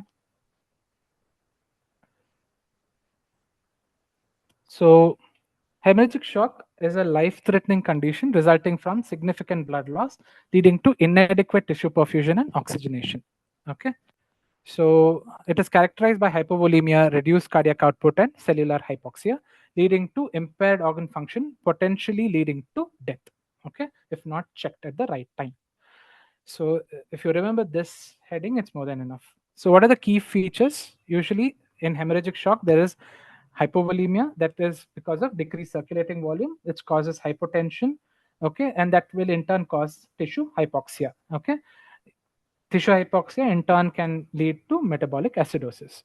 So what is the primary cause? It can be trauma, surgery, gastrointestinal, obstetric cause, etc. So these are the causes. Okay, and what is the physiological response to bleeding or hemorrhagic shock? There will always be a compensatory response. No, so it will be increased heart rate, vasoconstriction, and activation of the renin-angiotensin aldosterone pathway. So this is majorly what you need to write about hemorrhagic shock. If someone asks you definition, causes, physiological response, and pathophysiological effects or sequelae of hemorrhagic shock. Okay, if you can take a screenshot of this, it's good enough. Okay. So classification is the next important thing in hemorrhagic shock. It is classified into 4 classes. Okay, so it's class 1 mild, that is blood loss less than 15% of the total body volume. Yes, that is around 750 ml in a 70 kg adult. In class 2, it is moderate hemorrhagic shock between 15 to 30% loss, 750 to 1500 ml of blood loss. Okay, here you will see tachycardia, decreased pulse pressure, anxiety, etc. Okay, so altered mental status happens in second grade or class 2 shock. In class 3, it is a severe type of a hemorrhagic shock, that is blood loss of 30 to 40% with roughly 2 liters of blood loss. Patient can have signs of end organ hyperperfusion like oliguria, status. Class 4 is a life-threatening shock wherein the blood loss is usually more than 40% and total blood volume loss would be more than 2 to 2.5 liters. And this patient will be in a state of altered mental status, distress, and will be in a stage of doom, that is impending cardiac arrest. Okay, so that is what we see in class 4. Okay. So, what are the clinical hallmarks of hemorrhagic shock? Systolic BP of less than 90 mm of Hg in severe cases, tachycardia, narrow pulse pressure. Along with this, signs what do we see? Cold, clammy extremities, prolonged capillary refill time, oliguria, and altered mental status. In metabolic pathways, what do we see? An elevated lactate of more than 2 millimoles per liter and a base deficit, which we elevated, okay, more than minus 2 millimoles per liter. Okay, that is what we see in ABG. So this is the same classification that I have mentioned earlier. So what you have to categorize them is class 1, 2, 3, and 4, percentage of blood loss, what happens to heart rate, BP, pulse pressure, GCS. Okay. Remember, grade 3 shock, you have to activate the alert the blood bank that the patient might read. And once the patient goes into class 4 hemorrhagic shock, you need to activate MTP. So this is one thing I wanted you to take home from this slide. Okay. So recently, in Journal of Clinical Medicine, no, they have had another staging of hemorrhagic shock. I wanted you to look into this as well, okay, wherein they have categorized hemorrhagic shock into 5 stages. Okay, so it is basically, imagine the patient has come to your ER or your ICU, okay, and the patient has developed hemorrhagic shock. How the patient progresses and what happens in each stage is what they have told this as. So initially, when the blood loss is very minimal, less than 10%, it is stage 1. Okay. So only skin signs and tachycardia will be present. That is called as a stable hemorrhagic shock. The next thing is called as stabilized or compensated hemorrhagic shock. That is stage 2, wherein the patient is responsive. Okay. So if you have read your ATLS guidelines, there is one particular terminology where they use as responders, fluid responders and non-responders. So this is basically based on this categorization. Okay. So if at all your patient has hemorrhagic shock, they respond to fluid resuscitation, they fall under stage 2 shock, that is stabilized compensated hemorrhagic shock. If your patient is transiently responding to fluids and blood blood products, then he is categorized in stage 3, that is your progressive unstable hemorrhagic shock. Who are these patients? They have hypotension and they have transient response, usually between 30 minutes or less. Okay. And even after giving 2 or 3 boluses of 500 ml of crystalloid, they go back into shock. Okay. So such patients who improve and go back are patients called as progressive unstable hemorrhagic shock. Stage 4 is critical hemorrhagic shock, wherein there is impending cardiac arrest, similar to what we saw in the ATLS categorization. Okay, so wherein there is shock with end organ hyperperfusion signs, usually categorized by a blood loss of more than 40%. In the last thing is a patient who is categorized with patient with cardiac arrest. So that was the limitation of the previous thing if you look into it also. Okay, so they are not categorized what happens if the patient has a cardiac arrest due to exsanguination. So this actually includes those patients. So cardiac arrest by exsanguination is categorized as stage 5. So this is just to have a comparison. This is the American College of Surgeons and Trauma, the same thing which we spoke about earlier, as compared to the new guidelines based on staging. Okay. So coming to the next important part of management. Okay. Again, hemorrhagic shock, we know initially you need to manage with crystalloids followed by blood. If this doesn't happen, if the patient slips into stage 3 and stage 4 he ends up, then you have to activate the MTP protocol. Okay. So that is where we come into the discussion of MTP. Okay. MTP, there is no single universally accepted definition. Massive transfusion protocol is a standardized systemic approach to the rapid and efficient replacement of blood and blood products in patients with life-threatening hemorrhage. Okay, it is designed to optimize hemostasis, restore circulating blood volume, and prevent complications associated with massive transfusion. Massive transfusion is different. Massive transfusion protocol is different. Okay, remember, if they ask you what is MTP, tell it's a standardized systemic approach with rapid efficient replacement of blood and blood products given to treat patients with life-threatening hemorrhage. On the contrary, massive transfusion is these. Okay, patients who have replaced more than 10, who have required more than or equal to 10 units of PRBCs within 24 hours, or patients requiring more than equal to 4 units of PRBCs within 1 hour, or replacement of more than 50% of the total blood volume within 3 hours, categorize as massive transfusion. Okay. So, what is the goal of MTP? It's rapid delivery of blood products in a systematic fashion and to minimize complications, especially the lethal triad of death, that is coagulopathy, acidosis, and hypothermia. Okay, this is the goal of MTP. Okay, so remember, if they ask you lethal triad, this one, diamond of death include hypocalcemia. Okay, so this is about the focus or the need for MTP. Why MTP? Okay, so because it's a very structured format, it has a clear criteria which activates the MTP protocol. You have a predefined blood product ratio. The protocols for monitoring, adjusting the therapy based on clinical and laboratory data. You are reassessing. Okay, so these are the three reasons why MTP is necessary. Okay, so it is a structured approach with clear guidelines for activation and stoppage, and you get blood products in a fixed ratio. So that is one of the major advantages of MTP. So what are the tools for activation? I told you earlier, there are multiple tools that you can use. Remember one of them, okay? One is critical administration threshold. Whenever your patient has hemorrhagic shock, if they require more than 3 PRBCs in 1 hour, you can call for MTP. Shock index is one thing, that is heart rate over systolic blood pressure. If it is more than 1, even then you can activate an MTP. If an ABC score is present of more than or equal to 2, then you can active MTP. What is ABC score? It is nothing but patient with penetrating mechanism of trauma, systolic blood pressure of less than 90 mm of Hg, heart rate of more than 120 beats per minute, and a fast positive ultrasound. So if these are present, then the patient is categorized as a patient who requires MTP. There's another tool called as a RABT score. Okay, RABT is slightly a little more sensitive and specific as compared to ABC score. Okay, along with this, what it does here is systolic blood pressure and heart rate, it combines it into a shock index. Okay, so other things are similar. There is fast positive, there is shock index, penetrating mechanism.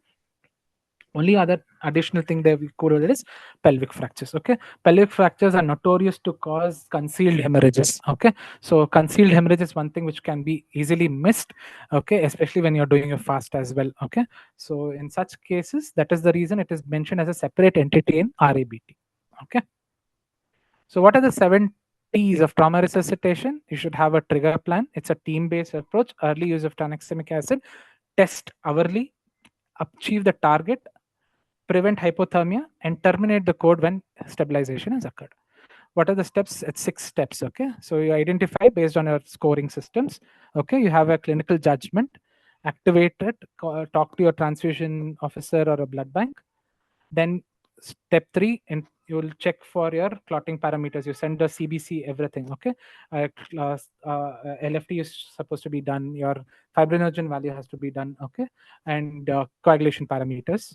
You give tranexamic acid, like I've mentioned earlier, 1 gram 10 minutes, less than 3 hours, 1 gram over 8 hours. Okay, then we need to get blood products in a fixed ratio. 1:1:1 is what is uh, good enough instead of 1:1:2. Okay, so this again 1:1:1. It does not mean 1 bag of plasma, 1 bag of SDP, or 1 bag of RDP, and 1 bag of PRBC. It depends on the local institutional protocol. Okay, it can be 1 bag, it can be 3 bags, it can be 6 bags. The ratio is what is mentioned. It is not the number of bags. Okay, please keep that in mind. Okay, so it can include FFP or cryoprecipitate. It is depending on the availability. Okay, after this, after you have done a fixed ratio resuscitation once, you have to check, okay, whether hemodynamic stability has occurred firstly, whether clotting parameters have normalized. In this place, probably you can use TEG and ROTEM if it comes earlier. If you don't have, then you can send a CBC, PTINR, okay, and then check for dyselectrolytemias, etc. Monitor for hypokalemia, hypercalcemia, correct them if at all it's present. The penultimate step is, once you have achieved a goal, okay, your fibrinogen value is more than 1.2 grams per liter, ionic calcium is good, more than 1 millimoles, okay, and your INR is normalizing, you have a platelet count which is in an improving trend, and hemodynamically the patient is stable, then you can stop the MTP. Okay, so this is the 7 steps for MTP. Okay, so activation, okay, first identification, activation, assessment of coagulopathy and adjunctive therapies, transfusion of products, reassessment after delivery. Then, once reassessment is done, once the targets are achieved, stoppage of MTP. Okay, this is about MTP. What are the guidelines for calcium replacement? I told you earlier, each unit of PRBC or FFP contains citrate that becomes the chelator, which binds to the calcium and reduces bioavailability. Okay, severe hypocalcemia can itself be the cause for bleeding. Okay, so that is one thing you have to remember. So what they say is, for every 4 to 6 units of blood products transfused, probably you might have to check the ionized calcium and then give the patient ionized calcium. So there are many ways that we can give calcium, either by calcium gluconate or calcium chloride. Remember, when you're giving calcium chloride, it is for a central venous access because it's too painful. Okay, so that is the reason calcium chloride is usually not routinely available. Calcium gluconate is a good enough option. Okay, so the only advantage of calcium gluconate is it can be given in the peripheral IV access. Okay, dose is 1 to 2 grams for calcium gluconate, and chloride it is 0.5 to 1 gram IV. Okay, so what are the triggers again for checking this? If you have, one is the blood bag, two, ionic calcium. Okay, three is if you're having ECG changes. All of this are triggers for giving the patient IV calcium. Okay, so along with this, if there is ongoing bleeding also, you can think about and supplement it. Okay, so always don't stop monitoring calcium as soon as MTP is stopped. Post MTP also, there can be some amount of utilization over a period of 6 to 8 hours. So recheck calcium another 12 hours later as well. Okay, so this is an example for one of the hospital based activation coding. Okay, so as you can see, there is initial management, specific things, they have involved cell salvage. Okay, they've pre-specified the dosages. Okay, what they said is one adult therapeutic dose, especially if the platelet count is less than 50,000 for platelets. Okay, so adult therapeutic dose can either be 4 to 5 bags of RDPs or 1 bag of STP. In INR, they have told 15 ml per kg of FFPs. If it is cryo, they have told 3 to 4 grams of cryoprecipitate. Okay, so this is a very clear, very good guideline. This is different from different hospitals. Okay, so this is one such examples that I have put here.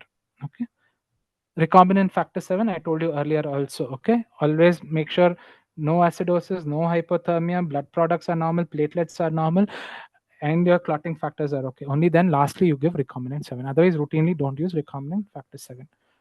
Tranexamic acid, there are a lot of trials. They have told you earlier in trauma-induced coagulopathy less than 6 hours, you saw, right? There'll be hyperfibrinolysis. So that's the place where the role of tranexamic acid has been proven beyond any doubt. Okay, so I don't want to repeat again. Loading dose is 1 gram over 10 minutes. Maintenance dose is 1 gram IV infusion over 8 hours for 24 hours based on your crash trial. Okay, crash 2.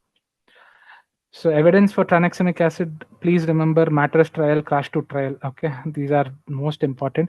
Again, you have crash 2, crash 3 both. Okay, so it is TBI, trauma, both come into picture. Okay, both places tranexamic acid has proven some benefit for sure. Okay, so both this is the evidence for the use of tranexamic acid. What majorly all of these trials are telling, early initiation. Early initiation, what is the timeline cutoff? 3 hours. Okay, so what do you do on MTP? You have to monitor temperature, maintain acid base balance, ionize calcium, platelet count target is more than 50 thousand, and PTINR less than 1.5. Okay, and fibrinogen 1 to 1.2 grams per liter is the target. Okay, so proper and prompt trial is the evidence for which the 1:1:1 ratio came into existence. Okay, so if they ask evidence for this, this is proper and prompt. You don't have to remember this. I just put this slide so that you understand what is this. Okay, it's categorized very easily. You can get this in multiple places. Okay, so what are the criteria for stopping? Hemodynamic stabilization, normalization of laboratory parameters, surgical control of bleeding has also occurred, and then you see that the patient does not have any risk of rebleeding based on interdisciplinary discussions. Okay, so when all of this is there, you can stop the MTP. So what are the complications associated with massive transfusion protocol. It can be TRALI, TAC, which is circulatory issues because of products, dyslipidemia, coagulopathy, metabolic acidosis, infections, ABO incompatibility, and ARDS. Okay, so these are the issues with MTP. Okay, so whenever they ask you about shock or MTP, first tell what is MTP, what is a massive transfusion. They are different. Okay, after that, tell when you will activate. Okay, what do you do in MTP? All the 7 steps. What do you target in MTP? And if that particular target is your platelet of more than 50 or kinase calcium of more than 1 millimoles per liter, okay, along with this, primary address has to be done to that as well. If there's an ongoing bleeder, surgical control if necessary, all of that has to be taken place. Okay, all of this you have to mention.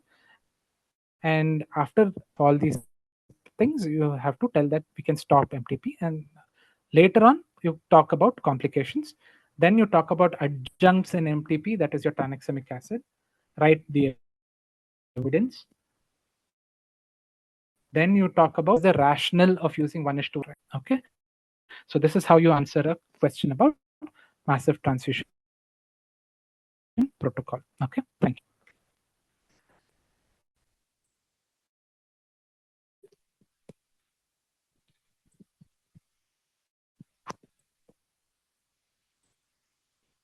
Shrihari, I think so. You can take over. Thanks. I'm sorry I had to prolong.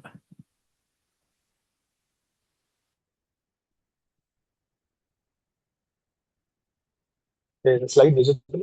Yeah. Go ahead. Okay. Okay. Good evening to all. So we go on to the next part of toxicology, that's on snake envenomation. So this is a very, very high potential short note. So coming to the introduction, just to give a clarity, the total number of snake bites over the year account for almost 5 million cases. So out of that, 50%, that's almost 2.5 million cases are envenomations. And out of that, 75,000 to 1 lakh deaths occur globally.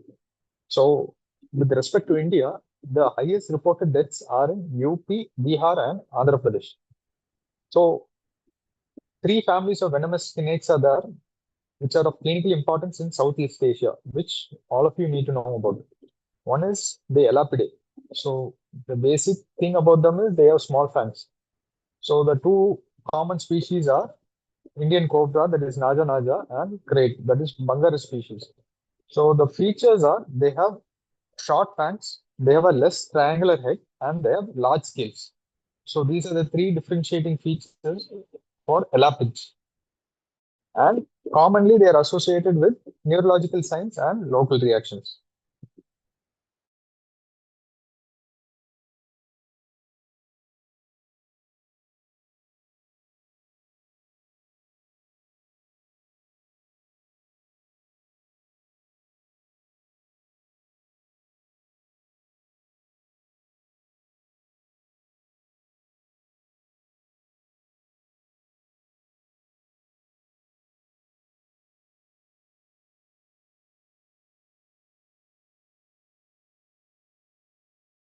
This meeting is being Can recorded. cause neurological manifestations also. Called colubriae. So this is more in the sub-Saharan areas. So the special features are they are shortened fangs at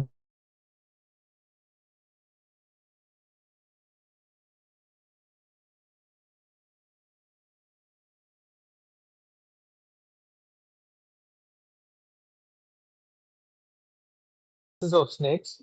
Here you have the elapids. You can see the large snake scales over the head. Then you can see the short fangs. All right. Here you can see the viperids where the fangs are larger. There are small scales over here that are present. And here you can see there is an abrupt transition from the head till the body. And there is a triangular head. So this is characteristic of a viperid. All right. And the one over here that you can see is the colubriae, where the fangs is usually at the back of the mouth. So coming to the venom pharmacology, So model techniques of venomics, that is basically proteomics applied to venom, such as high performance liquid chromatography and mass spectrometry, have revealed the enormous complexity of snake venoms. So more than 100 different proteins have been isolated from snake venom. Why this is important is many of the clinical features that occurs following snake envenomation has been attributed to all these enzymes. So the identified components and physiological sites of action of snake venom determine the spectrum of clinical features commonly seen after the snake bite. So there are almost 100 different proteins. But from an exam perspective, I think it's good to know about at least 7 to 8 of them. So the most important is the zinc metalloproteinases. So these degrade the basement membrane components of the blood cells, leading to endothelial damage and contributing to spontaneous systemic bleeding. Then you have anticoagulant enzymes, especially like Russell's Viper venom, which is associated with anticoagulation related hemorrhage. Then you have phospholipases A2 and lecithinase, which cause widespread damage of various tissues. Like in peripheral nerve, it can cause neurotoxicity. In RBCs, it can cause hemolysis. Skeletal muscles, it can cause rhabdomyolysis. And in the vascular endothelium, it can cause capillary leak. Acetylcholinestrases, mostly seen in elapids, may cause fasciculations. Higher urinodases and endopeptidases are usually associated with tissue destruction at the local site. So this swelling, blistering, tissue necrosis are all attributed to these two enzymes. That is the higher urinodases and the endopeptidases. Then you have the procoagulant enzymes like the serine proteases, which activate factors 5, 10, and 2, leading to the formation of fibrin. Because of the intact coagulation system in the body, most of the fibrin clot gets immediately broken down by the fibrinolytic system. So ultimately, there is a consumptive coagulopathy which occurs. Then neurotoxins, which generally target the neuromuscular junction, which can be either presynaptic and postsynaptic, or it can be both, or they can also affect the skeletal muscles. Now, why you need to know about the presynaptic and postsynaptic is in presynaptic, it acts via phospholipases A2. Now, when it acts through the presynaptic receptors, they are not reversible. So once the action has occurred, the toxin effect is produced. And if it is going to be presynaptic, there is not going to be any reversible activity following anti-snake venom. So it takes days to weeks for recovery of function as the axon regenerates. Then you have postsynaptic, where the target acetylcholine receptors are on a muscle end plate. They respond to acetylcholine, and these are the ones which can be reversed with anti-venom or anticholinergics to an extent. So these are the basic enzymes which you need to know in relation to venom pharmacology. So coming to the clinical manifestations, the first one you need to keep in mind is about the local reactions. So there can be pain, blistering, swelling, tissue necrosis, ecchymosis, regional lymph node swelling with tenderness, and fang marks is usually seen in most cases. So this is the first thing you need to always have a look into. So many a times when we examine a patient, we always just look at the bite side. All right. It is always important to look at the ipsilateral inguinal nodes because the spread of the toxin will definitely cause lymphangitis and they will cause lymphadenitis also. So you always need to check those areas also. Then coming to the neuromuscular junction, it can manifest as ptosis, dyspnea, diplopia, nystagmus, bulbar palsy, where there can be pooling of secretions in pharynx, limb weakness, usually flaccidity with decreased or absent reflexes. So to differentiate between a presynaptic and a postsynaptic, you can go with the neostigmin test. So you first give atropine 0.6 milligrams or glycopyrrolate 0.2 milligrams. Then you give neostigmin in a dose of 0.025 milligrams per kg and observe for an improvement in ptosis with an upward gaze and resolution of respiratory weakness within 30 to 60 minutes. If it is present, then it is likely to be a postsynaptic paralysis, which will be responsible to anti-snake venom and anticholinestrases. Then coagulopathy is the next clinical manifestation that can be there. Can manifest as epistaxis, gingival bleeding, oozing from gingival sites, bleeding from many puncture sites, or clinically evident bleed like hemoptysis or hematemesis. So, like I said, because there is going to be consumption coagulopathy or the toxins itself can lead to anticoagulation, it is going to cause a derangement in your hemat parameters like thrombocytopenia, anemia, deranged INR or APTT, raised D dimer, and elevated WBCT, that is whole blood clotting time, more than 20 minutes. Then shock. It can be either absolute because of plasma leak or massive bleed, relative hypovolemia because of vasodilation of the splanchnic vessels, or myocardial depression, or a combination of all three. So the usual manifestation can be with hypotension, tachycardia, and signs of poor peripheral perfusion like prolonged capillary refill and lower urine output can be there. So this can manifest and can be identified as abnormalities on ECG and echo. So if patients present with shock, hemodynamic monitoring would be necessary. So rhabdomyolysis can be identified by the presence of red and brown urine, and oliguria can be there. So you need to check the urine for myoglobin. Other tests that you can do to identify is assess for presence of elevated serum creatine phosphokinase, serum potassium, and serum creatinine. And other manifestations that can be there are lethargy, seizures, nausea, vomiting, and abdominal pain. So these are the general clinical manifestations that you always need to look into in a case of snake envenomation. And another important thing you need to keep in mind is even though elapids are usually associated with neurotoxicity and viperids are associated with other manifestations, it's not necessary it has to be a standard rule. That can be overlap of features because, like I said, venom pharmacology will be common to most of the snakes. So they can produce a wide variety of symptoms, but the commonest features that are seen in elapids are neurotoxicity, and the commonest in viperids are rhabdomyolysis, coagulopathy, and rhabdomyolysis, coagulopathy, and other hemostatic complications. So here are just few images. Here you can see local reactions. Then here you can see lymphangitis that has occurred. Then you can see ptosis following neurotoxic envenomation. Then here you can see gum bleeding, gingival bleeding. And here you can see pituitary apoplexy, that is in extreme cases.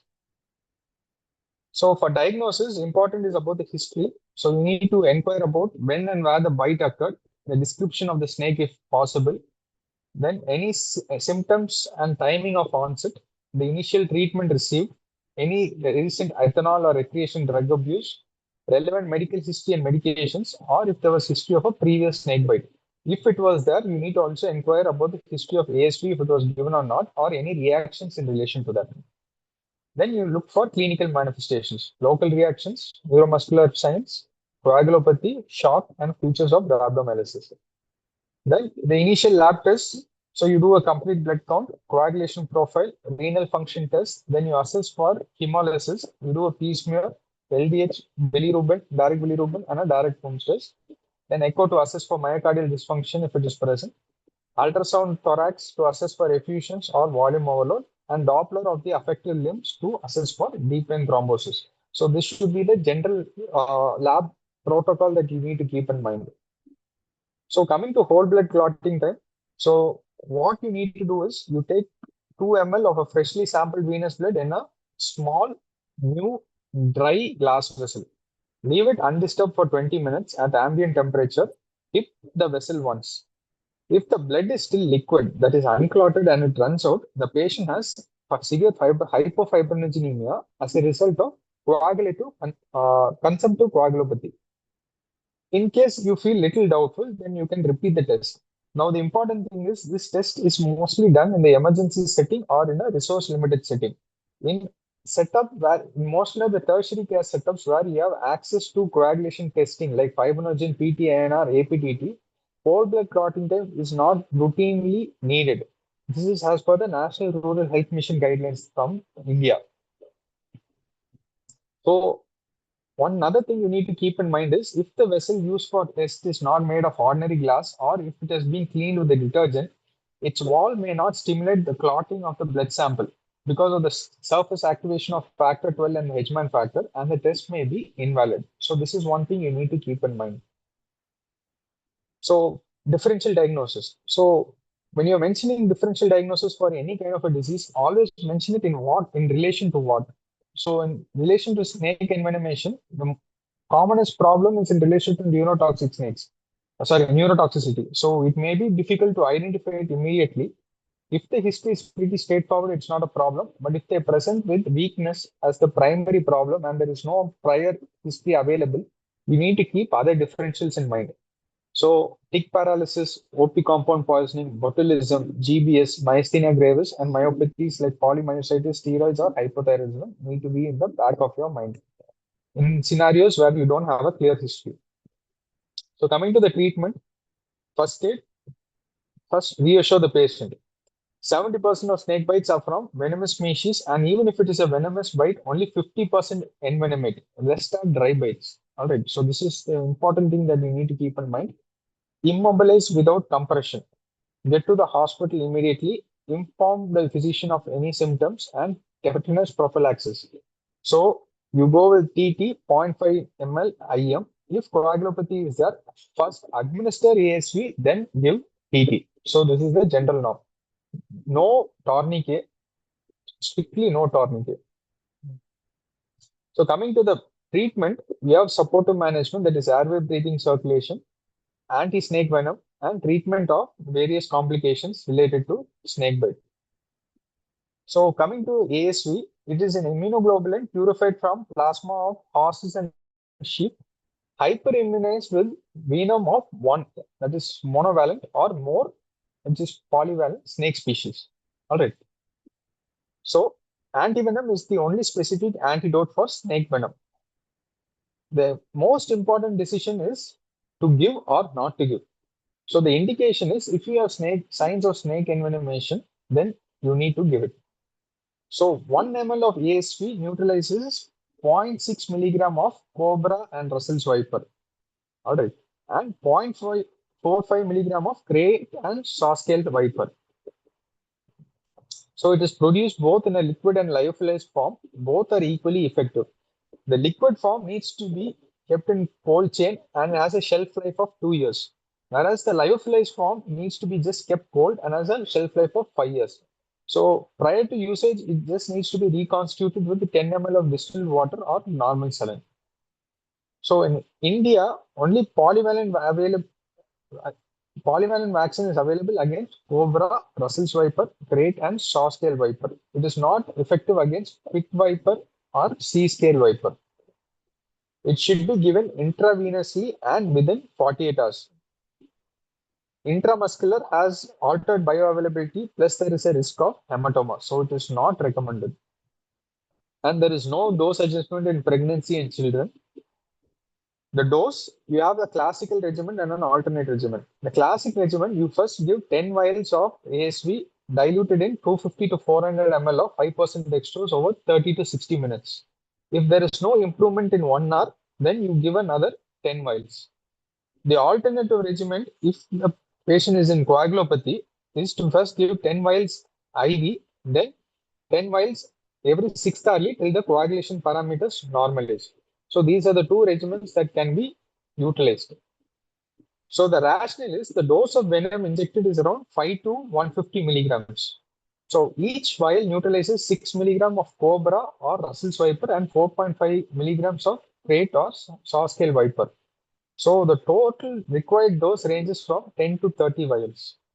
So with 30 vials, no response is seen, it is less likely to respond to ASV after that. So that is the important thing that you need to keep in mind. So strict monitoring of patients on ASV therapy is crucial because they can develop ASV reactions.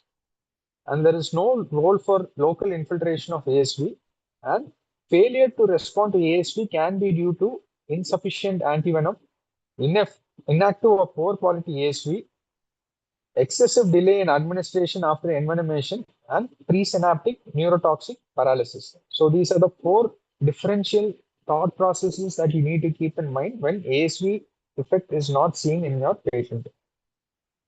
So coming to ASV reaction, it is an IgE mediated. Important thing is no ASV test dose should be given. So you need to administer ASV and assess for reaction. If it is there, then you stop ASV temporarily start a fresh intravenous saline drip, then administer injection adrenaline 0.5 milligram IM in adults over the deltoid or lateral thigh. Then you go with IV chlorpheniramine maleate 10 milligrams IV. The role of hydrocortisone in ASV reactions is still not proven. If there is bronchospasm, then you go ahead with beta 2 agonists like salbutamol or levosalbutamol. Once the patient has recovered, restart ASV slowly for 10 to 15 minutes with close observation. If no new reactions is seen, then you continue ASV till the infusion is completed. So this is about ASV reaction management. Adrenaline, chlorpheniramine, beta 2 agonists. So these are the three main areas. Hydrocortisone, if ASV reactions is present, even though there is no proven benefit of it. So the observations that you need to see in response to anti-snake venom is patient gets symptomatically better. There will be spontaneous resolution of bleeding. The coagulation parameters usually normalize. In shock patients, the BP starts to improve. In neurotoxic envenomations, because of postsynaptic involvement, usually they start to improve as early as 30 minutes. And active hemolysis and rhabdomyolysis may cease in a few hours. So these are the features that you usually see. The best way of remembering is you know about the clinical manifestations. You will see that there is a gradual improvement over time. So the time period may vary as early as 30 minutes for neurological manifestations till 9 hours for hematological related parameters. So coming for neurotoxic envenomation, if it is presynaptic, it is only supportive management. Intubate, mechanically ventilate. If it is going to be long-term ventilation, you proceed with tracheostomy. So that weaning is more practical and possible. If it is postsynaptic, then you go with anticholinergic therapy like oral neostigmine 15 milligrams 6th hourly or oral pyridostigmine of 60 milligrams 6th hourly with atropine if needed. Coagulopathy, blood products only if there is life-threatening bleed after ASV administration. Heparin, tranexamic acid are not helpful and don't need to be given. If there is shock and hypotension, fluid resuscitation plus vasopressors plus or minus inotropes if cardiac dysfunction is there. And if rhabdomyolysis is there, IV normal saline in volumes to establish sufficient urine output with sodium bicarbonate for urinary alkalinization. If the patient has developed AKI, then there is no role of urinary alkalization. You then assess the need for renal replacement therapy based on the indications. So the three important indications are refractory hyperkalemia, metabolic acidosis refractory to medical management, and oliguric or anuric volume overload. Then coming to wound management, most likely they are going to be polymicrobial infections where there can be gram-positive, gram-negative plus inflora present. So they can manifest from cellulitis till gangrene. So the management can be just from bone debridement till the worst case scenario of amputation. So if compartment syndrome is present, fasciotomy may be needed, and the ideal antibiotic choice would be to go with amoxicillin clavulanic acid because it would cover basic gram-negative organisms and anaerobes. So these are the procedures that are usually done following a local reaction. So fasciotomy has been done here because of compartment which had developed. So this is about toxicology. So the next one is on nutrition.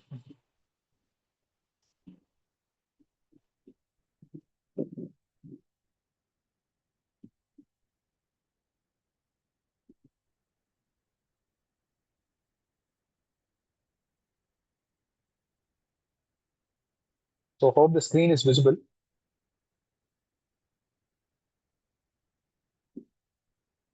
Okay. So the main questions I'll be discussing here are on assessment of a nutritional status in a critically ill patient, how to make a nutritional plan in a critically ill patient for enteral nutrition, refeeding syndrome, gut dysbiosis and probiotics, and trials in nutrition.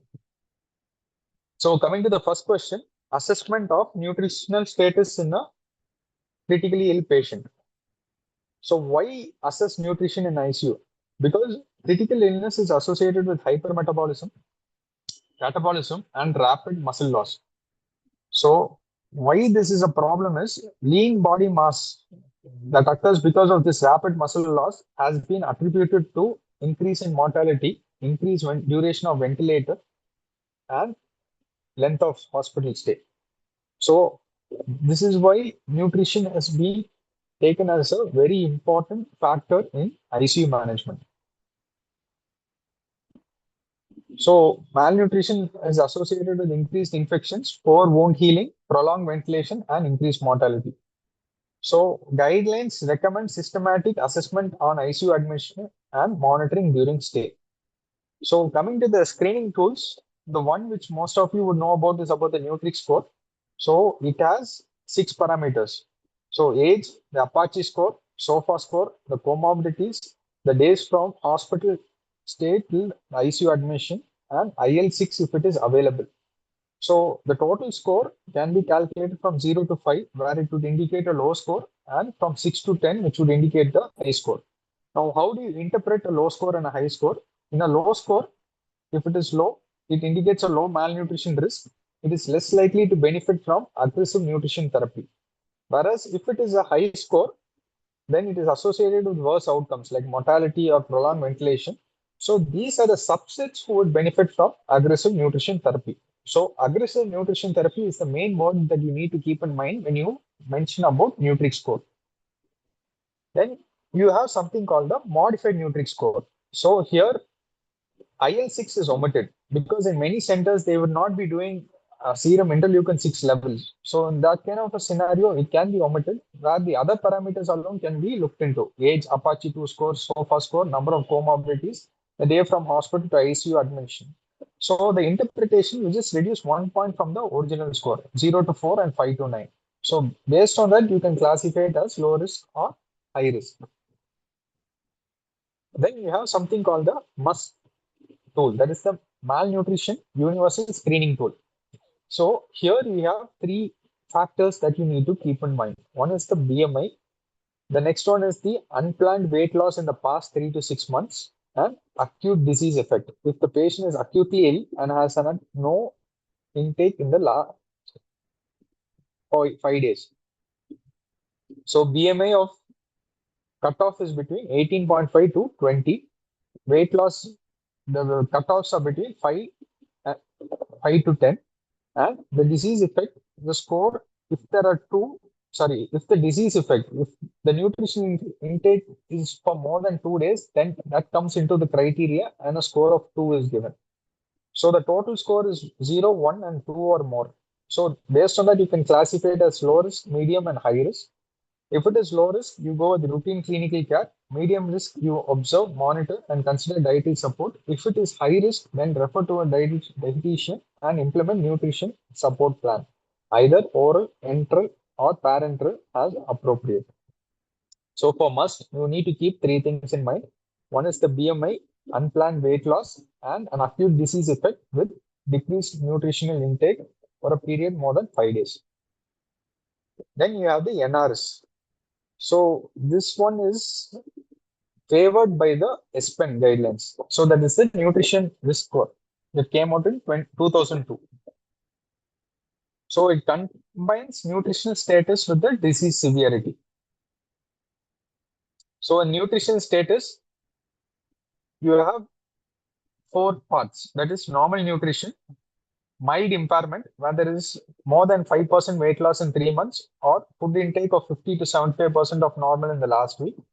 Moderate, more than 5% weight loss in 2 months. Here it was 3, here 2, or BMI between 18.5 to 20.5, or intake of 25 to 60% normal. And severe is more than 5% weight loss in 1 month, or BMI less than 18.5, or intake of 0 to 25% of normal. All right, so you have a score of 0, 1, 2, and 3. And for disease severity, you have normal, mild, moderate, and severe. Normal is no increased needs. Mild is like hip fracture or chronic disease with complications. Moderate is major abdominal surgery, stroke, or severe pneumonia. Severe is head injury, ICU patients with an Apache 2 score more than 10, sepsis, or bone marrow transplant. Then you have an age adjustment. So you need to add 1 point if the age is 70 years or more.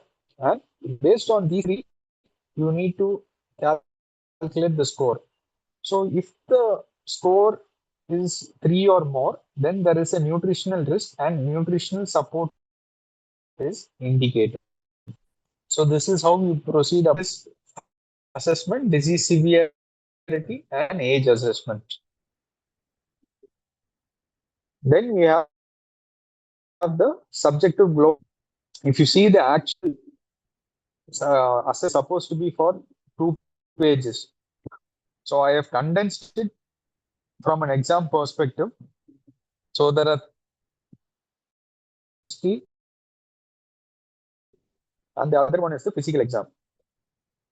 So under history, you need to look into the weight change, the dietary intake, GA symptoms, functional status, and the metabolic stress. So weight change, more than 10% loss in 6 months or more than 5% in 1 month. Dietary intake, reduced intake compared to usual, anorexia or poor diet. GA symptoms, persistent nausea, vomiting, diarrhea, or anorexia more than 2 weeks. Functional status, decline in activity, fatigue, or bedbound. Metabolic stress, like fever, sepsis, trauma, or major surgeries. Under physical examination, you need to assess for subcutaneous fat, that is seen as loss of fat in the triceps or chest, while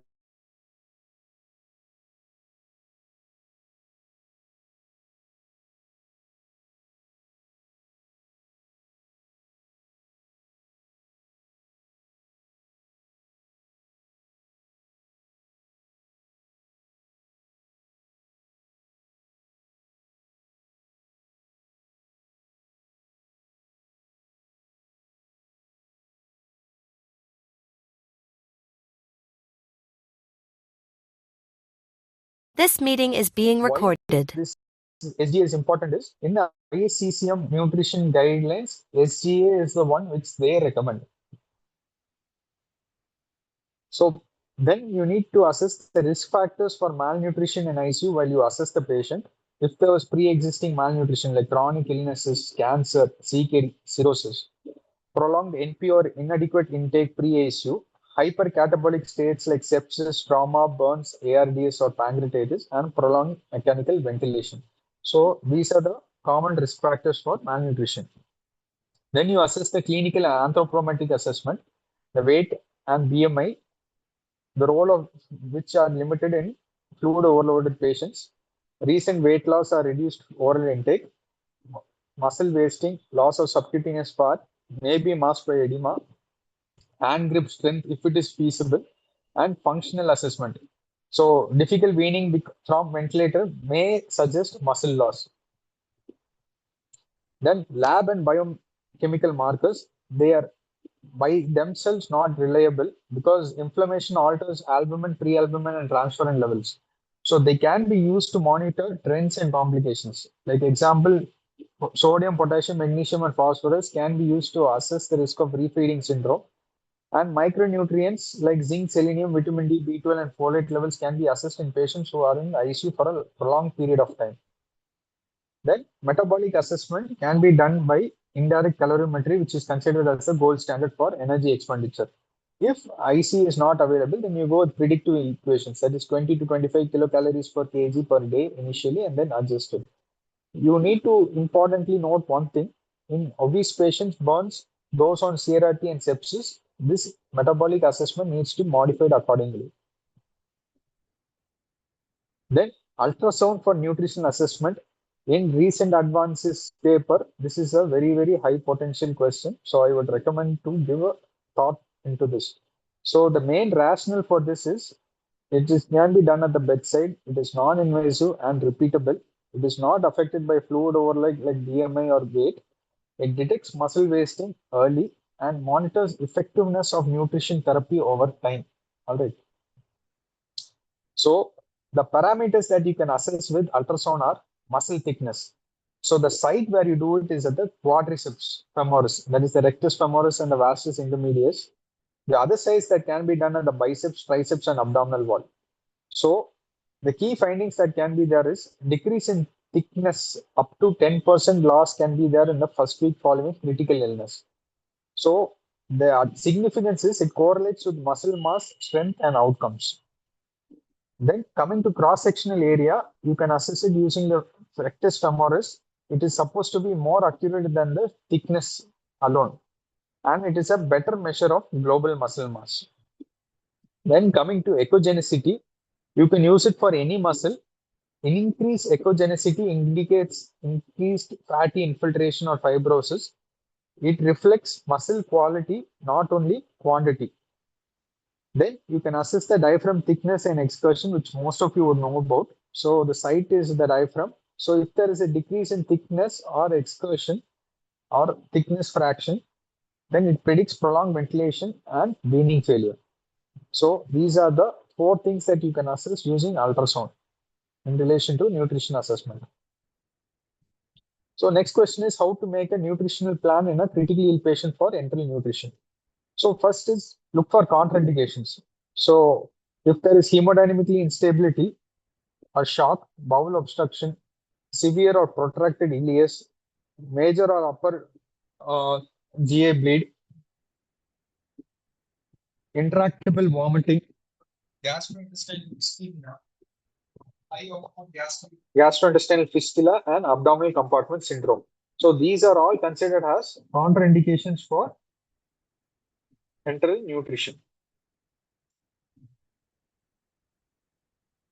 So the initial assessment is first you need to go ahead with the nutritional risk screening. So you go with validated tools like Nutri-Score. Like I said, you need to assess the Nutri-Score to assess whether you can go with the aggressive nutritional therapy in high risk groups. Then you can assess the M-Nutrix score, which is another alternative. Then you can assess the subjective global assessment tool. Then anthropometrics and clinical parameters like BMI, then weight, muscle mass, edema, or presence of organ dysfunction. Then lab parameters that can be used are prealbumin, then electrolytes, glucose, renal, and liver parameters. Then disease severity like sepsis, ARDS, and shock states. So these can be kept in mind. Then the timing of enteral nutrition. They say it needs to be started as early as possible. So start within 24 to 48 hours of ICU admission if the patient is hemodynamically stable. If they are on vasopressor supports, delay until MAP is stable and lactate is improving to avoid gut ischemia. Then caloric requirements in the early phase, that is the first 4 to 7 days, start with a hypocaloric feeding, that is less than 70% of the needs to avoid the risk of overfeeding. So then target energy after stabilization would be 25 to 30 kilocalories per kg per day as per the ESPEN and ASPEN guidelines. And for assessment of energy expenditure, you can go with indirect calorimetry if available, or you can go with predictive equations like the one I had mentioned previously. Then protein requirements, you go with 1.2 to 2 gram per kg per day, higher in burns, trauma, sepsis, lower in advanced liver or renal dysfunction without renal replacement therapy. During CRRT and hemodialysis, you need to increase the protein intake to 2.2 to 2.5 grams per kg per day. Then regarding the route and formula selection, nasogastric is preferred or post-pyloric should be considered if aspiration risk is there or intolerance. So the formulas that can be used are standard polymeric formulas for most patients, semi-elemental if malabsorption is present, and disease-specific feeds like renal diet, hepatic diet, or diabetic diet when indicated. So high protein formulas are often preferred in ICU. The main reason, like I said, is because of critical illness causing a decrease in your lean body mass. It is always preferable to go with high protein formulas. So then the feeding strategy. We start at 20 to 30 ml per hour, advance it gradually over every 4 to 6 hours as tolerated. So this is not a standard norm. This varies with each ICU protocol. Okay. So what I mentioned here is based on the ISCCM guidelines. So continuous feeding is preferred over bolus in critically ill patients. Continuous feeding with pumps or gravity bags can be preferred with use of fine bore tubes, that is 8 to 12 French. Then scientific feed formula should be preferred over blend rice feeds to minimize feed contamination. Check gastric residual volumes by syringe aspiration and not by suction pump. This point is very, very important. And GRV of less than 300 ml can be refilled if it is not blood stained. Whereas if it is more than 300, it is recommended to use prokinetics. And other indications for use of prokinetics are regurgitation or aspiration of feed contents. Now, with regard to use of the prokinetics, SPEN guidelines recommends only two. One is metoclopramide in a dose of 10 milligrams 12th hourly to 8th hourly. And the other one is erythromycin in a dose of 250 milligrams 8th hourly. So, main concern with erythromycin is you need to give it for a maximum of 48 to 72 hours because after that period, the risk of tachyphylaxis sets in. So, most of the setups, metoclopramide is what is used, routinely used. Other drugs like cisapride or levosulfuride also can be used, but they are not recommended as per the guidelines. The next is monitoring and adjustments. It is always important to monitor the electrolytes, especially potassium, magnesium, and phosphorus, to assess for refeeding risk. And along with that, you need to assess the glucose levels and the hydration status. Assess for GA tolerance, that is, you assess for distension, vomiting, diarrhea, or constipation. Assess for aspiration risk. Always keep the patient in a head up position of 30 to 45 degrees. And if refeeding syndrome is present, you start slow, then supplement thiamine also and correct electrolytes prior to feed initiation. Micronutrient and adjuncts provide daily vitamins and trace elements, especially if the patient is in a prolonged ICU stay, because they will be having deficiency of trace elements and vitamins. So vitamin D, selenium, zinc supplementation, if deficient, should be given. The other trace element I missed is chromium. So that also needs to be given.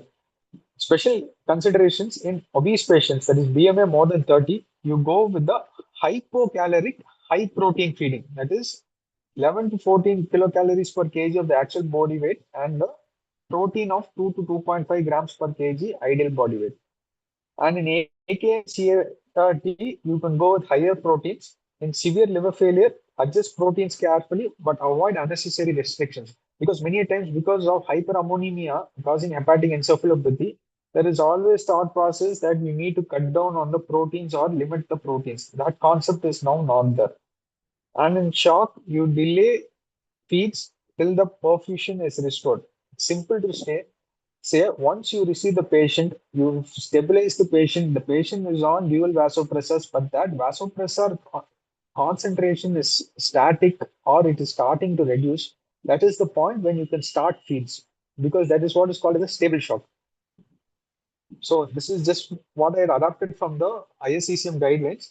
So on patient admission, check if they are stable or not. If they are not stable, wait for the stabilization. Then if they are stable, then you assess the patient for risk of malnutrition.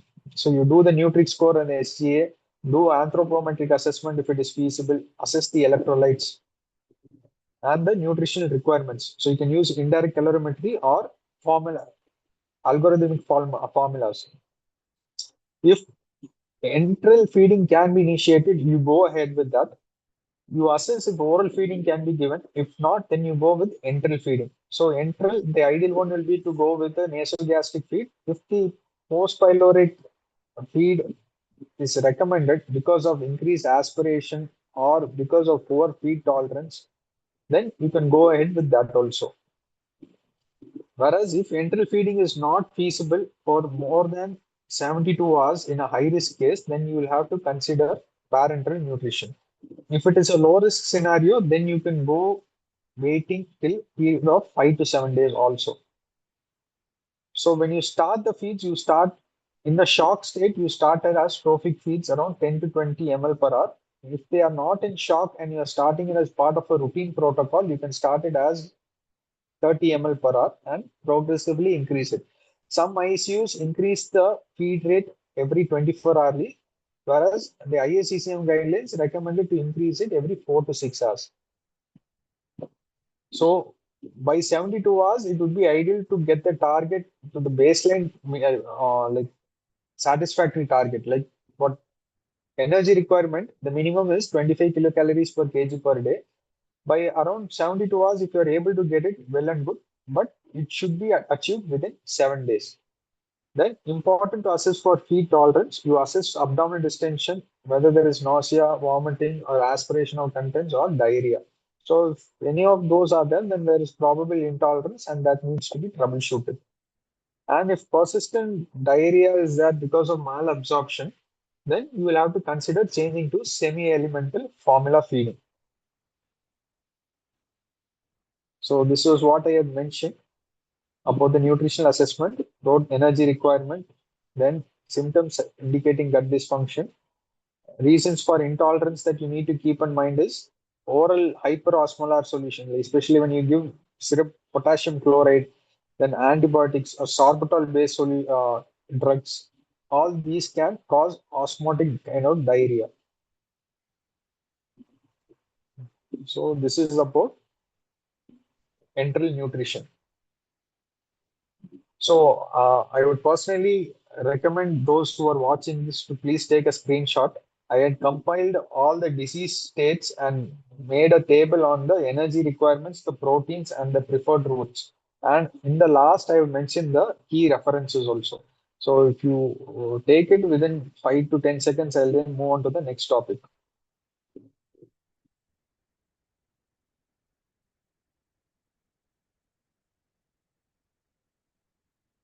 Okay. So coming to refeeding syndrome, very, very high potential question, must know question. So refeeding syndrome is defined as a medical complication that results from fluid and electrolyte shifts as a result of aggressive nutritional rehabilitation from any source. It can be an oral diet, enteral nutrition, parenteral nutrition, or intravenous dextrose solutions. So even in dextrose solutions, you can get refeeding syndrome. Metabolic disturbances manifest as cardiopulmonary, hematological, and neurological dysfunction in these subset of patients. And hypophosphatemia is considered as the hallmark of refeeding syndrome and is often used as surrogate marker for refeeding syndrome. So the American Society for Parental and Enteral Nutrition, ASPEN 2020, they define it as a decrease in serum phosphate, potassium, and magnesium within 5 days of starting feeds or significantly increasing nutritional support in a previously malnourished or starved patients. So they have a grading, mild, moderate, and severe, where mild is 10 to 20% fall in any of the electrolytes, moderate is 20 to 30% fall, and severe is more than 30% fall. Or there is presence of organ dysfunction due to electrolyte shifts and or thiamine deficiency. So this is a very important definition that you need to keep in mind. So the risk factors, we have high risk factors like BMI less than 16, more than 15% weight loss in 3 to 6 months, no intake for 10 more than 10 days, or low baseline electrolytes. Then you have very high risk factors like BMI less than 14 or no intake more than 15 days. And ICU specific amplifiers like organ failures, sepsis, mechanical ventilation, alcohol use, oncological patients, diuretics, insulin therapy, CRRT, and frailty. Frailty meaning the elderly group of populations who are the ones who are at increased risk of refeeding syndrome. So these are the important risk factors that need to be kept in mind. From an exam perspective, when you read so much of content from theory, it is difficult to remember. Please remember at least 3 of these. So coming to the pathogenesis, first you need to know what happens during starvation and then what happens during refeeding. So the metabolic changes during starvation is, under normal circumstances, the primary fuel of the body consists of glucose that is derived from carbohydrate breakdown. So at least 100 to 150 grams of glucose is needed for daily optimal brain function and to prevent protein breakdown. So excess carbohydrates and protein intake can be stored at fat. So during short periods of fasting up to 24 hours, glucose which is stored in liver and muscles can be utilized after glycogenolysis to provide carbohydrates. During prolonged fasting, the metabolism switches from fat and protein utilization after glycogen stores have been depleted.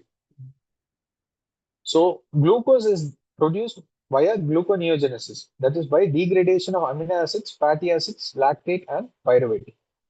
So when the fasting period prolongs, the metabolic rate decreases by 20 to 25%. Plus, there is concomitantly depletion of your intracellular electrolytes and vitamins. So these loss are further exacerbated by diarrhea, vomiting, diuretic use, and other additional losses. So what happens during refeeding? So the patient is already starved. There is intracellular depletion of electrolytes and vitamins. So when a patient is reinitiated on a refeeding program, metabolism switches back from the protein and fat metabolism to the breakdown of carbohydrates. This leads in a marked increase in insulin secretion, leading not only to an increase in intracellular glucose uptake, but also an intake of electrolytes such as potassium, phosphorus, and magnesium. So this shift, along with the already depleted glycogen stores, can lead to changes in cardiac arrhythmias, neuromuscular dysfunction, and hematopoietic dysfunction. Insulin causes natriuretic effects on the renal tubules, so that leads to increased sodium and water reabsorption and retention, leading to extracellular volume expansion. And in susceptible set of patients, it can lead to severe pulmonary peripheral edema, and if very, very severe, can lead on to acute heart failure. So the clinical manifestations are usually seen within 2 to 3 days of refeeding. So they can manifest as hypophosphatemia. So from an exam perspective, you can classify it into 4 areas: neurological, CVS, RS, and hematological. So in neurological, there can be paresthesias, weakness, delirium, seizures, and coma. CVS, there can be shock because of decrease in contractility, causing a decrease in stroke volume. Then there can be cardiac arrhythmias. There can be diaphragmatic weakness. Then hemolysis, thrombocytopenia, and leukocyte dysfunction can also occur just because of hypophosphatemia. With regard to hypokalemia, there can be weakness, cardiac arrhythmias, gastroparesis, paralytic ileus, or colonic pseudo-obstruction can occur. So that can manifest as nausea, vomiting, abdominal distension, and constipation. And in worst case scenarios, it can cause rhabdomyolysis. Hypomagnesemia can produce symptoms which can be a combination of hypokalemia and hypocalcemia, whereby there can be weakness, tremors, altered mental status, tetany, seizures, and coma. Cardiac arrhythmias can be seen in these groups, and they can also lead to ileus, which can manifest as nausea, vomiting, distension, and constipation. Then thiamine deficiency can occur, which can manifest as lactic acidosis, Wernicke's encephalopathy, Korsakoff psychosis, wet beriberi manifesting as heart failure, nystagmus, and dry beriberi manifesting as peripheral neuropathy. Then sodium retention, which can lead to fluid overload, pulmonary edema, and cardiac decompensation in susceptible group of patients. So the diagnostic criteria, like I said in the initial slide, it occurs within 5 days of reintroducing or significantly increasing the calories. So the severity can be classified as mild, moderate, and severe. So mild is 10 to 20% fall in serum phosphorus, potassium, and magnesium. Moderate is 20 to 30% fall, and severe is more than 30%. The hallmark is hypophosphatemia, though hypokalemia and hypomagnesemia are equally important to be looked into. So coming to the treatment. So identification of critically ill patients at risk of refeeding syndrome is very, very important. So you see there is a decrease in phosphorus level of at least 0.5 milligrams per deciliter to below 2 milligrams per deciliter from the baseline levels on ICU admission within 72 hours after commencement of nutritional support is very, very high suggestive of refeeding syndrome. And important to assess for risk factors. Like I said, you have high risk factors, very high risk factors, and ICU related factors. So the initial management, the initial treatment, you can classify it into 2 parts. There is the general measures and the specific measures. So in general measures, we have airway management, where if it is compromised, you will have to intubate. And ventilatory management, you can go with NIV or invasive ventilation if there is respiratory distress, apnea, or bradypnea. Then circulatory management is mainly you need to concentrate on management of heart failure and cardiac arrhythmias. So cardiac arrhythmias can be managed with pharmacological and or electrical cardioversion, and acute heart failure can be managed with inotrope supports, vasopressors, and or diuretics. And with regard to disability, if they present with coma, you need to rule out other causes like structural lesions and other metabolic abnormalities before you come to a diagnosis of refeeding syndrome related complications. And if seizures are there, then you will have to initiate them on anti-seizure medications. So with regard to specific treatment measures, before feeding, you check phosphorus, potassium, magnesium, you correct them if they are low. Administer thiamine of 100 to 200 milligrams IV before starting feeds or IV dextrose and continue it for 5 to 7 days. And supplement multivitamins, that other vitamins, for at least a period of 10 days in this subgroup of patients. With regard to caloric initiation, start with 10 to 20 kilocalories per kg per day or 100 to 150 grams dextrose in the first 24 hours. So you advance by about 25% of the goal in every 1 to 2 days. If the electrolytes is very severely low post initiation, then delay the feeding till it is corrected. If the electrolyte fall occurs rapidly during feeds, then you reduce the caloric content by 25%, stabilize, and then re-advance slowly. The best way of explaining this is through this diagram. So on day 1, you start at 25%. Then on day 2, you increase it to 50%. Day 3, you increase it to 75%. And day 4, you try to get it to 100%. So you assess the daily phosphorus levels and you then see how severe the fall is. So if there is about a 0.5 to 2 milligram per deciliter fall, then it's something that you need to be concerned about. So if it is very severe and you see that the other electrolytes are also very markedly low, then you need to reduce it by 25%. All right. So usually for a 50 kg patient, you would start with 10 kilocalories per kg per day as a target. So you go with 10 into 50 is 500 kilocalories on day 1 and gradually increase. So this table is being taken from the ESPN guidelines. So this advancement of 25% is based on the ESPN. It is preferable from an exam perspective to go based on the ESPN guidelines for this, because the Aspen recommends it as 33%, but it is very, very difficult to titrate the feeds forward and backward based on the Aspen guidelines. So what I would personally recommend is to go with the Aspen guidelines of management of feed initiation and titration. Then with regard to electrolyte management, like I said, you need to monitor the phosphate, potassium, and magnesium levels every 12 hours for the first 3 days. Repeat according to the standard ICU protocols. So what they generally say is to potassium levels should be like supplemented as 2 to 4 milliequivalents per kg per day, phosphorus as 0.9 to 1.8 milliequivalents per kg per day, and magnesium of 0.4 milliequivalents per kg per day IV or 0.8 milliequivalents per kg per day oral. So this is as per the Aspen guidelines. So you continue daily monitoring till the patient is clinically stable from a lab perspective and clinical perspective. Monitor vital signs every 4 hours for the first 24 hours. Usually in ICU setup, there is continuous telemetry, so this is not really concerning. Cardiac monitoring is essential in severe cases. Strict fluid balance should be kept in mind, and daily weight should be noted if it is feasible, and it is important to monitor the blood glucose levels.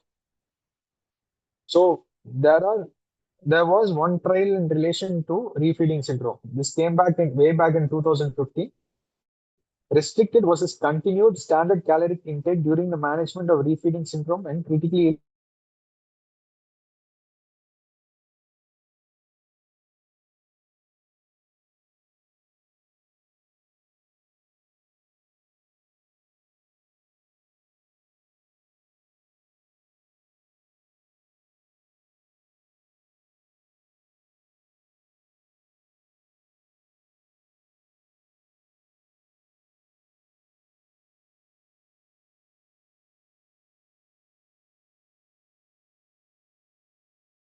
This meeting is being fewer recorded. respiratory or airway infections, and shorter hospital stays. Main positive takes from the refeeding trial. So then coming to the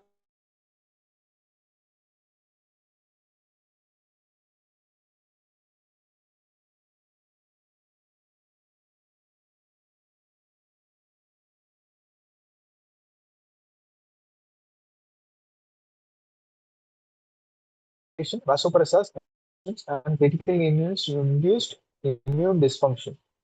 So dysbiosis is considered as the motor of multi-organ dysfunction syndrome. So the pathophysiology of how this causes a problem is critical illness or ICU factors lead to loss of commensal microbes with a decrease in diversity.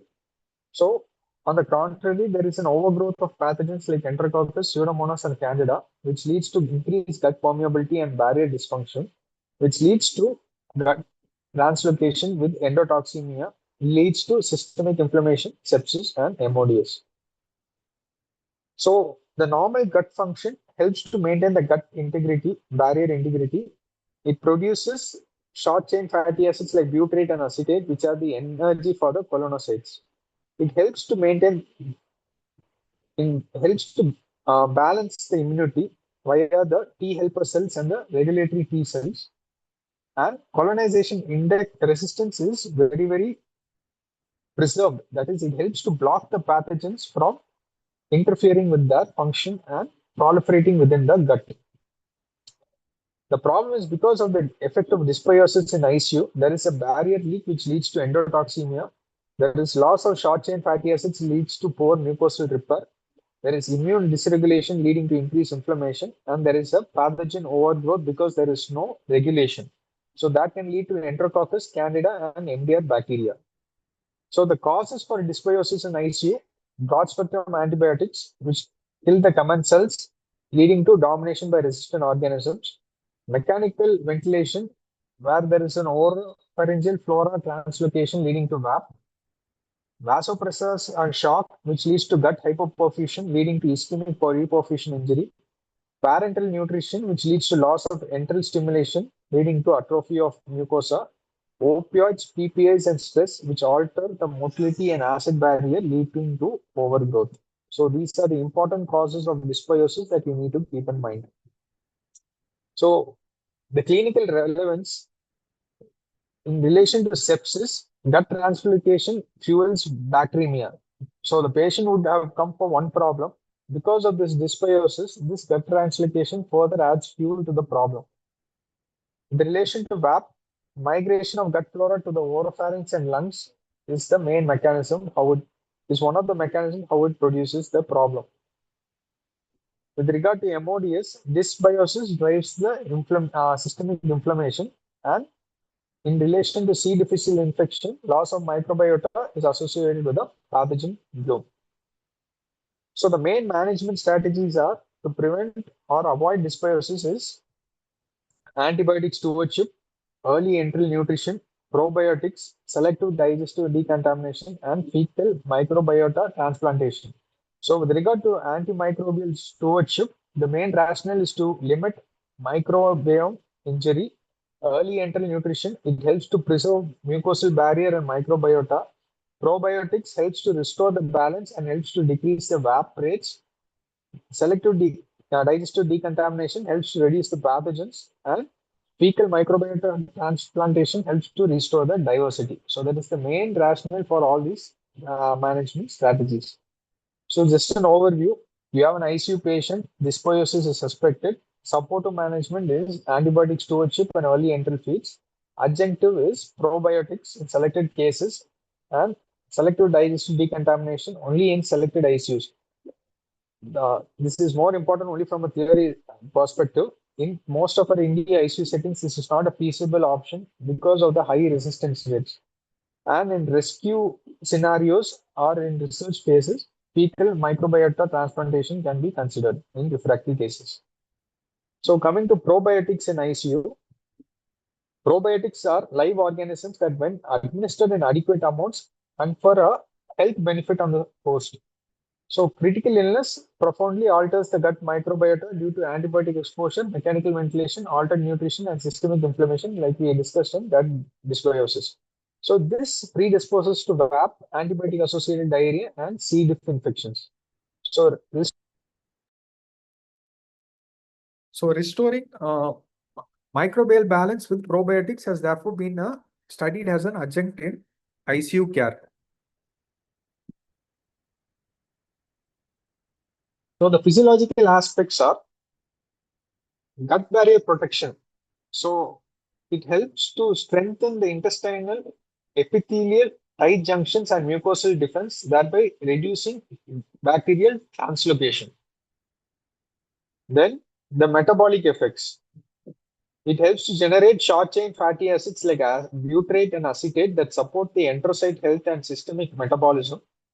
Colonization resistance. It helps to compete with pathogens for adhesion sites and nutrients, produce organic acids and bacteriocins that inhibit harmful flora. Immunomodulation, that is increase mucosal IgA, modulate cytokine profile that downregulate the harmful cytokines TNF alpha IL-6 and upregulate the good interleukins that is IL-10. And with the systemic impact, it helps to reduce endotoxemia, modulate inflammatory signaling pathways.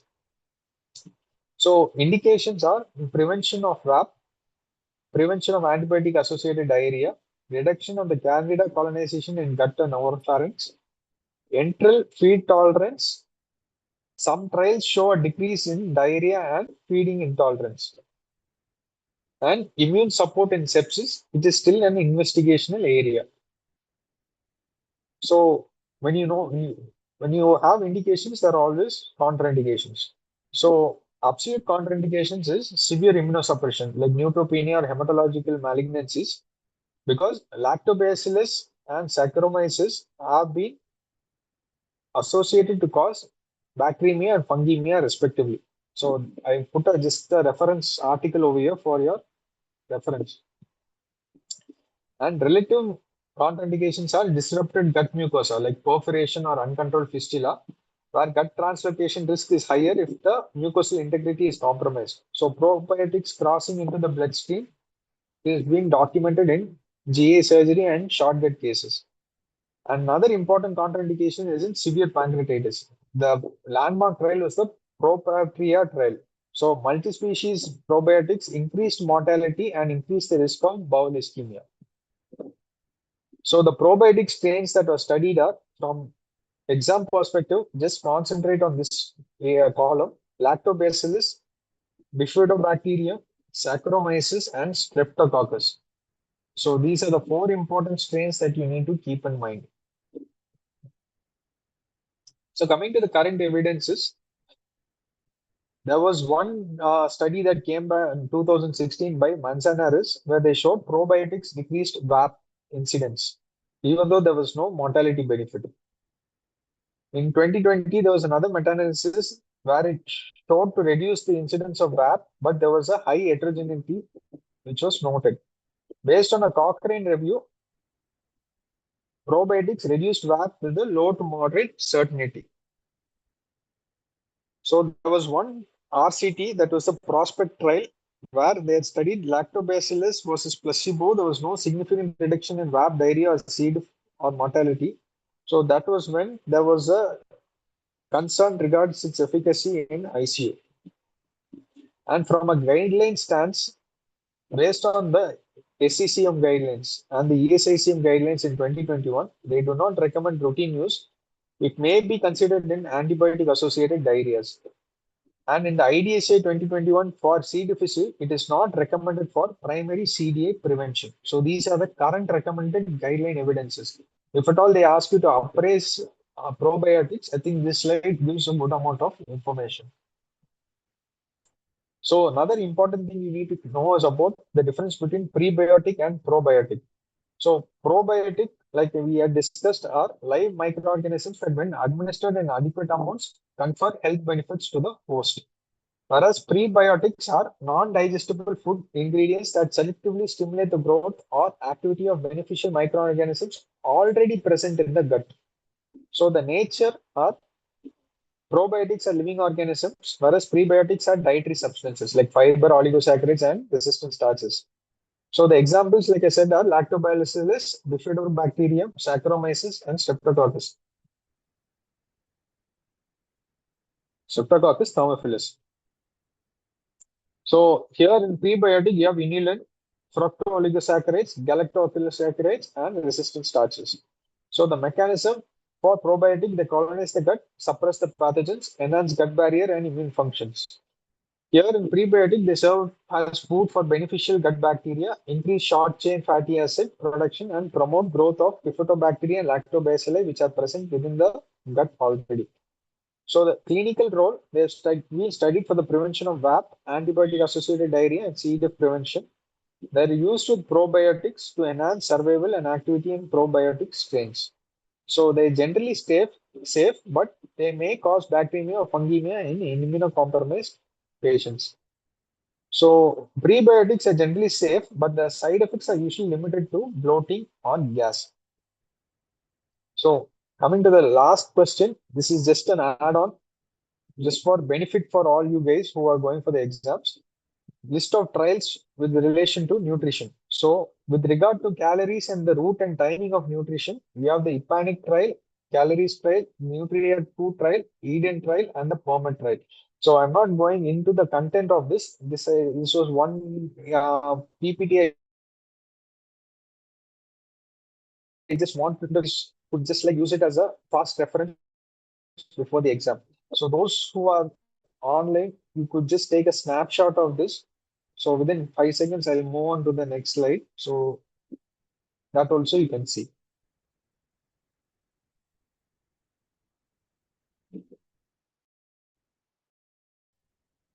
Well, the EICU trial, the Nutria 3 trial, and the Intact trial. So mainly made it like a pickup format so that it would be easy to identify and like revise it before your exams.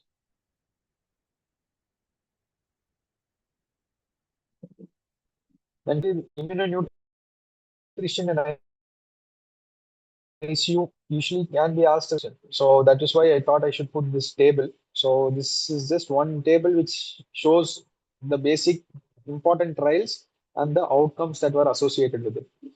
So we'll take 5 seconds, then we'll go on to the next one. Okay.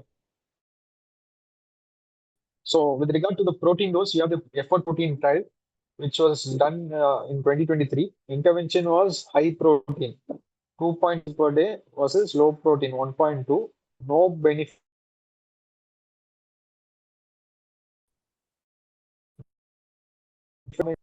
With regard to indirect calorimetry, you have the Tikakos trial. So the one which came in 2011 was a pilot study which showed benefit, whereas the 2021 it did not show any mortality benefit. So it is used for accuracy, but has no relation to outcome.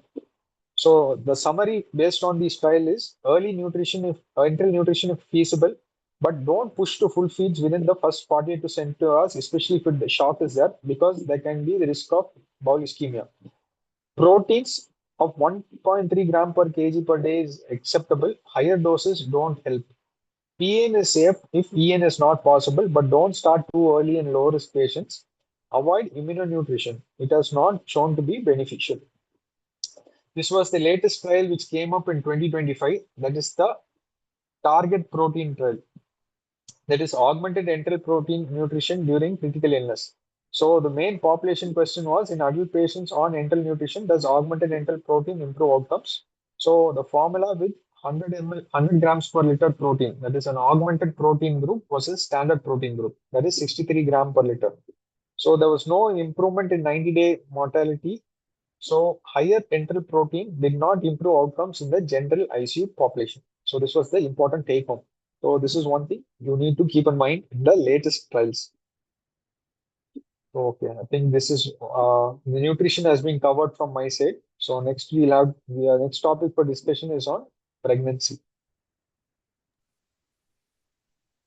Thank you, Srihari. That was very nice. Actually, you covered most of the recent articles also.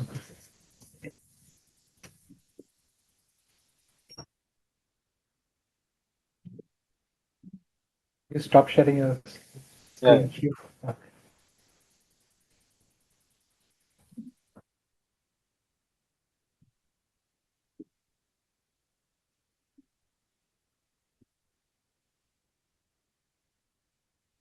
Yeah, it's visible. Am I audible? Yeah, yeah. Okay, great. Okay, so going ahead with the topics in pregnancy. So we have AFLP, that is acute fatty liver of pregnancy. So this is one of the short notes questions that can be combined with other questions in pregnancy or topics related to any hepatic disorder also. Okay, it is a very short topic. Okay, so I will go under the following headings. And what is acute fatty liver of pregnancy? It is a combination of hepatic dysfunction due to a microvesicular infiltration of hepatocytes. Okay, what are the infiltration which happens? It's the fatty acids which is incompletely metabolized. Okay, so it is thought to be a variant of the preeclamptic toxemia, has a higher mortality rate, both fetal and maternal. Okay, and the etiology is more likely told about improper metabolism in the fetal system as compared to maternal system, but exact etiology is still not known. So, fetal fatty acid metabolism abnormality is what is known to be one of the processes or the causes for acute fatty liver of pregnancy. Okay, often these patients are also associated to develop diabetes insipidus. So if you look at the pathophysiology, if at all a question is asked, it's more commonly seen in low BMI nulliparous women with multiple gestation in the third trimester of the pregnancy. Okay, nulliparity, multiple gestation, low BMI, and towards the end of pregnancy, that is in the third trimester. So these are the pregnant females who are at a higher risk of developing AFLP. What usually happens is if these patients have a male fetus, predominantly it is seen in male fetus as compared to female fetus, it has issue with fetal fatty oxidation defects. So what happens? It causes accumulation of fetal long chain 3 hydroxy fatty acids. So this fetal fatty acid metabolism, which is not able to metabolize the fatty acids, overwhelms the maternal mechanism. Okay, the maternal hepatic metabolism to metabolize fatty acids. So because the enzymatic machinery in the mother is overwhelmed by excessive outpouring of fatty acids from the fetus, the liver goes into something called as acute fatty liver of pregnancy. That is what is characterized by the microvesicular deposition of free fatty acids. Okay, so remember, pregnant females, your low BMI, last trimester, mostly male fetus, improper fatty acid metabolism in the child, overwhelming the maternal metabolism, causing acute fatty liver of pregnancy. So this is about the pathophysiology of AFLP.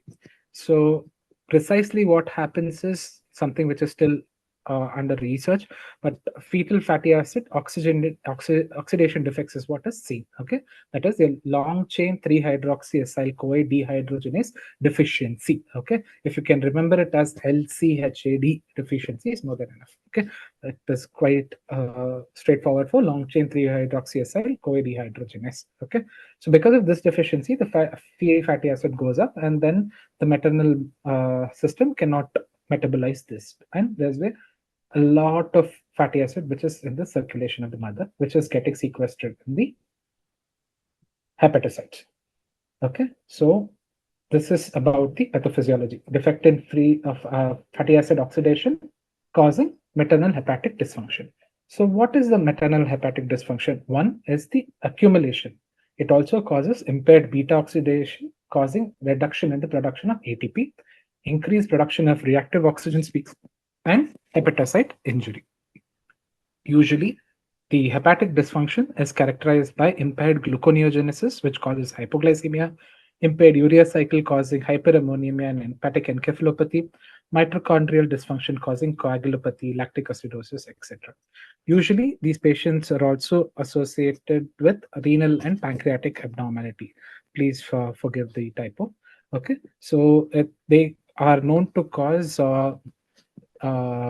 acute kidney injury, and sometimes even pancreatitis is also associated with AFLP. Okay, so you might have an elevated lipase and amylase in patients who develop AFLP. So you might be thinking, what is the preceding insult? So it's always a little confusing when the patient comes to us. Okay.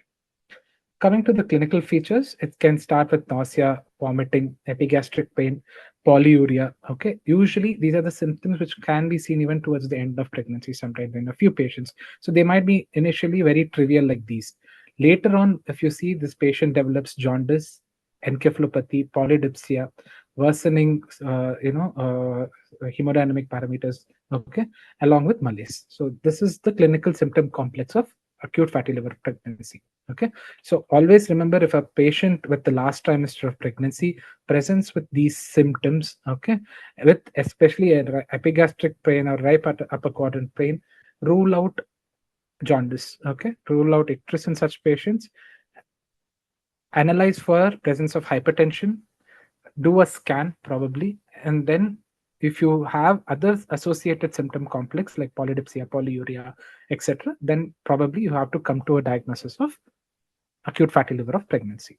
So this still now is not very straightforward, right? It can be seen in a lot of other conditions as well. Okay, so how do we understand this? So there is another criteria which I'll be discussing later. It's called as the Swansea criteria.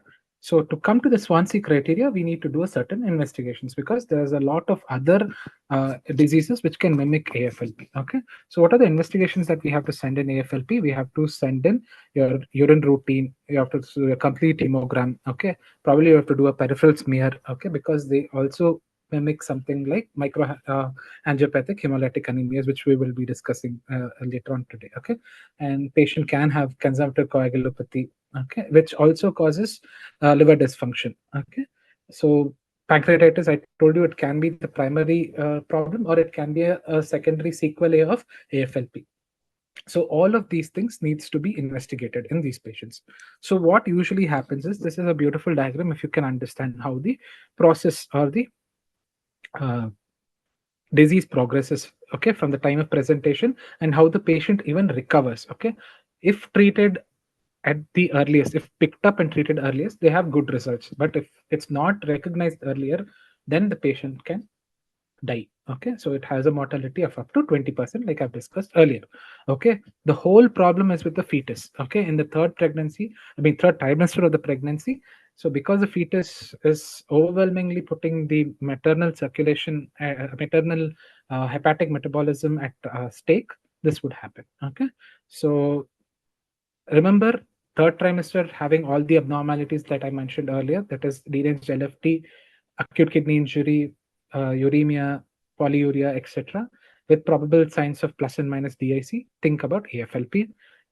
Best thing is to optimize hemodynamics and deliver the baby. Okay, probably you might have to also think about fetal lung maturation and then go ahead and deliver the fetus. Okay, so if you have done this, usually within the first 7 days, the patient starts recovering. Okay, and at the end of 1 to 4 weeks, all the other parameters also is set to recover to normalcy. Okay, so the timeline of insult to recovery is roughly between 1 to 4 weeks if everything is managed accordingly.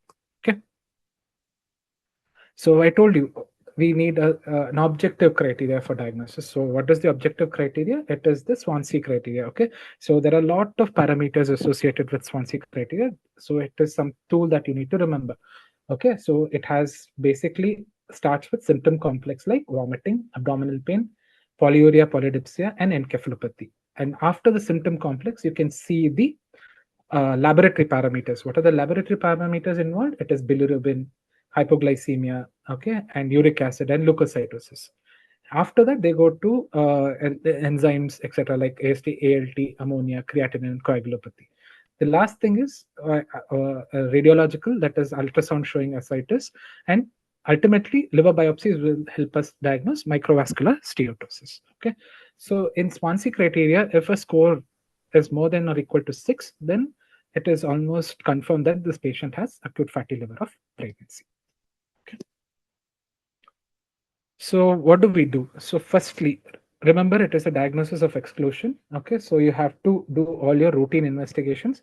So whenever the patient comes in the third trimester, look at other causes. Okay, there might be other causes for uh, jaundice as well. Rule out other causes of in raised bilirubin. Okay, so whether hemolysis is there. Okay, all of that has to be ruled out, and then you do all your routine testing.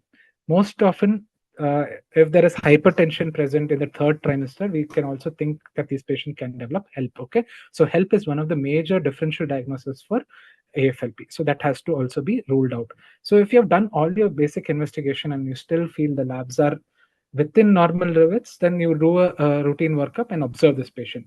But if you feel that it is not proper, then you have to work up, look for your Swansea's criteria, and then come to a diagnosis of AFLP. And the management is always delivery of the fetus with other supportive care like watching for hypoglycemia, hemodynamic optimization, watching for acute kidney injury, hepatoprotective measures. Okay, these are the things that you need to do for a patient with uh, acute fatty liver of pregnancy. Okay, so this is about the mother. So what do we have to do for the fetus? Always have a cardiotocogram, monitor the fetal activity, manage the hypertension, okay, and look for any acid base imbalance, because that can directly insult the fetal activity and can also cause a fetal demise. Okay, so these are very important. Okay, so this patient has to be closely monitored and timely intervention has to be done. Okay, so you might have to start this patient on maxal drip also, okay, based on pre-eclampsia, if at all the patient is predicted to develop. So that is also supposed to be kept in mind. Okay, if the mother develops diabetes insipidus, then you need to use desmopressin. Other hepatoprotective measures, etc., have to be controlled. Most importantly, when you're giving hepatoprotective measures, beware. Okay, so patient might lose a lot of fluids also, so you might have to titrate all the hepatoprotective measures based on response. Okay, worst case scenarios, there have been case reports of even liver transplantation, but still widespread necessity and guidelines for liver transplantation in AFLP is not present. Most of the data which is available for AFLP, they say if you treat the patient at the earliest and delivery is done, more than enough that the patient will recover. Okay. So what are the complications associated with acute fatty liver of pregnancy? It can be encephalopathy, ascites, hypoglycemia, consumptive coagulopathy, and pancreatitis. Okay, so these are the complications, and they have to be managed accordingly. Okay, sometimes even volume sequestration, etc., can happen. Capillary leak, it can also cause ARDS. Okay, so I told you earlier the most important differential diagnosis of AFLP is HELP syndrome. Okay, so whenever the patient has AFLP, also think about HELP. Okay, most important diagnostic distinction, what you would see is acute kidney injury, etc., is more common in AFLP as compared to HELP. In HELP, mostly you will see proteinuria, elevated LDH, hyperbilirubinemia, etc. Okay, so that is more thing, and the development of jaundice will not be as severe as compared to AFLP. Okay, AFLP will have a higher burden of jaundice as compared to HELP. Okay, so this is most important categorization. Along with that, HELP itself has a different set of things. The enzyme derangement would be very high. Okay, so you have to use your other criteria for diagnosis of HELP in such patients. Okay, so keep that in mind most often. Okay, and schistocytes, etc., are most commonly present in HELP, which is usually not seen in acute fatty liver of pregnancy. Okay, so there is some amount of lysis. So lysis is also associated with low haptoglobin, schistocytes, etc. So these are the markers that can help you differentiate between AFLP and HELP. Okay, so this is about the differentiation between AFLP and HELP. So this is a summary. Okay, this is just about how to go about. Okay, pathophysiology, write about the presentation, findings, differential diagnosis, and lastly, management. In management, don't stop with maternal support. Think about fetal also. Okay, so you need to talk about sequelae and complications as well. Okay, so this is the gist of a management of fatty liver of pregnancy. Okay, that's a very straightforward thing. Okay, so it can be asked like short one. Okay, not much to know about.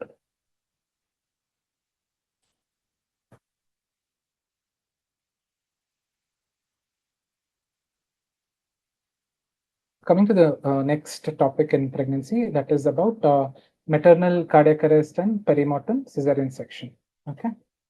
So this is also one question which can be both in practical and theory. Okay. So as we all know, maternal mortality is a key health indicator. Okay. Especially with majority burden, when 120,000 still having this issue. Okay. So cardiac arrest in mother usually has a higher mortality for mother and also the fetus. Okay. So the WHO estimates roughly around 25% of deaths in India are usually because of maternal mortality. Okay. So that is something that we need to look up. Okay. So why is it different compared to any adult cardiac arrest? Okay. The only reason is because here both mother and the fetus is at risk, and we are going to treat them.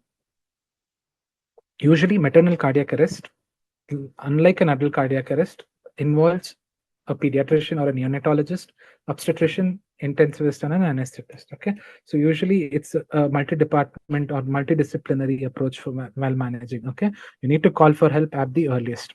So, what are the risk factors associated with maternal cardiac arrest? Broadly, we can categorize into cardiac and non-cardiac.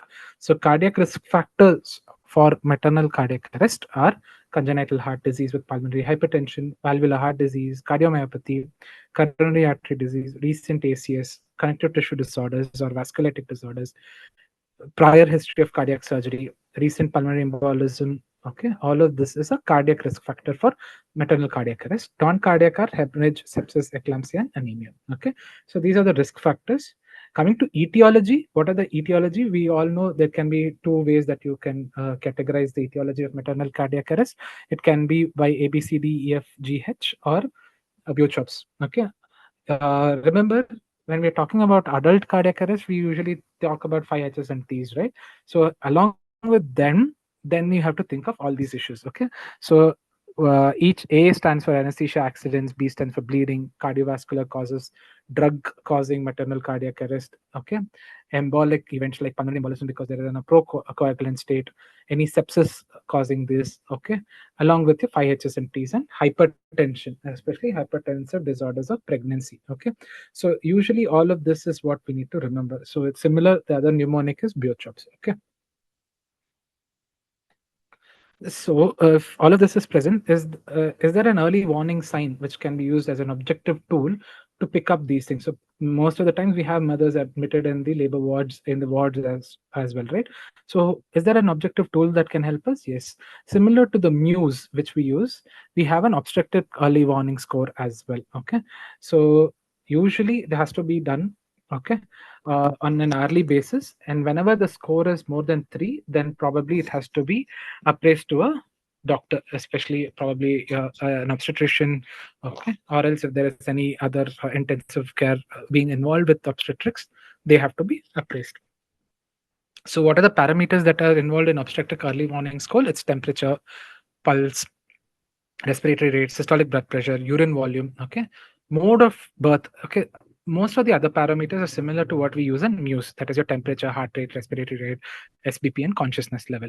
Urine output is also there in Muse. The only additional part here is the mode of delivery. Okay, so surgical, we all know probably the blood loss is high. Okay, so that is the reason it carries a higher risk. Like that is 2.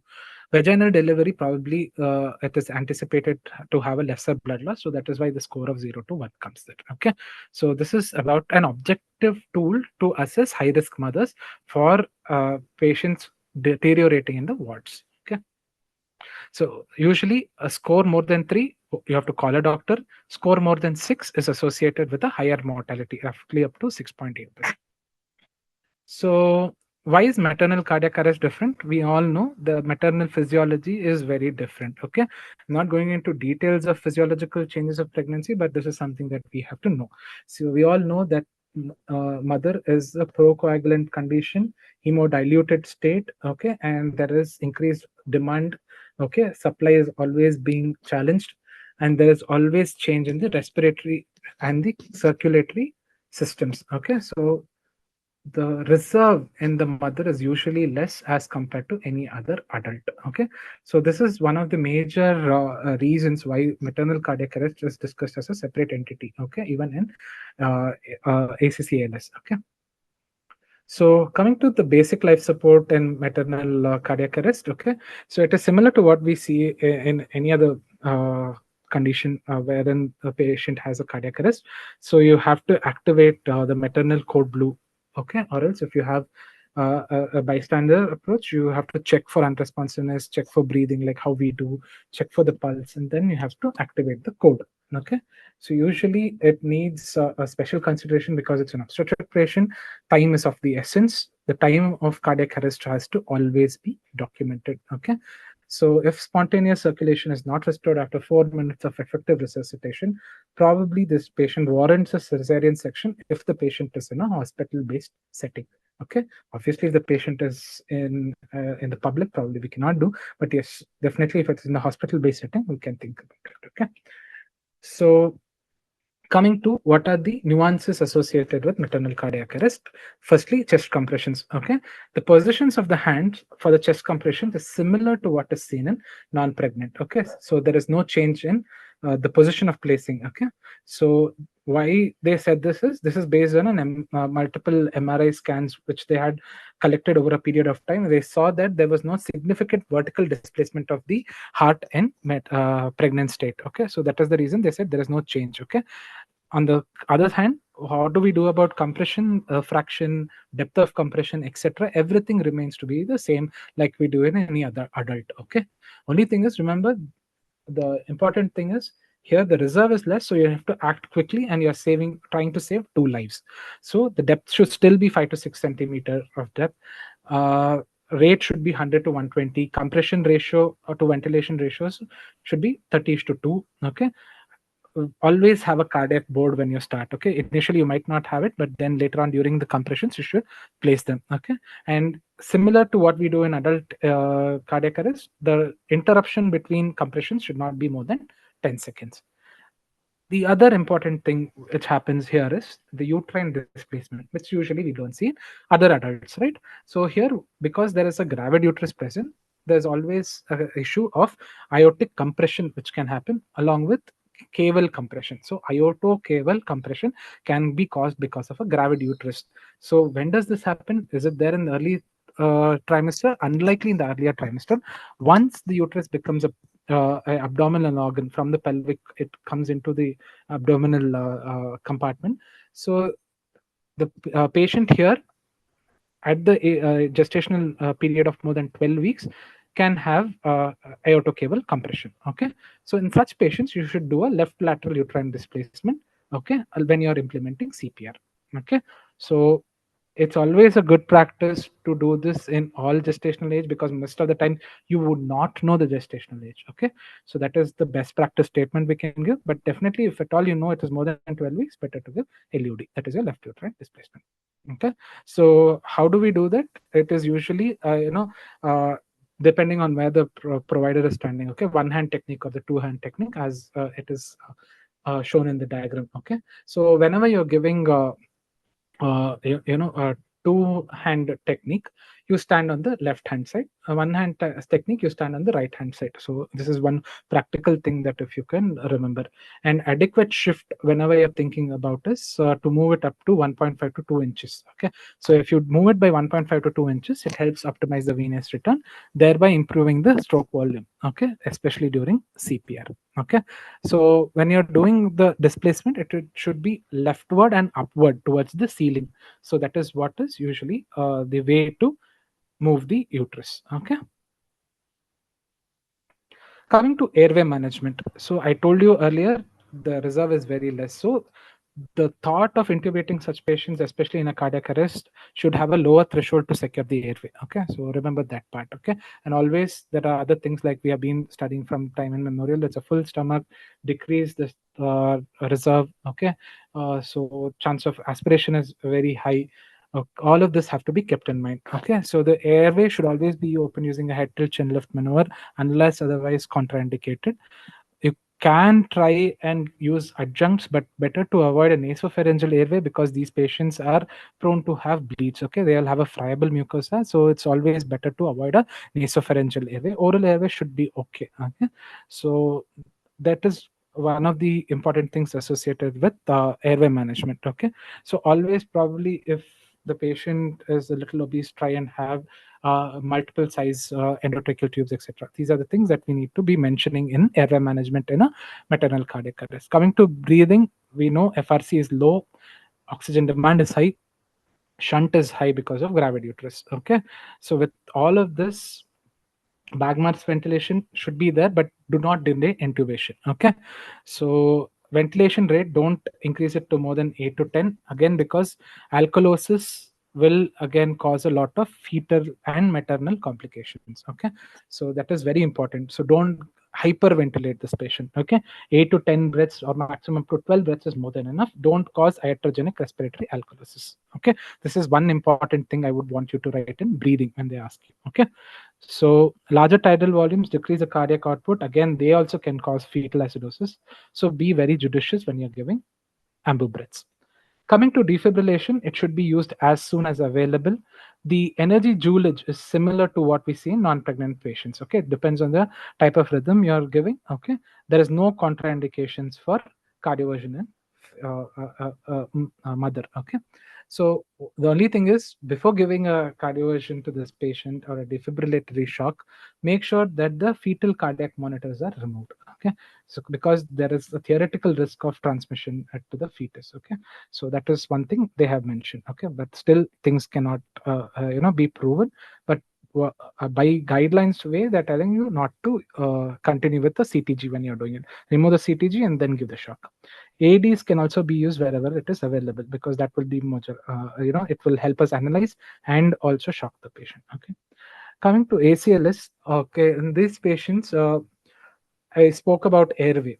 The next important thing, airway, breathing, and is majorly covered. Okay, so the most important thing I told you, don't use an nasopharyngeal airway. Other one is tubes. I told you multiple sets you have to have.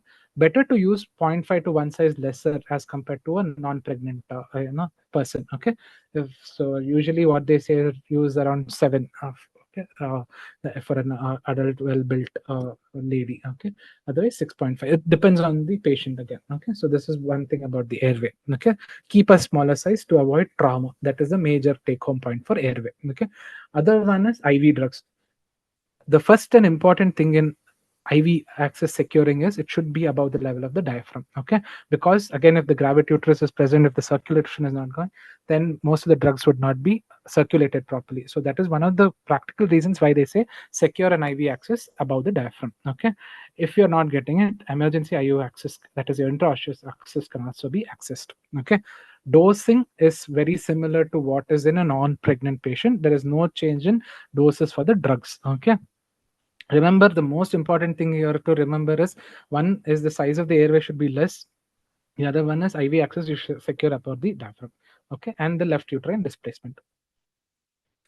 If at all you have known the cause of cardiac arrest, you have to go ahead and use the particular antidote. There is no contraindications for using an antidote in maternal cardiac arrest. Remember, mother is the priority over the child in maternal cardiac arrest. Its fetus is an added bonus if we save it. Okay, but yes, when mother has a cardiac arrest, mother is the priority that we give. Okay, that is a non negotiable aspect of maternal resuscitation. Okay, so this table, I think so, will help you understand what is the difference between a non-pregnant cardiac arrest resuscitation and a pregnant cardiac arrest resuscitation. Okay, so if you can go see this, majorly we are not seeing much. What they say is the airway that I've already mentioned. Okay, one left uterine displacement, lesser reserve. Overzealous ventilation can cause acidosis. That has to be kept in mind. IV access should be above the diaphragm. Okay, always keep a watch for drug toxicity. If at all they are present, then you have to give particular antidote. Okay, so this is about the differences between a non-pregnant and a pregnant cardiac arrest. Okay, so the algorithm is call for help, LUD, start compressions at the earliest. Okay, compression depth ratio, all of them drugs, defibrillation, everything is the same. Okay, so only when you're giving a defibrillation, if you're using AED, etc., remove the fetal monitors. Okay, by and large, you can remove the fetal monitors as soon as the maternal cardiac arrest happens. Okay, that will be an easy way to go ahead. Okay. So if at all you do all of this, you have addressed your A, B, C, D, E, F. Okay, all of these causes for cardiac arrest have been ruled out. Then if you are achieved ROSC within 4 minutes, good. If not, if it's more than 4 to 5 minutes, probably you have to think about calling the neonatologist and going ahead with the perimortem cesarean delivery. Okay, again, we need to have a lot of team who has to coordinate and do this.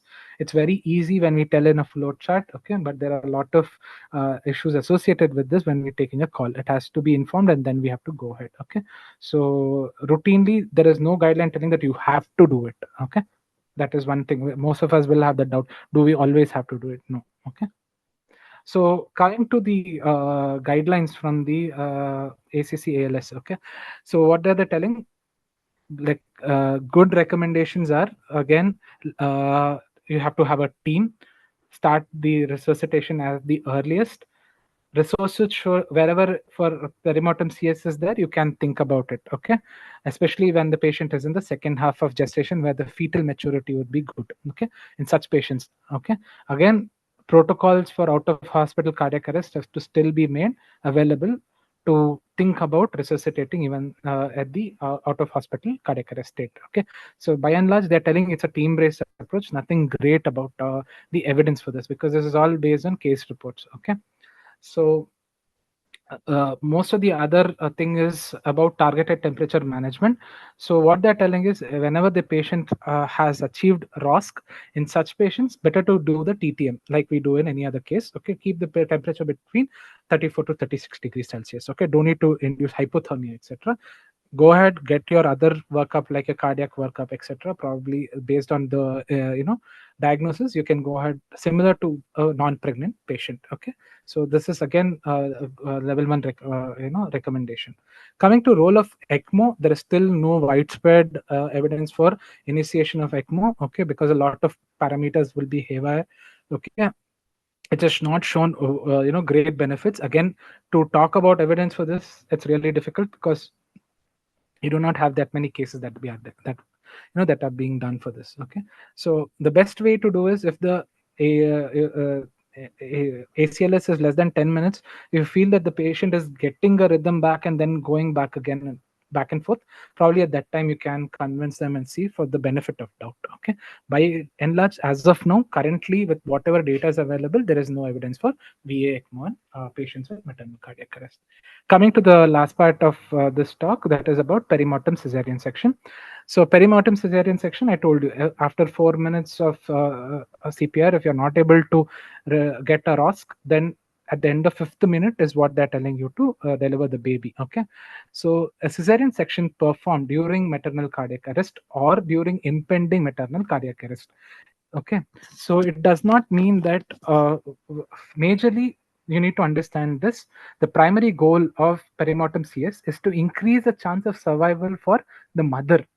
Okay, and potentially it might improve the fetal survival. Okay, but again, the primary duty for this procedure is aimed at maternal mortality reduction. Okay, so it is only to improve the circulation and improve chances of uh, achieving ROSC. Okay, so the whole gravid uterus might be one of the reasons why all this might be happening.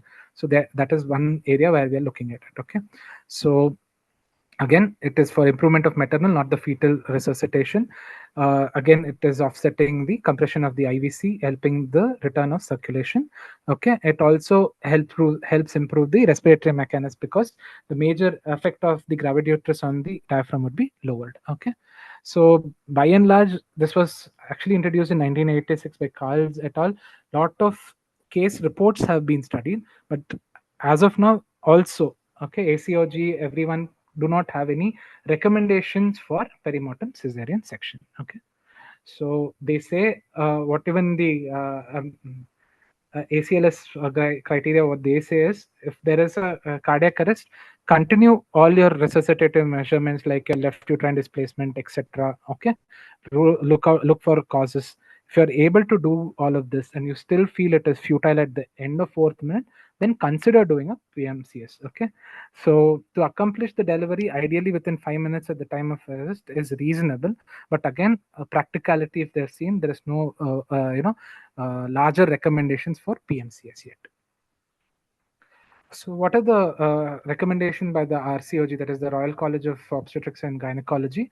So, if the fetus is dead, also even then you can go ahead and do it just to see if it can help the maternal outcome. Okay, so anything if it's a pregnancy of more than 23 weeks, probably it can help improve the fetal outcome as well. Okay, the only thing. Only essential equipment which is required for a PMCS is a 10 number blade. Okay, so unlike the phenensteel incision, a longitudinal incision is what is made. Okay, directly the uterus is assessed and then the fetus is delivered. Okay, so this is about the procedure. Okay, so you have to do the left lateral decubitus incision from xiphoid to symphysis pubis. Okay, so bladder is retracted and a second vertical incision on the uterus. Okay, so that is given to deliver the baby. Okay, so in summary, remember, majorly there are no differences except a few physiological changes in the mother. Only the etiology of maternal cardiac arrest is more. Always secure an IV line above the diaphragm. Use a smaller side airway. Always watch for mucosal injury causing bleeding. Okay. Volume assessment is always necessary. Look for drug-induced maternal cardiac arrest, especially with patients with hypertensive disorders of pregnancy, patients receiving magnesium, patients who have been posted for cesarean or epidural, etc., who might develop local anesthetic systemic toxicity. All of this, okay, these have to be ruled out. Okay, so they are all reversible causes. So if they're picked up, probably at that time you can go ahead and do it. So these are the cases again which can be taken as a case for ECMO as well, okay, wherein there is a definitive cause of cardiac arrest. In such patients, you might even think of doing an ECMO if they are having ROSC which is achieved but not sustained. Okay, so this is what you need to understand. So PMCS after 4 minutes, fifth minute you have to do it. Again, no major recommendations. If done, mostly it is focused on maternal outcomes, not the fetus. Okay, thank you. Thank you, Darshan. Thank you, ma'am.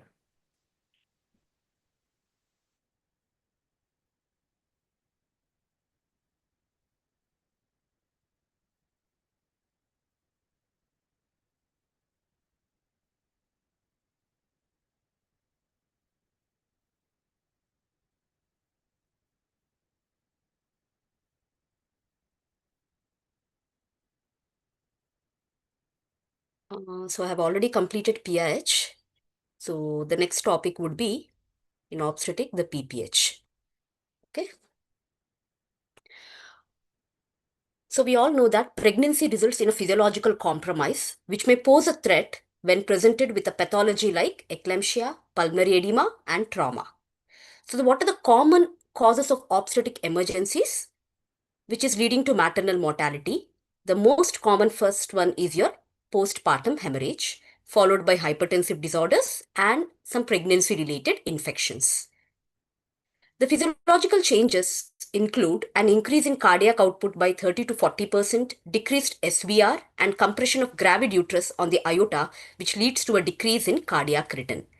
So, physiologically, all your systolic, diastolic, and your mean, everything will be reduced. Your systemic vascular resistance is decreased. So, chances of hypotension in a patient, pregnant lady, are high. And in such patients, if they have a postpartum hemorrhage, then the risk of mortality increases, right? So I think we have already discussed in detail about the physiological changes of pregnancy. So just go through it once again. Now coming to the definitions. So the traditional definition of PPH was blood loss of more than 500 ml after a vaginal delivery, and if it is a cesarean delivery, more than 1 liter blood loss. So that was the traditional definition. But recently, this has been redefined as a cumulative blood loss of 1000 ml or more, or a blood loss which is associated with signs and symptoms of hypovolemia, irrespective of the route of delivery. Okay, so this is the new definition of PPH. And usually, the typical signs and symptoms of the hypovolemia, like your hypotension, tachycardia, which usually occurs with the second stage, like within 15 to 30% of blood loss, it is usually not seen in postpartum hemorrhage until the blood loss exceeds nearly 25% of total body volume. So, identification of PPH also becomes difficult. Okay, hence, in worldwide, 8% of maternal deaths occur due to PPH in developed countries, whereas nearly 20% of maternal deaths occur in developing regions because of PPH. So now coming to the types of PPH. So there are two types, primary PPH and secondary PPH. Primary PPH is that which occurs within the first 24 hours after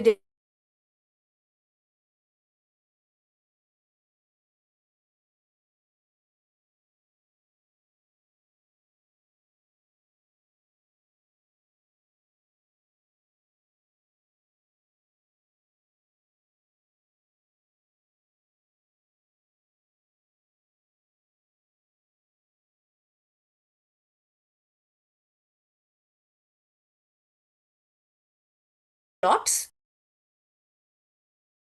This meeting is being or recorded. factor deficiency. So these are the your PPH. Okay, so as I told, the most common cause is uterine atony, around 70% of cases.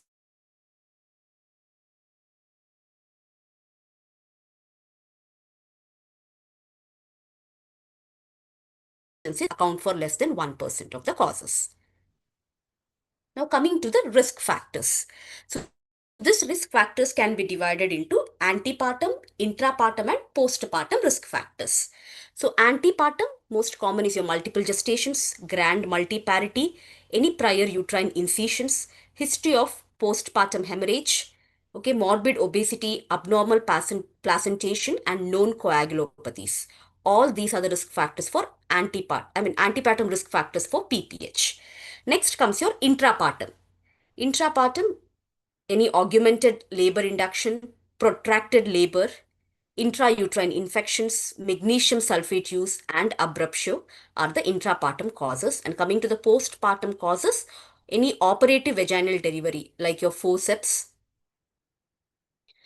or vacuum delivery, third or fourth degree laceration, cesarean delivery, precipitous delivery, retained placenta, and uterine inversions. So all these may cause PPH. So coming to the management. So management, it includes a coordinated multidisciplinary approach. That is very, very important. Okay, so you should have a good communication, accurate assessment of blood loss, proper monitoring, proper fluid replacement, and arrest of hemorrhage. And everything should occur concurrently. Now coming to the indications for ICU admissions. So there are two scores which helps us to decide the patient for admission into the ICU. So the first score is your Meos score charting. Okay, it helps to better prognosticate the severity as well as the outcomes in obstetric patients. So this should be carried out at 8 to 12 hour interval depending on the clinical presentation of the patient. If the bleeding is mild, then every 12 hourly is okay, but if bleeding is severe, you need to repeat it at 8-hour intervals. And a score of more than 3 to 4 is an indication to consider the shift to an intensive care facility. Now, what is the score? So, it is a modified early obstetric warning system, that is your MEOS. Okay, so here you monitor basically your physiological parameters and you grade it as 0 to 3. Okay, so respiratory rate, oxygen saturations, any requirement of supplemental oxygen, temperature, what is the systolic and diastolic BPs, heart rate, the level of consciousness, whether patient has excruciating pain, any discharge, or presence of proteinuria. All this will be seen and you will grade it accordingly. So as I told, a score of more than 3 to 4 is an indication for shift to the ICU. Okay, and the second score is your OMQ SOFA, that is obstetrical modified Q SOFA score. It is same as our normal Q SOFA. So respiratory rate, systolic blood pressure, and altered mental status. So a score of 1 will be given if your respiratory rate is more than or equal to 25 breaths, systolic BP is less than 90, 1 point, patient is alert, 1 more point. So a score of more than 2 is suggestive of clinical deterioration and a need for care management. Okay, so please remember 2 scores, MEOW scores and the OMQ SOFA score. Now, as I told, management should be multidisciplinary and it should be a protocol based management. So what do you protocol based management? First one is you need to call for help. Second, you have to draw blood for cross matching and send for necessary investigations. Third, simultaneously monitor the vital signs, urine output, see what drug has to be given and fluids administered, and side by side you need to inform the OT in case of any laparotomy or hysterectomy that has to be planned. Okay, so this patient is admitted in the intensivist. What do you do?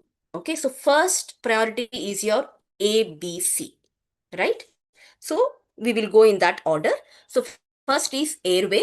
So assessment of the airway is very, very important because pregnant patients tolerate hypoxemia poorly and they always have a difficult airway.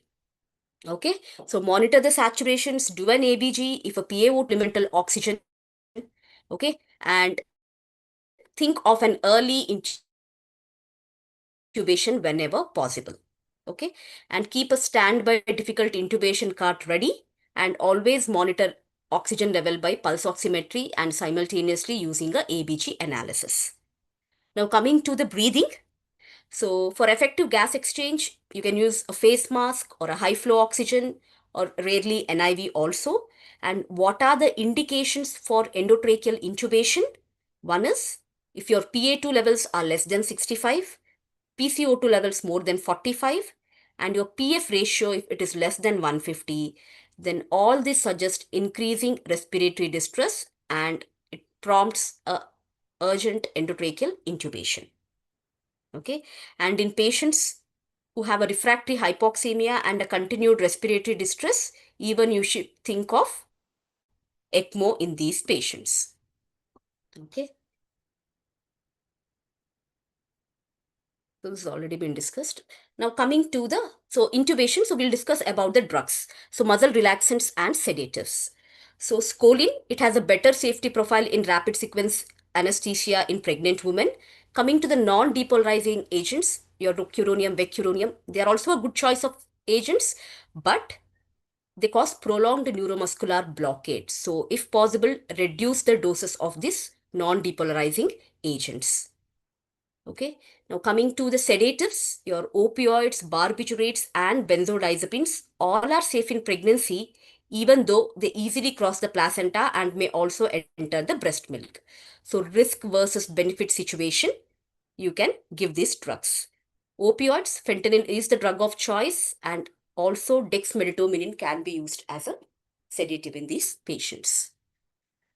So that is about breathing. Now coming to circulation. So what is the main important thing in the circulation? You need to avoid tissue hypoperfusion because you need to maintain the uteroplacental perfusion. So these two words has to be written in case of circulation. So first secure the IV access, then send the blood samples for all the routine investigations. Additionally, you should do urine microscopy, coagulation profile, and look for any DIC in these patients. Okay. Now, in the circulation, first is your fluid resuscitation. So, a crystalloid challenge can help improve the fall in circulating blood volume. So be careful in giving the fluid boluses because these patients are much more prone for pulmonary edema. So try to give aliquots, small aliquots of a fluid challenge and see whether the patient is responding to it. So the choice of fluid would be either normal saline or ringer lactate. There is no role for colloids, and importantly, you should maintain a urine output of more than 25 to 30 ml per hour. Okay, so despite adequate replacement by IV fluids, if the BP is not improving, then try to start the inotrope infusion, and side by side, please announce for an MTP, or if the blood is already arranged, please start the blood transfusion in the ratio of 1:1:1. Okay. Now, as I told, vasopressors. So what vasopressors can be started in pregnant women also should be known. So first one is your ephedrine. So for any short-term episodes of hypotension, ephedrine is a good drug because it has a good safety record and has a minimal effect on placental perfusion. Only in case of compromised fetuses, it may lead to fetal tachycardia and acidosis. Suppose you require vasopressor for a longer time, then phenylephrine infusion would be a better option. Now coming to your dopamine and dobutamine, both of them cause decreased uterine blood flow, so better to avoid it. Your vasopressin is not advised because it causes uterine contractions, whereas your ephedrine, your adrenaline and noradrenaline, they also cause severe uteroplacental vasoconstrictions and are best avoided especially in hypoxemic situations. But they can be used in an emergency situation for a short duration if possible. Okay, so you need to know about what vasopressors, because there is some change here. So what vasopressors to be used in a pregnant lady is very important. Now the next part in circulation is your blood products. Okay, so simultaneously, as I told, arrange for the blood and transfuse it. So cross-matched PRBCs would be a better option, but in cases of unavailability, you can use an uncross-matched Rh negative O blood group. Okay, so ideally, if it is a severe bleeding that is happening, you may require to transfuse 2 to 4 units of PRBCs in a single go. Okay, simultaneously, you need to monitor all your hemostatic parameters, and if available, TEG would be a compromising diagnostic modality. Okay, so this is about the PRBC. Now, when to give your platelets, when to give your FFPs and your cryoprecipitates. So FFPs are indicated if the INR or an APTT is more than 1.5 times the normal. Platelet transfusion is required if it is less than 50,000, and if you're planning for an urgent surgical intervention like laparotomy or hysterectomy, then the platelet should be around 80 to 1 lakh. So in such cases, you need to transfuse the platelets. Coming to cryoprecipitate, so if it is less than 200, in a normal patient, it would be less than 150, the transfusion trigger. But in case of pregnant lady, the transfusion trigger is slightly on the higher side. It is less than 200. Then what is the role of recombinant factor 7A in PPH? So indication is if conventional medical management fails, and also when varying degrees of surgical management are unsuccessful, up to and including hysterectomy, patient is still bleeding, then you give recombinant factor 7A. The recommended dose is 90 microgram per kg, and a second dose can be given 20 to 60 minutes after the first dose if there is no response. But the disadvantage is it is very expensive, and its use is in less severe cases may be potentially harmful because it has a lot of side effects also. Okay, in all these cases, if the mother is a Rh negative mother, please give a anti-D immunoglobulin. Okay. Now coming to the next important drug, role of tranexamic acid. So what is tranexamic acid? It is a synthetic derivative of the amino acid lysine, which basically acts at this level. So it prevents conversion of plasminogen to plasmin. So when plasmin is not formed, there is no formation of your fibrin, and the plasmin is not formed, then the fibrin will not be degraded to your fibrin degradation products. So here is the level where the tranexamic acid acts. Okay, and in pregnant lady, especially in PPH, tranexamic acid has been demonstrated to have reduced need for blood product transfusions as well as mortality, and the trial is women trial. Okay, so what is the dose of tranexamic acid? So 1 gram, which is given over 10 minutes, and a second dose of 1 gram if bleeding continues within 24 hours. Okay, so it should be given as a slow IV, because if you give as a bolus, it can actually cause further hypotension. Okay, so this is a trial which I have told, the women trial. So what did it tell? Tranexamic acid reduces death due to bleeding in women with PPH with no adverse effects. So when used as a treatment for PPH, it should be given as soon as possible after bleeding onset. Okay, so this is one of the important trial. Please go through it, because they are going to ask, because very few trials in obstetrics. Okay, so please go about this trial. So this is how you actually manage. This is about the circulation part that they have been given. So if it is, the blood loss is less than or equal to 500 ml, just monitor the patient, empty the bladder, and administer your first line uterotonics.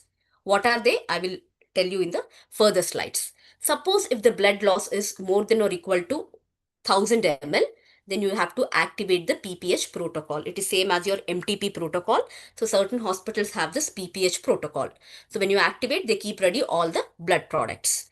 And next, two important things you should do. One is you should maintain your temperature, because hypothermia, your triad, basically lethal triad. So you have to maintain your pH, you have to maintain your temperature and your calcium levels. Okay.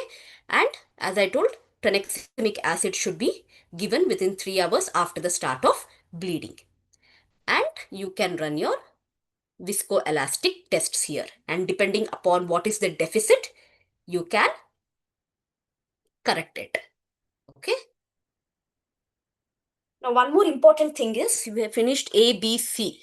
So since the patient is bleeding, the patient has high risks of infections.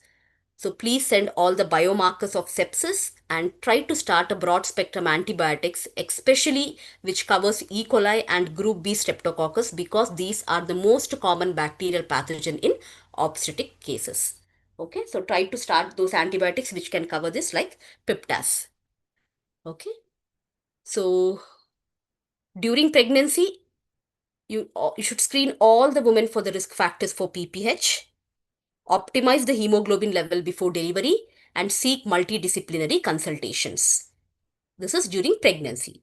On admission to labor and delivery, same again, you need to assess the patients for risk factors for PPH, categorize the patients as low, medium, and high risk for PPH, secure a proper IV access, send all the labs, arrange for blood, and also you should notify your anesthesia and other consultation services. Okay, so if the patient has developed PPH, then categorize them as estimated blood loss 1000 to 1500, more than 1500 to 3000, and more than 3000. Okay, so then how do you manage this patients? So if it is a minimal blood loss of 1000 to 1500 ml, you call for help, notify the anesthesia people, secure one more additional IV catheter, IV access if possible, and see for the cause, whether there is a retained placenta or if there is any lacerations that are there, please correct it, monitor the urine output, and you can give a bimanual uterine massage and manual uterine exploration and evacuate the retained tissues or clots. Okay, and administer the first line uterotonics, that is in case of mild hemorrhage. Coming to the moderate hemorrhage, apart from what we have done here, additionally try to secure a central and arterial line here, administer blood and blood products, and continue your pharmacotherapy which we were giving in previously. And if possible, you can place a uterine tamponade device like Buckley or Rush balloon tamponade and administer tranexamic acid.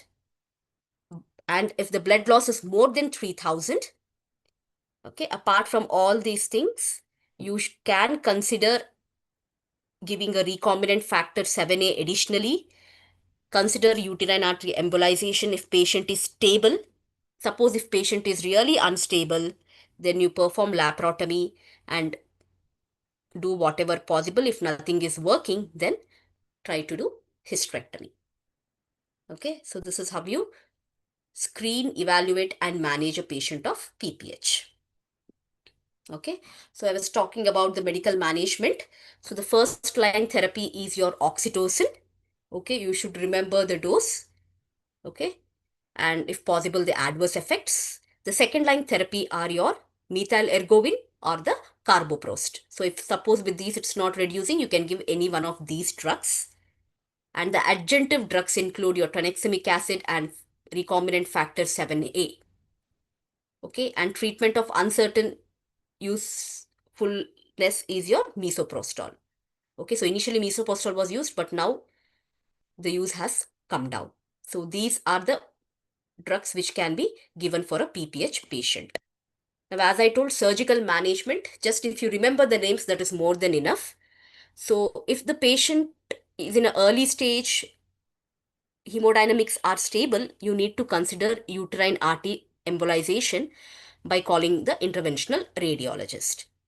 Till then, okay, wherever the patient has delivered, you can do a uterine massage, you can do a bimanual uterine compression, or if possible, an external aortic compression. Bleeding has not stopped, shift the patient to OR. So in the OR, see for the cause. If try to do a curettage, surgical repair of genital tract trauma, and you can do a uterine tamponade, either by balloon or by surgical.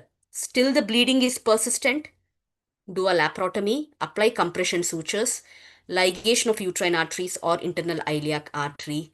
Still the bleeding is persistent, then the final option would be your emergency hysterectomy. Okay, so this completes your PPH.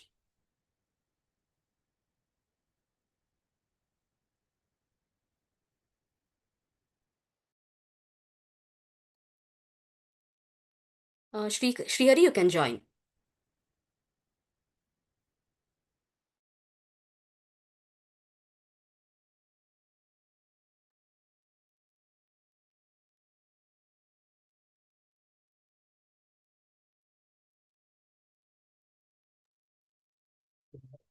Is the slide visible? Yeah, visible, Sri. Okay, okay. So next topic for discussion is on peripartum cardiomyopathy. So coming to the introduction, it's a form of systolic heart failure with reduced LV ejection fraction affecting childbearing women during pregnancy or early postpartum period. So it's potentially life-threatening disease. So it is basically defined as development of heart failure in the last month of pregnancy or within 5 months following delivery. Absence of any other identifiable cause of heart failure. LV systolic dysfunction with an LVEF less than 45% with or without LV dilatation. So these are the three important criteria that need to be kept in mind. So risk factors: age more than 30 years, African descent, pregnancy with multiple gestations, prior or concurrent preeclampsia, eclampsia, or postpartum hypertension, maternal cocaine abuse, long term, more than 4 weeks of oral tocolytic therapy with beta adrenergic agonists like terbutaline, and parity. So the mean age for PPCM is 31 years and the mean parity is 3. So coming to the pathogenesis, the important thing to note is there is no single cause for PPCM identified so far. So one is angiogenic imbalance due to the lack of PGC1 alpha in preeclampsia patients, which normally plays an important role in cardioprotection. It causes an increased stress on the heart tissue. This, along with activating antioxidant enzyme, that is MSOD, that inhibits the apoptosis of vascular endothelial cells, plus triggering of provascular VEGF, that is vascular endothelial growth factor mediators, leads to increased angiogenesis signaling. So, along with this, there is increased prolactin, which causes endothelial damage, along which there is myocardial dysfunction. Pregnancy-related hemodynamic changes, especially during labor, causes an increased burden on the heart, which leads to an increased stress. So, in addition to angiogenic imbalance and increased prolactin, pregnancy-related hemodynamic changes further causes stress. And inflammatory cytokines, especially TNF-alpha, IL-1, IL-6, and CRP, are elevated in PPCM and also contribute to injury. And viral myocarditis onset, which is more seen during the postpartum period, which can be due to Coxsackie virus, echovirus, parvovirus B19, Epstein-Barr, or cytomegaloviruses. So these viruses also can lead to PPCM.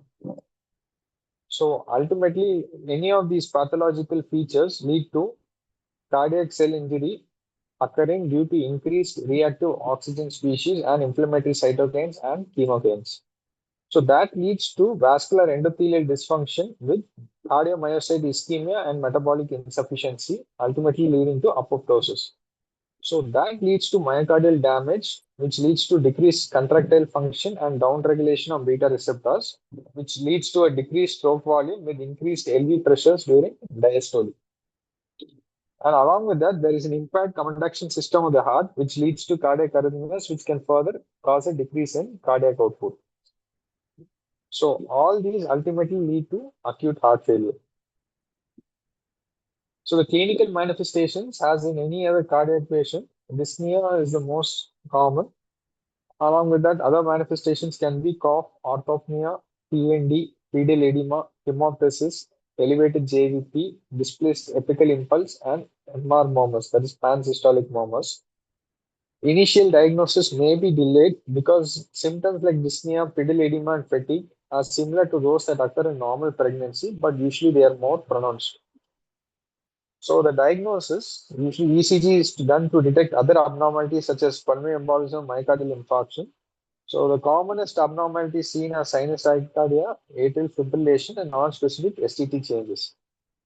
Echocardiography usually reveals a global reduction in LV ejection fraction nearly always, because along with that, there is dilatation of all the chambers. Other possible findings that can be there are LA-LV thrombus, mitral regurgitation, tricuspid regurgitation, and by RV dysfunction, which can lead to a biventricular failure. Chest X-ray per se is not necessary for diagnosis of PPCM due to the increased risk of exposure of ionized radiation. If it has to be used, fetal sheathing is a must during the antepartum period. Cardiac biomarkers such as NT-proBNP measurement is suggested in the evaluation of patients with suspected heart failure, especially when the diagnosis is uncertain. So other less frequently used tests are viral and bacterial cultures if clinically implicated. Cardiac magnetic resonance imaging, generally not needed for diagnosis, but can be used to assess LV volumes and functions, especially when echo is suboptimal. Cardiac catheterization of the right heart, which is now not very commonly used because of availability of 2D echo and physical examination, which is possible. And left heart catheterization is usually done only when CAD is strongly suspected. And endomyocardial biopsy in PPCM, usually there is no pathognomic features seen. So it is usually considered only as a differential workup. So coming to the differentials, pre-existing cardiomyopathy unmasked by pregnancy, pre-existing valvular disease, pre-existing undetected cyanotic congenital heart disease, diastolic heart failure due to hypertensive heart disease, Takotsubo cardiomyopathy, pulmonary embolism, and acute coronary syndromes, which is quite common in the Western populations. So important thing to note is PPCM is usually a diagnosis of exclusion. So once you rule out these factors is when you really need to look into PPCM. So management is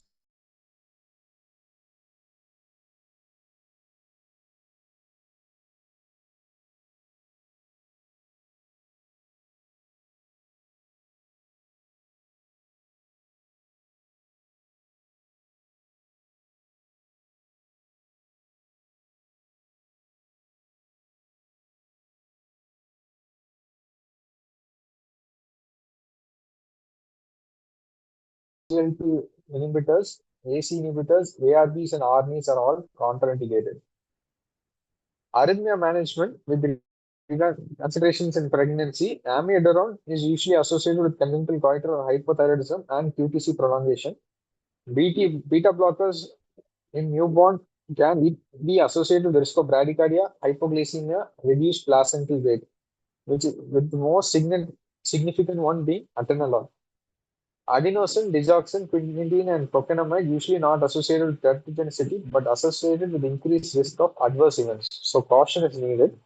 And cardioversion per se is not contraindicated in pregnancy. So with regard to antithrombotic therapy, patients with PPCM are at high risk of thrombus formation and thromboembolism due to hypercoagulable state of pregnancy with stasis of blood due to LV dysfunction. So the preferred anticoagulant is heparin, and low molecular weight is preferred over unfractionated. Aspirin, warfarin, and direct-acting oral anticoagulants are not recommended in PPCM. So these are the important heart failure considerations in pregnancy. An implantable device therapy should be deferred till 6 months following presentation when the patient is receiving optimal medical treatment to determine whether the criteria for placement are present. So mechanical circulatory assist device should be considered in patients who are hemodynamically unstable plus unresponsive to medical therapy with maximum inotropic support. The modalities available are IABP, VA-ECMO, or LVADs. So it is implanted in acute phase as a bridge to recovery with subsequent weaning as LV function improves, or a bridge to bridge with implantation of a more durable device if continued circulating support is needed, and a bridge to transplantation, rarely required as most PPCM patients will have some recovery of LV function. So coming to cardiac transplantation, the transplant rates vary from 5 to 25%.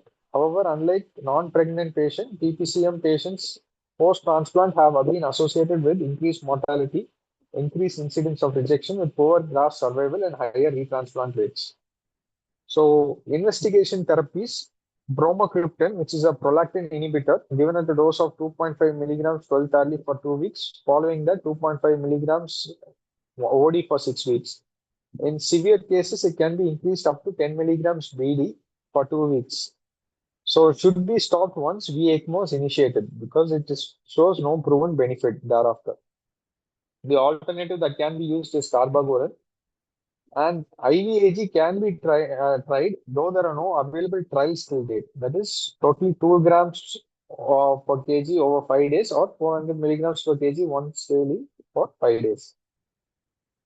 With regard to delivery, the decision regarding the time and mode of delivery should be a multidisciplinary approach which involves the cardiologist, obstetrician, anesthesiologist, and neonatologist. Ideally, stabilizing the mother prior to delivery is preferred in a hemodynamically stable status. However, in advanced heart failure with HD instability, despite medical treatment, emergency CLCS is needed. With regard to postpartum management, contraception should be explained since the risk of recurrence is very, very high. And the progression to the next pregnancy with low LVEF is associated with high morbidity and mortality. Use of OCP should be avoided in the subset of patients because the risk of thromboembolism is very high in the background of low EF. Breastfeeding, if clinically stable, should not be discouraged. So the mortality rate within 30 days varies from 1.4 to 3.4. The mortality rate at 6 months is around 11% in Asia Pacific countries. And complete recovery of LV function at 6 months is almost seen in 50% of the patients. That is in a range of 44 to 56% patients. Thank you. So this pregnancy is over. So there are a few topics in hematology that we shall cover.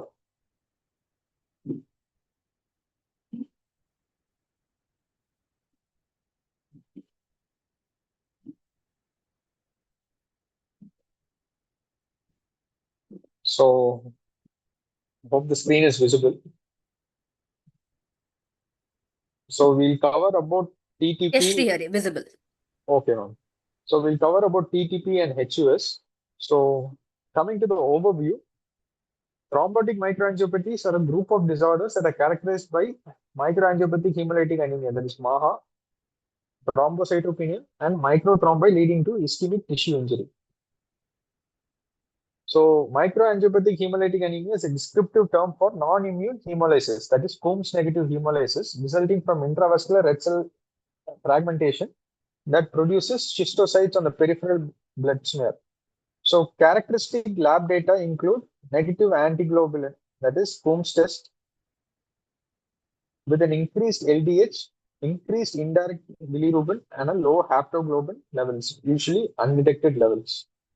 So TMI describe a specific pathologic lesion in which the abnormalities in the vessel wall of the arterioles and capillaries lead to microvascular thrombosis. So that is the concept behind TMS. So that even though they are rare, TMAs are life-threatening conditions that require urgent management. So the spectrum of TMAs are TTP, Shiga toxin-induced HUS, that is STHUS, secondary causes of TMAs, which can be malignancy, hypertensive emergencies, drug-induced, pregnancy-related complications, preeclampsia in a severe state, AFLP. All can produce a TMA-like peak and complement-mediated thrombotic microangiopathies. Under drug-induced, quinine, tacrolimus, cyclosporin are the commonly implicated factors contributing to. Our main discussion will be in these three, TTP and HUS, which will include ST toxin-induced HUS or the typical HUS, complement-mediated TMAs, which are previously called as atypical HUS. So coming to TTP, so TTP is a thrombotic microangiopathy caused by factor cleaving protease, that is ADAMTS13. So it is characterized by small vessel platelet-rich thrombi that cause thrombocytopenia, MAHA, and associated organ damage. So it is an important diagnosis to make because untreated mortality is 90%, which can be reduced very significantly with prompt delivery of plasma exchange. It is a rare and potential fatal blood disorder with an incidence of 2 to 6 per million involving young adults, predominantly females more than males. So it can be hereditary or acquired.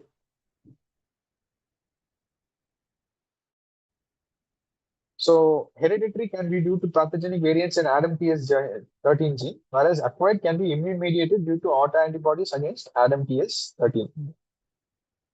So drug-induced causes can be immunosuppressive agents, antiplatelets, HIV itself, estrogen-containing contraceptives, and pregnancy. And vasculitis can be because of autoimmune diseases. So coming to the pathogenesis, TTP is caused by severely deficient activity of von Willebrand cleaving protease, that is ADAMTS13, clinically defined as activity level less than 10%. So what is ADAMTS13? It is a disintegrant and metalloproteinase with thrombosporin type 1 motif number 13. So each letter has a meaning. So disintegrant refers to the domain of the protein that interferes with the interaction between platelets and endothelial cells. All right. Metalloproteinase refers to the metal-dependent enzymatic domain of the protein, which cleaves the von Willebrand fractal into smaller fragments. So its catalytic activity is facilitated by the metal zinc. That's why metalloproteinase. Thrombosporin refers to the domain of the protein similar to the thrombosporins, which have anti-angiogenic properties, thereby preventing new angiogenesis within the microvasculature. So it helps to maintain the patency of the lumen, because in the event of thrombosis or angiogenesis that occurs, the luminal size reduces, which actually leads to an increased risk of hemolysis and platelet destruction. So ADAMTS13 is the 13th member of the ADAMTS family to be described. So ADAMTS13 is a plasma protease that was initially defined by its function as a von Willebrand factor cleaving protease. So it cleaves the ultra-large string-like molecules of von Willebrand factor that are synthesized by endothelial cells and secreted into the plasma but remain attached to the endothelial surface. So this normal cleavage to smaller size multimers prevent ultra-large multimers from accumulating, especially in areas of high shear stress, that is small arterioles and capillaries. So shear stress leads to a conformational change in the large von Willebrand multimers that expose the ADAMTS cleavage site. So when the protease activity is reduced, the large von Willebrand factor multimers accumulate on the endothelial surface where the platelets attach and accumulate. Because when the endothelium is exposed, then there is usually platelet activation and aggregation which occurs. So thereby there will be accumulation. So platelet aggregation and formation of platelet thrombi occurs. Uncontrolled platelet activation and consumption leads to thrombocytopenia, reduced clotting activity, and porphyria. Whereas on the other side, formation of fibrin strands leads to microangiopathic hemolytic anemia, cellular RBC damage due to the fibrin deposits, that is intravascular non-immune hemolysis, widespread microthrombi occluding the blood vessels causing tissue damage and necrosis. So from a CNS perspective, it can cause confusion, headache, and focal deficits. Heart, it can cause cardiac arrhythmias and sudden cardiac death. And renal, it can cause glomerular damage with a decrease in GFR and proteinuria. So the clinical features, microangiopathic hemolytic anemia can present with jaundice. Thrombocytopenia can present with bleeding at various sites. Fever, usually more than 37.5 degrees Celsius, usually they are low grade. Renal, AK with proteinuria and hematuria. Neurological can manifest as headache, confusion, paresis, aphasia, dysarthria, visual disturbances, seizure, or coma. Cardiac, they can manifest with chest discomfort, palpitations, or hypotension. And non-specific features can be there like fatigue, arthralgia, myalgia, and abdominal discomfort. So the first five, MAHA, thrombocytopenia, fever, renal dysfunction, and neurological dysfunction contribute to the pentad. So the basic lab investigations that need to be done are complete blood count with a peripheral smear, lactic count, which is usually raised, haptoglobin level, which is markedly reduced, LDH is elevated, direct antiglobulin test, which is negative, clotting screen is normal, RFT is impaired, then cardiac biomarkers, ECG and echo to assess for cardiac involvement, calcium, which may reduce with plex, urine analysis for proteins and hematuria assessment, CT or MRI brain to assess for neurological involvement if clinical features are suggestive, to look for other possible etiologies, serology to exclude any underlying viral etiology, and coagulation parameters which are usually normal in TTP. So coming to the etiological evaluation, TTP, HUS, and secondary TMS usually present in a similar fashion. So it is ideal to work up in detail for the pathology. So thyroid function test to exclude Graves' disease, autoantibody screening to exclude autoimmune diseases, stool culture for pathogenic E. coli if diarrhea is being present, CT chest, abdomen, and pelvis with or without tumor markers to look for underlying malignancy. So coming to the diagnosis, ADAM TS13 is the most important testing that needs to be done. So it includes ADAM TS13 activity and anti-ADAM TS13 IgG levels, that is inhibitor levels. So it is important to note that you should not wait for the results before starting treatment in suspected cases. So the approach to interpretation based on ADAM TS13 assay is MAHA with thrombocytopenia of unknown etiology. If it is associated with the diarrhea and sugar toxin producing E. coli is present, then it is STHUS. Whereas if the ADAM TS activity is less than 10%, then you have to check if it is inhibitor, that is antibodies is present or not. If it is not present and activity is less than 10%, then it is congenital TTP. Whereas if the activity is less than 10% and inhibitor is positive, then it is acquired TTP, that is antibody mediated. Whereas if the ADAM TS13 activity is more than 10%, then you see if there are complement factor abnormalities present. If it is so, then it is complement mediated TMS. If not, then you have to assess for any presence of underlying condition like malignant hypertension or malignancy or any kind of viral infections. In those kind of scenario, there is a possibility of secondary TMS. So in most cases, ADAM TS13 assay testing may not be available. So if the clinical suspicion is very high, either plasmid score or French score can be used to predict the likelihood of severe ADAM TS deficiency in a suspected TTP. So plasmid score goes by platelet count of less than 30,000, creatinine level less than 2, hemolysis which can be manifested with indirect bilirubin more than 2, retic count more than 2.5 or low or undetected haptoglobin. Then next criteria is no active cancer in the previous year, no history of solid organ and hematopoietic transplantation, INR less than 1.5 and MCV less than 90. So each carries around 1 point. So if it is 0 to 4, then the likelihood is 0 to 4%. Whereas if it is 6 to 7 points, then the likelihood is 62 to 82% likelihood for TTP. So it has a good specific sensitivity, but the specificity is very, very poor. So a condensed version of the plasmic score is the French score. So it includes the platelet count, creatinine levels, and no active cancer or transplant, either solid organ or hematopoietic. So we have each carries 1 point. So if 1 point alone is there, it is 2% likelihood, 2.70%, and 3.94% likelihood of TTP. So coming to the differentials, autoimmune hemolysis or Evans syndrome is one thing you can consider.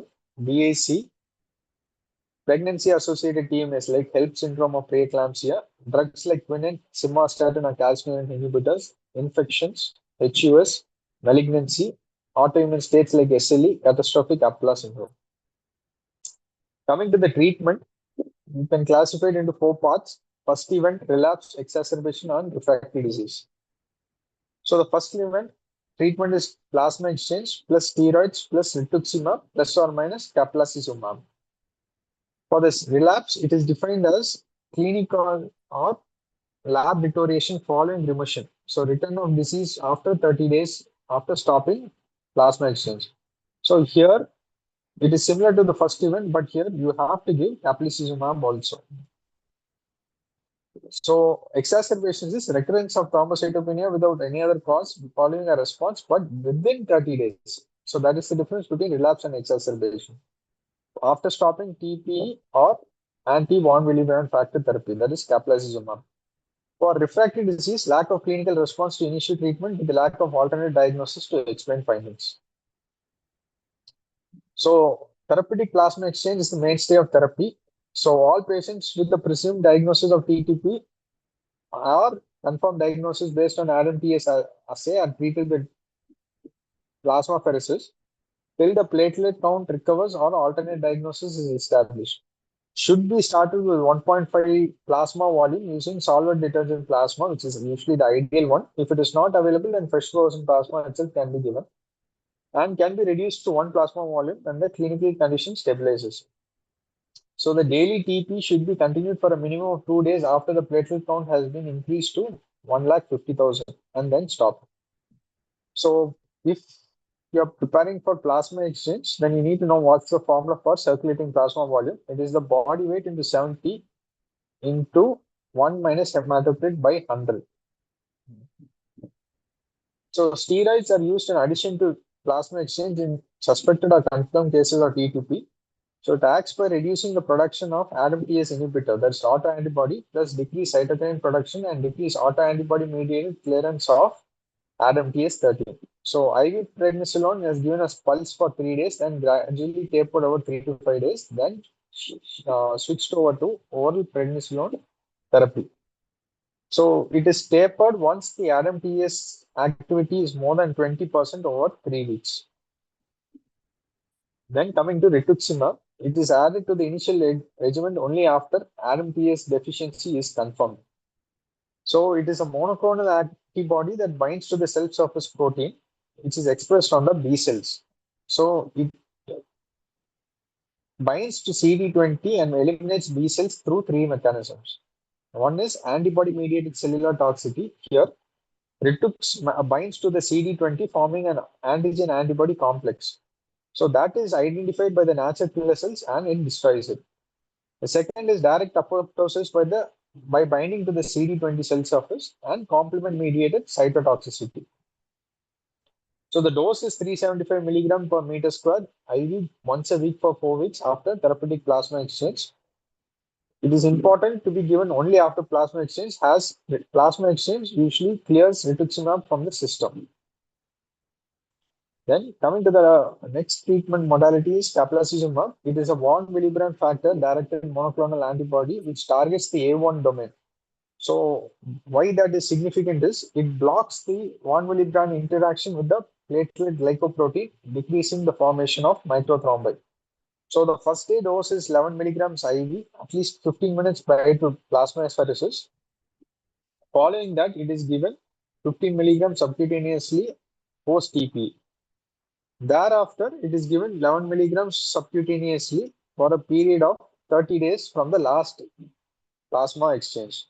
So it is only indicated in TP with severe manifestations, either neurological or cardiac involvement, or TTP that does not improve with 2 to 3 sessions of plasma exchange and steroids. So that is where tafasitamab has a role.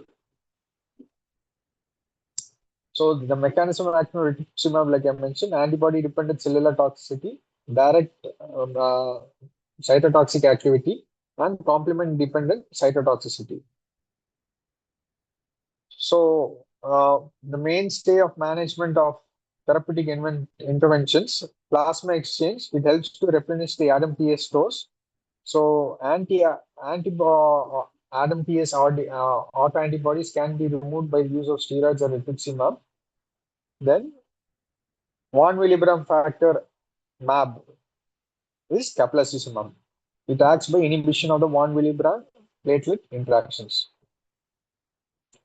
So with regard to treatment of exacerbation, plasma exchange with intensification of dose and frequency, with increased dose of steroids plus rituximab, and you will have to add cyclosporin or cyclophosphamide.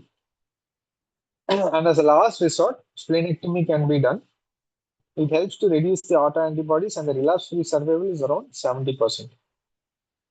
So with regard to treatment, the supportive management, platelet transfusion is indicated only if there is clinically important bleeding or those who require invasive procedures. And thromboprophylaxis, here thrombocytopenia is not protective against thrombosis. So pharmacological thromboprophylaxis can be initiated if platelet is more than 50,000, and mechanical if platelet is less than 50,000. RBC transfusions usually go with a restrictive strategy. And management of complications related to plasma exchange can be fluid shifts, electrolyte imbalances, catheter-related infections, catheter-related complications and infections.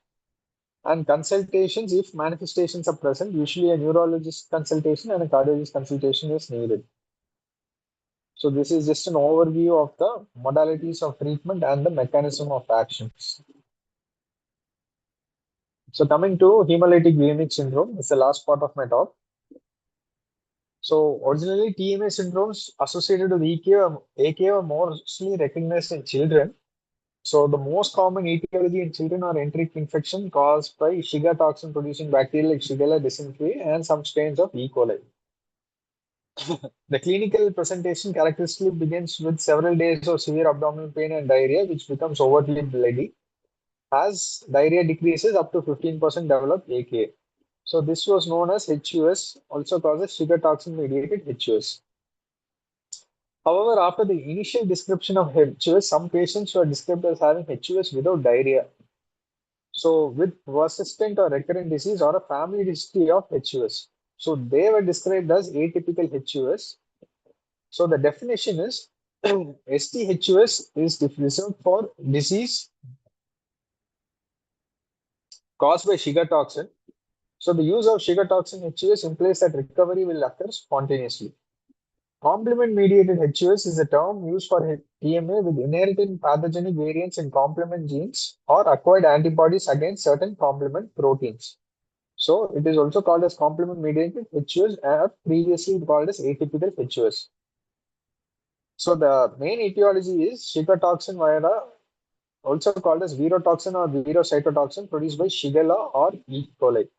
So they bind to the glycolipid layer, that is a globotriacyl ceramide, which is expressed in the kidney cells and produce injury. With regard to CM complement-mediated TMA, it can be because of pathogenic gene variants in complement factor, that is BHI, or membrane cofactor protein, or complement factor 3. This needs to be by-hearted for the exam because if HUS is asked, then you will have to know about this. So either it can be because of pathogenic variants or because of autoantibodies against complement factor H. So just to know about the complement factor, you have a classical pathway, the mannose binding lectin pathway, and the alternate pathway. So here C1, C4, C2, here MBL, C4 and C2, and here C3, B and D are the complements. So ultimately these all come into active. Once they are activated, they aid in the conversion of C3 to C3A and C3B. So C3B helps in the conversion of C5 to C5A and C5B. Now C5A and C5B are important because the C5B is the one which causes the membrane attack complex activation. So that subsequently stimulates C5B 6, 7, 8, and 9, which leads to the action of complements on various sites. So coming to the pathophysiology, sugar toxin mediated HUS causes release of sugar toxin, which bind to the glycolipid layer in the kidney cells, leads to endothelial injury and activation, inhibits ADAM-TS13 activity, leading to increased von Willebrand factor multimers. On the other side, the complement activation of the complement system, that is the classical pathway, alternate pathway, and the mannose binding lectin pathway, lead to the formation of the membrane attack complex by activating complement factor 5A. So that causes an activation of factors from 5B to C9. Sorry, 5B to C9. And there's also inhibition or downregulation of CD59 on endothelial cells, which normally suppress membrane attack complex via inhibition of the C9. So this C9, C59 suppression leads to unregulated complement activation. Coming to complement-mediated HUS, in order to achieve immune surveillance, the alternate pathway of the complement system is constitutively active and inducible. So that is a feature that allows rapid amplification of necessary functions in an event of a foreign body entering the body and causing problems. This reactivity necessitates precise regulation in order to limit inadvertent tissue injury. So the complement regulatory proteins include complement factor H, complement factor I, complement factor B, and MCP. That is the membrane cofactor protein, also called CD.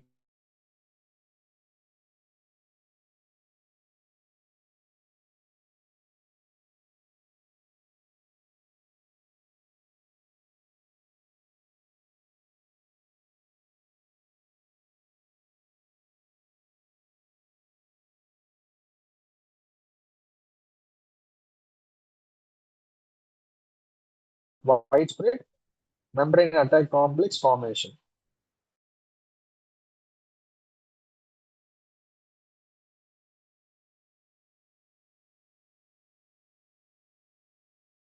Consumption leading to thrombocytopenia, reduced clotting ability, and porphyria.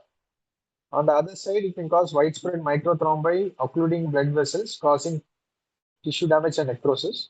And on the other side, it causes formation of fibrin stance, which causes cellular damage from the fibrin deposits, leading to MAHA. So, clinical evaluation, the predominant manifestations in these scenarios are MAHA with thrombocytopenia. If S2HOS is there, usually AK is associated.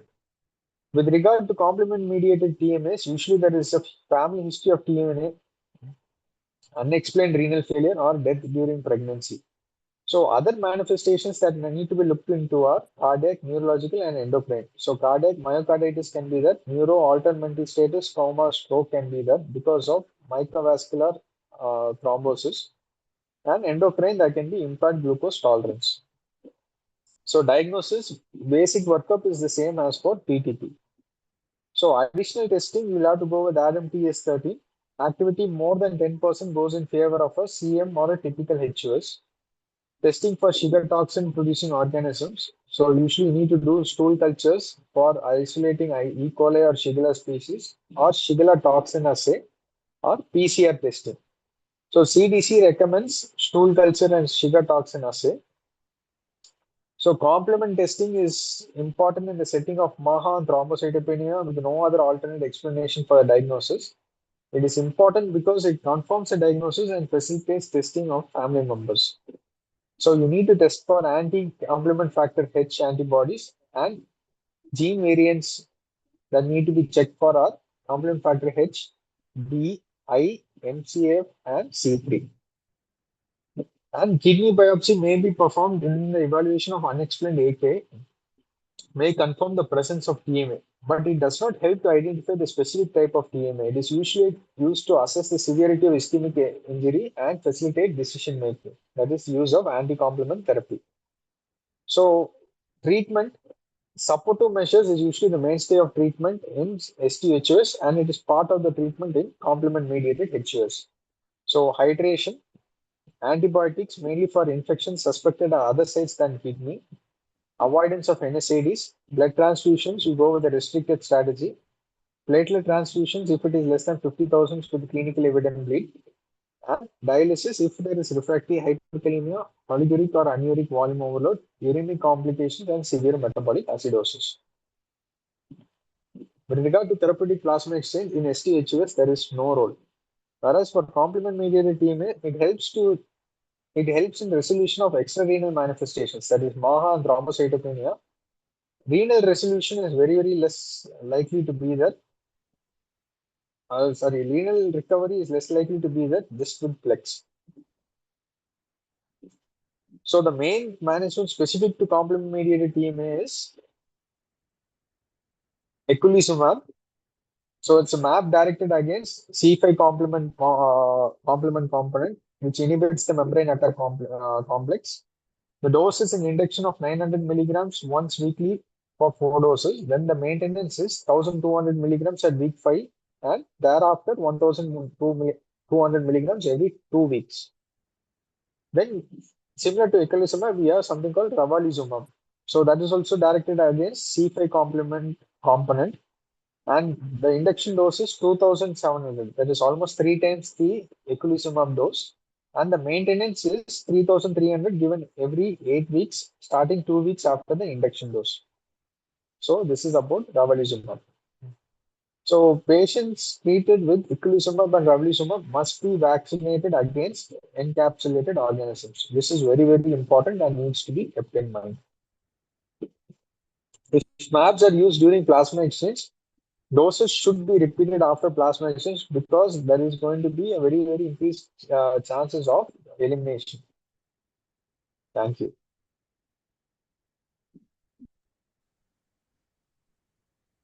Thanks, Srihari. That's fine.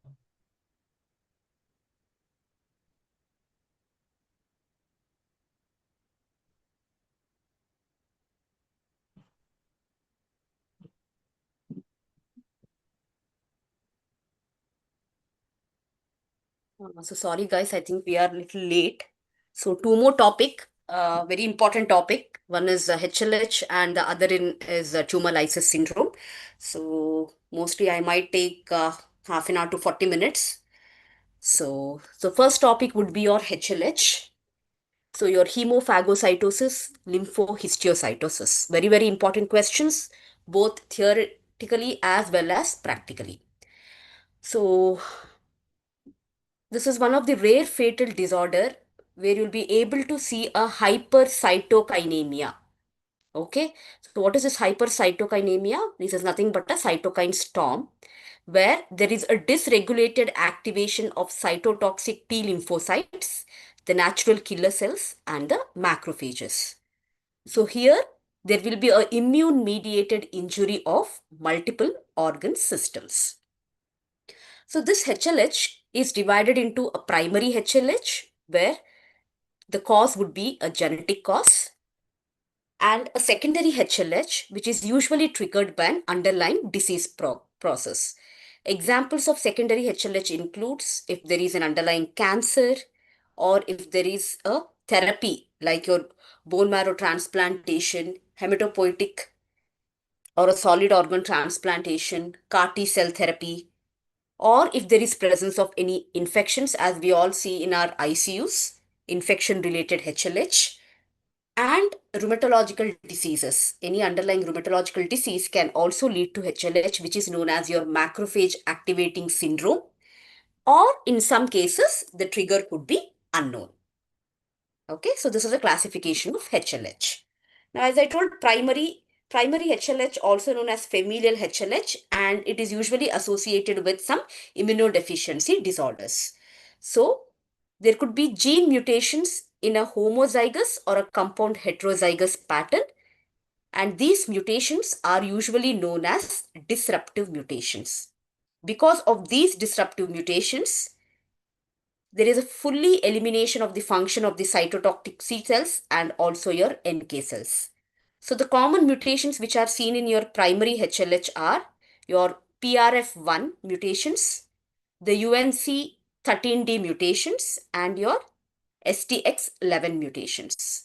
So usually the diagnosis occurs in the first year of life in 70 to 80% cases. More than 1 year, also the diagnosis can happen. Now coming to the secondary. As I told, secondary is required. So the external triggers include infection, malignancy, rheumatological diseases, post-allogenic stem cell transplantation, or any drug hypersensitivity. As in autoimmune cases, it is known as macrophage activation syndrome, and activating LSS mass like that is known as MALS. Okay, so here usually there is hyperferritinemia syndrome, viral associated hemophagocytic syndrome, and sepsis HLH overlap syndrome.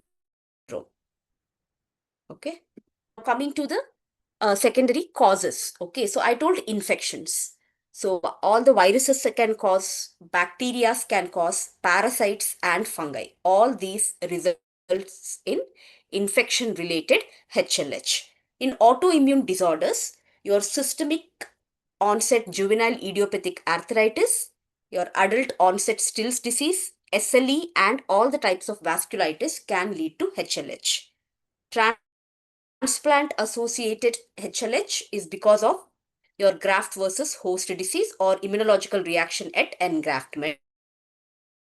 And drugs include carbamazepine, phenobarbital. All these are implicated in the development of HLH. Now, what is the pathophysiology? So, what happens if there is an underlying risk factor? So, an underlying defect in the NK cells and your cytotoxic T lymphocytes on the background of any pre-existing susceptibility like your sepsis or your cancer or anything, it leads to failure to clear any antigen from the infected tumor or autoimmune cells and the antigen presenting dendritic cells. This leads to uncontrolled immune stimulation with activation and proliferation of your macrophages as well as your cytotoxic T lymphocytes in a self-perpetuating fashion. That is very, very important. So because of this, there is a cytochrome storm resulting in hyperinflammation, end organ damage, and hemophagocytosis. And if your negative inhibition loop fails, ideally here your body should act, but because of so much of cytokine storm, your body will not be able to have that negative feedback loop. Hence, it is a vicious cycle which continuously happens. Now coming to the clinical features. So in the clinical features, the most cardinal sign is your fever. So almost always, most of the patients have high grade fever. Compared to organomegaly, there could be some lymphadenopathy or underlying splenomegaly or hepatomegaly. Now coming to organ dysfunction. So this is very, very important, especially in sepsis related HLH. So you could have pulmonary manifestations like severe ARDS. You can have cardiovascular dysfunctions in the form of mild to profound shock, renal impairment in the form of your AKI, neurological dysfunction in the form of mild cognitive impairment to delirium, seizures, and even coma, and skin manifestations like erythroderma, petechiae, and generalized purpura. So these are the organ manifestations of HLH. Your pulmonary manifestations and neurological manifestations actually are associated with poorer prognosis.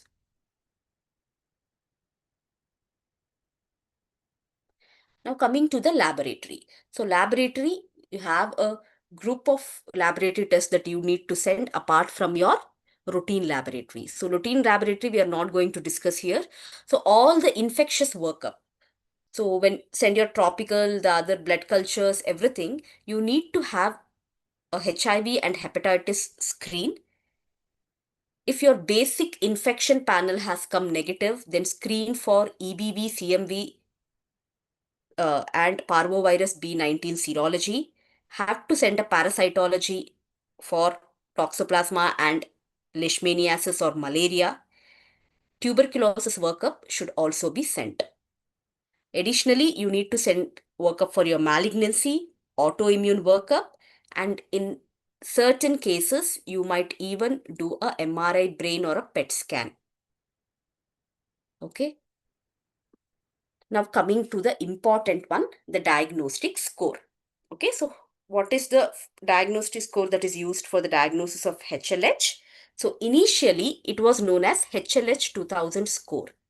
Okay, so this was usually derived from HLH 94 score, and this was given by the Histiocyte Society. But recently this has been changed as a H score. So this H score, it is a web-based online calculator. Okay, it has 9 criteria, and each criterion is assigned a value which is based on logistic regression, and a total score ranges from 0 to 337.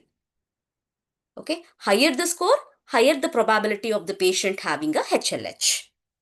And the optimal cutoff is around 169, which corresponds to a sensitivity of around 93% and a specificity of 86% of having HLH. Okay, it is better than your HLH 2004, and the sensitivity is even better in pediatric population. Okay, so diagnostic score, just mentioned both, but nowadays we are going to use the H score.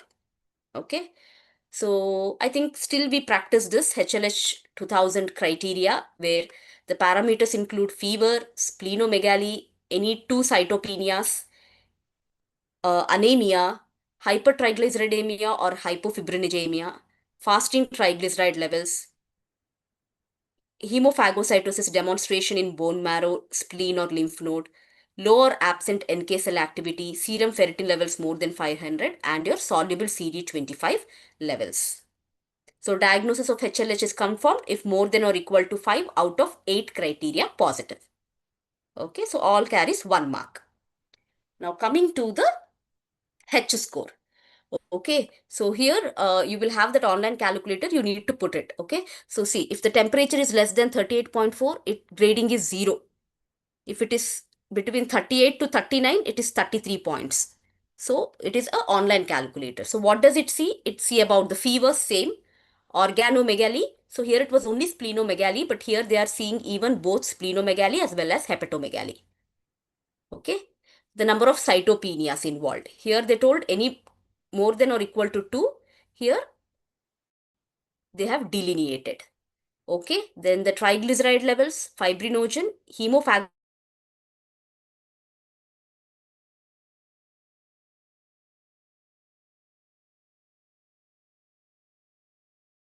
high levels of ferritin that is required for HLH diagnosis.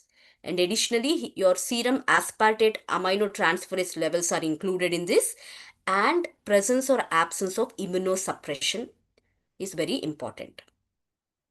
Okay, so this is your H score. Okay, so if someone asks how do you calculate, it should be the H score. But you have to remember the components of even your 2004 criterias.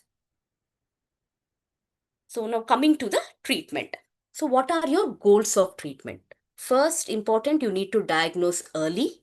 So early diagnosis, supportive care and multiple organ support, rapid initiation of the specific HLH therapy to control the cytokine storm, identification and treatment of any underlying trigger, and early involvement of a HLH expert or a HLH multidisciplinary team.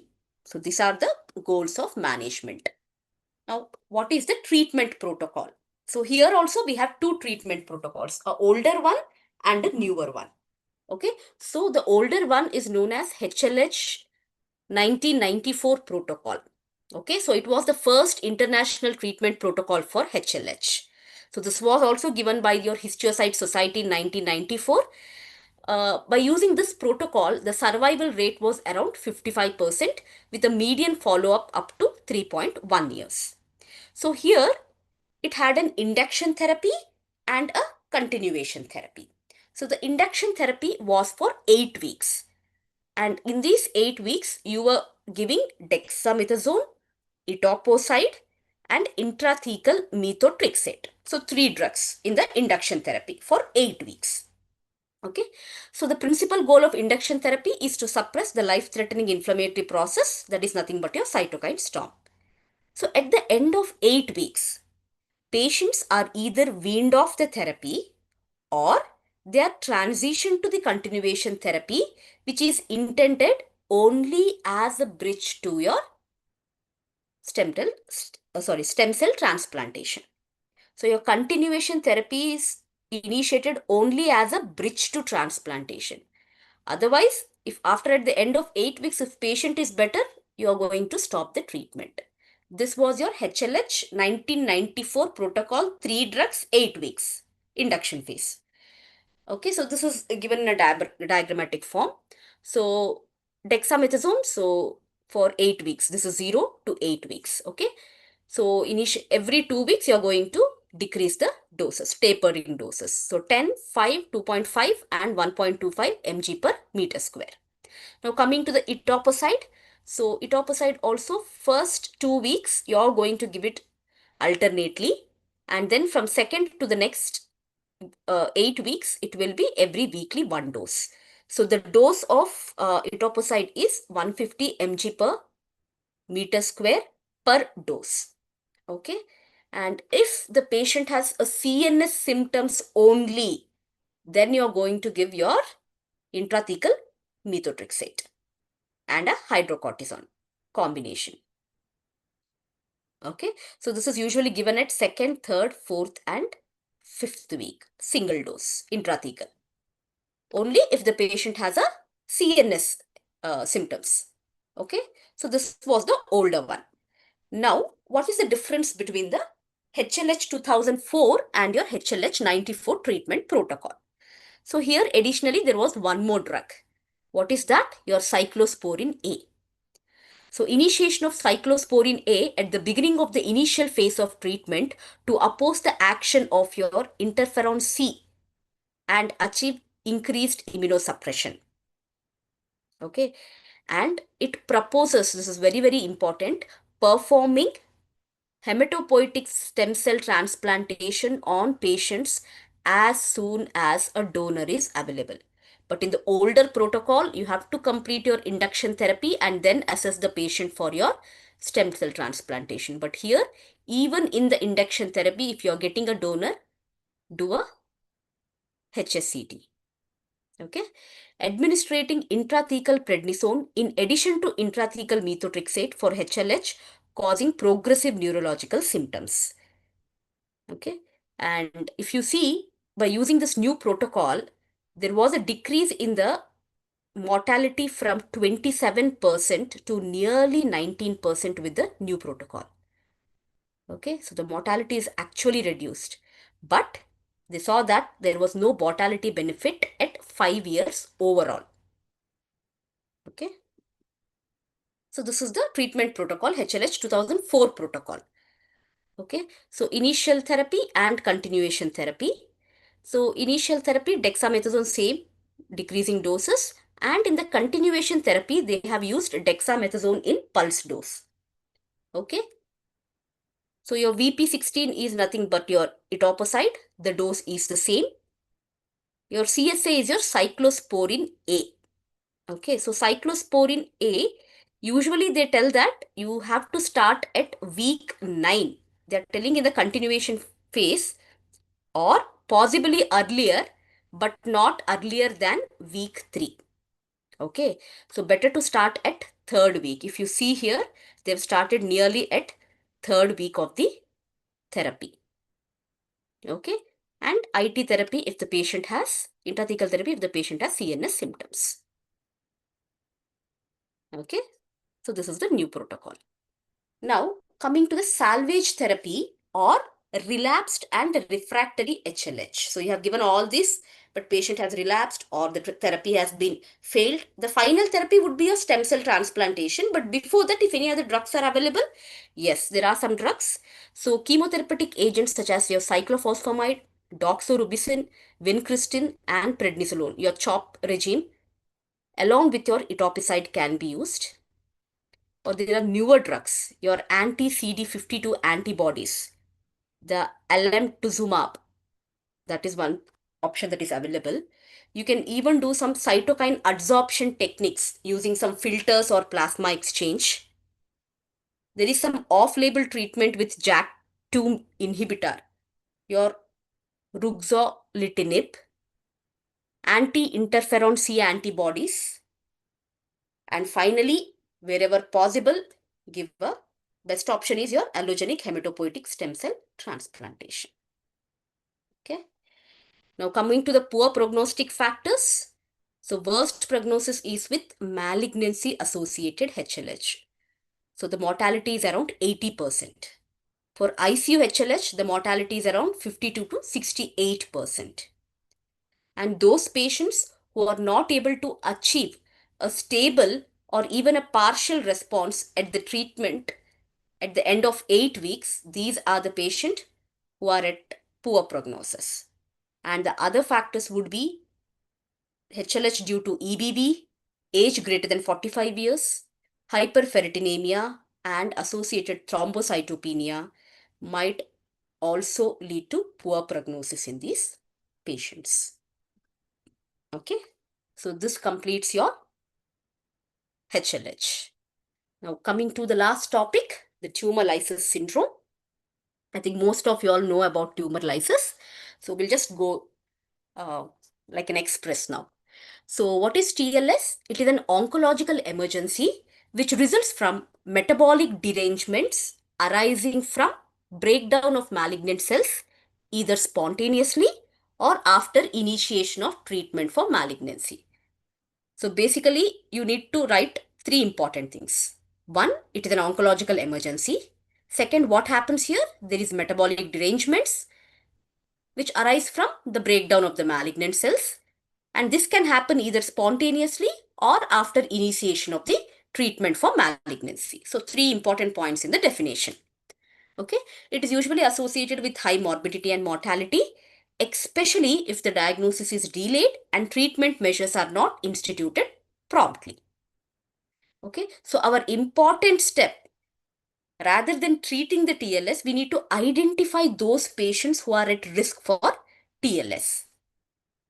So as I told, it can occur either spontaneously or after anti-neoplastic therapy, such as your chemotherapy, post-steroids also, post-molecular targeted therapy, immunotherapy, and even it can be seen after radiotherapy and chemoembolization also. Any anti-neoplastic therapy can lead to TLS. Okay. Now coming to the definition and definition we have discussed. Now classification is very, very important. So we all know Hande and Garrow has classified TLS into two categories. That is laboratory and the clinical TLS. This was earlier, okay, before your Cairo and Bishop criteria has come. So the first one has been given by your Hande and Garrow. But Cairo and Bishop has modified it in 2004. So what modification was done is, basically, Cairo and Bishop even included spontaneous TLS, whereas Hande and Garrow didn't include this spontaneous TLS. Okay, so the laboratory TLS and the clinical TLS. So laboratory TLS is nothing but modification of at least two parameters within 24 hours. Okay, so what are the parameters? Uric acid more than 8, potassium more than or equal to 6, phosphates more than or equal to 4.5, or a 25% increase from the baseline. The fourth component is your calcium less than or equal to 7 or a 25% decrease. Okay, so this is the laboratory TLS. Now coming to the clinical TLS, laboratory TLS plus there should be one organ dysfunction or death. So only laboratory TLS is not sufficient. There should be one organ involvement. like renal dysfunction, cardiac involvement, neurological involvement, or even death. All this occurring within 3 to 7 days after chemotherapy initiation or even spontaneously. Okay, so please remember the components. Now, after this Cairo and Bishop 2004 definition, there are some modifications that is being made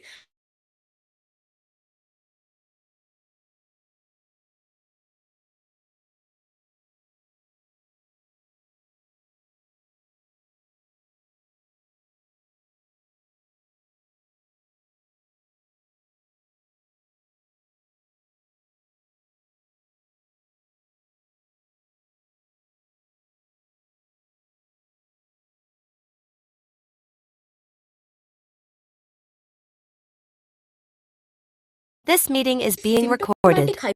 hypocalcemia has to be a criterion for clinical treatment. And the decrease in calcium level is less than 25% of baseline, because calcium can be decreased in sepsis or any other causes. But it should be a symptomatic hypocalcemia. And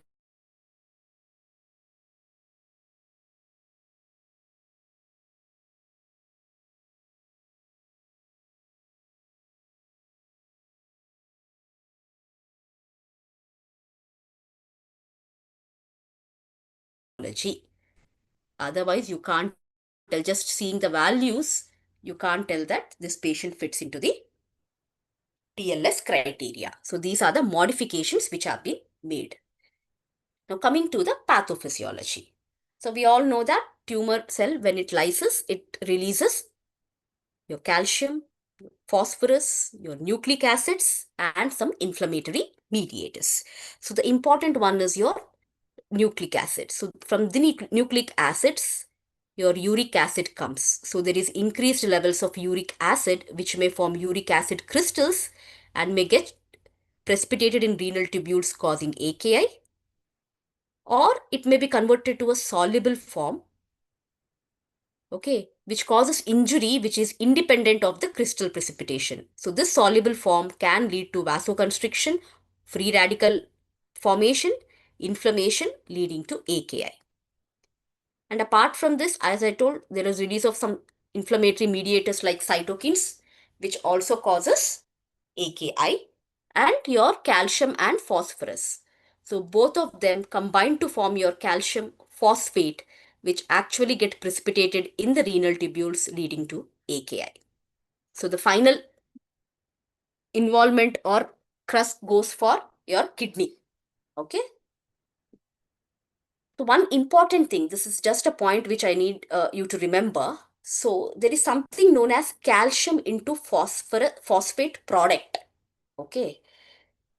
So when the calcium and the phosphate product is higher than 60 mg per dl, there is an increased risk of calcium phosphate precipitation in the renal tubules, leading to AKI. But if your calcium into phosphate product is over 70, it is an indication for dialysis. So why I'm telling this, usually we don't measure this product, right? So this is one of the new thing that they have seen. So any patient with TLS, try to measure this calcium into phosphate product and see whether this patient is at a risk for developing AKI, and if developing AKI also, whether this patient needs dialysis. Okay, so this is one of the early indicator of dialysis in your TLS patients. Okay, now coming to the risk factors. So this risk factors can be divided into two: tumor related risk factors and patient related risk factors. Tumor related risk factors includes what is the type of tumor that is present, what is the tumor size, the volume of the tumor.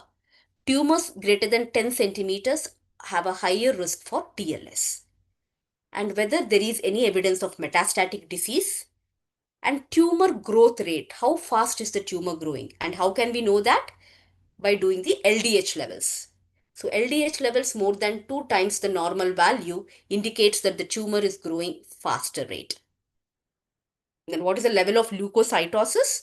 and the sensitivity to chemotherapy, chemosensitive tumors, like your germ cell tumors, small cell lung cancer, all these have a high risk for TLS. This is about tumor risk factors. Now, coming to the patient risk factors. Males are a higher risk for TLS, age more than 65 years. If the underlying or the baseline serum creatinine is more than 1.4 mg per dl, if there is an underlying renal obstruction, your pre-treatment uric acid levels are more than 7.5, and any associated conditions like underlying hypotension, hypovolemia, use of any nephrotoxic drugs, or a CKD patient, all these patients are at a risk of developing TLS. Okay, so tumor related factors, patient related factors. Coming to the type of tumor, I have not discussed it. So type of tumors, you have two types. One is your solid tumors, which is associated with TLS. Most common are your germ cell tumors, neuro and medulloblastomas, small cell carcinoma and other lung tumors, breast, ovarian and vulval neoplasms, hepatoblastoma and HCCs, colorectal and gastric carcinomas, melanoma and sarcoma. Very, very high risk. All these are associated with TLS. And in hematopoietic cancers, it is acute leukemias and your non-Hodgkin's lymphoma. Okay. These are about the types of tumors. So this is just the risk stratification of the tumors. So high risk tumors are those which have greater than 5% risk of developing TLS. So in this, the most common are your Burkitt's leukemia and lymphoma. Okay, and your diffuse B cell. Uh, in that, you have your diffuse large B cell, peripheral T cell, and mantle cell. Okay, now coming to the intermediate risk, 1 to 5% risk of developing TLS. Okay, so here you have your Burkitt's lymphoma. Okay, and your lymphoblastic lymphoma. Whereas in low risk, less than 1%, you have your AML, you have CLL, your multiple myeloma, CML, all comes in the low risk. Okay, so coming to the management. So management should basically focus on identifying the patients who are at high risk to develop TLS, and important is prompt prophylaxis. There is no use of treating the patient once the patient has developed TLS, because prevention is in our hands. So try to prevent the development of TLS. So prophylaxis is more important than treatment in cases of TLS. So the key of prophylaxis is to maintain adequate urine output and to decrease the blood levels of your uric acid, potassium and phosphate. So how to monitor on when to monitor these parameters? So the monitoring of biological values are recommended to be done with the following frequency. What is that? For patients at high risk, I told no high risk tumors. So you have to monitor every 4 to 6 hours after your initiation of your anti-cancer therapy. For intermediate risk patient, it is 8 to 12 hours monitoring. Whereas for low risk patients, you can monitor once the levels of all these uh, parameters like your phosphate, calcium, uric acid, um, uh, creatinine, everything can be monitored daily. And try to avoid nephrotoxic drugs wherever possible. Okay. So the first part in prophylaxis is your volume expansion. This is all what I'm dealing is with prophylaxis. There is only one treatment slide, that's it. So everything is prophylaxis here. So volume expansion, the first one is. So crystalloid solutions are the preferred solutions because they increase the urine output, and hence it increases the elimination of your phosphate, potassium and uric acid. Also, your volume expansion or IV hydration, it decreases your urinary calcium into phosphate product. Hence, it prevents precipitation of the crystals. So, how much of volume expansion to be given? So, they tell that 2.5 to 3 liters per day to adults, either by mouth or IV, for 2 to 3 days before chemotherapy. just remember, this is the prophylaxis which we are telling of. So before chemotherapy, 2 to 3 days before, you need to give this hydration. How much? 2.5 to 3 liters minimum per day. And you need to maintain a urine output of around 70 to 100 ml per meter square per hour. So how to calculate that meter square? I have just given the formula here. So you need to calculate this and then you have to maintain the urine output. Or approximately you should get 2.5 to 3 liters per day. That is the target urine output in these patients. Okay. Second one. Is there a role of diuretics? They are not routinely recommended because they induce volume depletion, thus compromising the renal hemodynamics and leading to further worsening AKI. So diuretics are only aromatic. Yeah. And when diuretics, loop diet preferred diuretic because this flow diets are levels of the urine.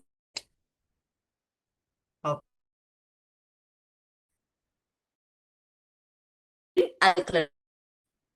So initially we alkaline fact that alkaline urine converted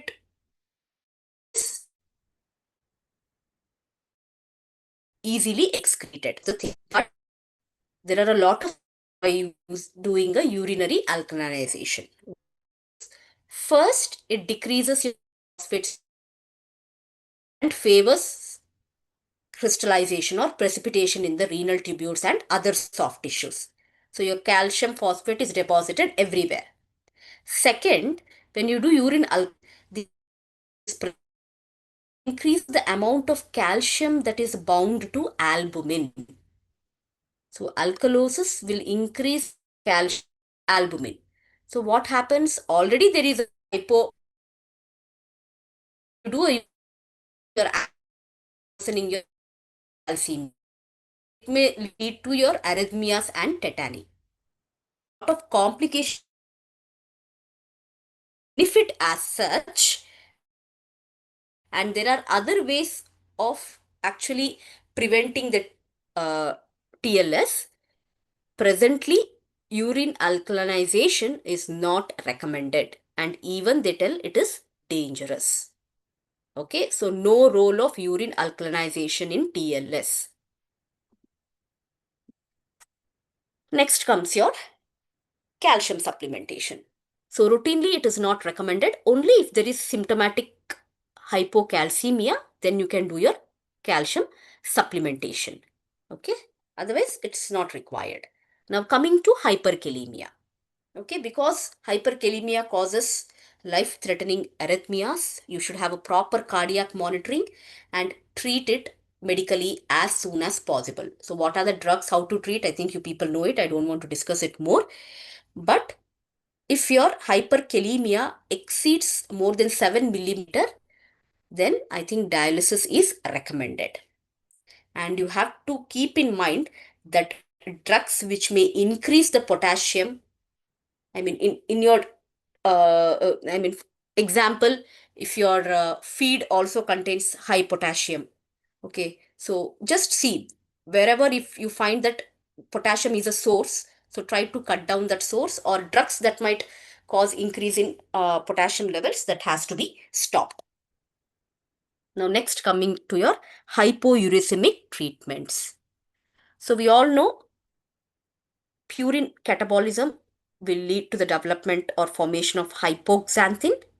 This hypoxanthine is converted to xanthine with the help of your xanthine oxidase.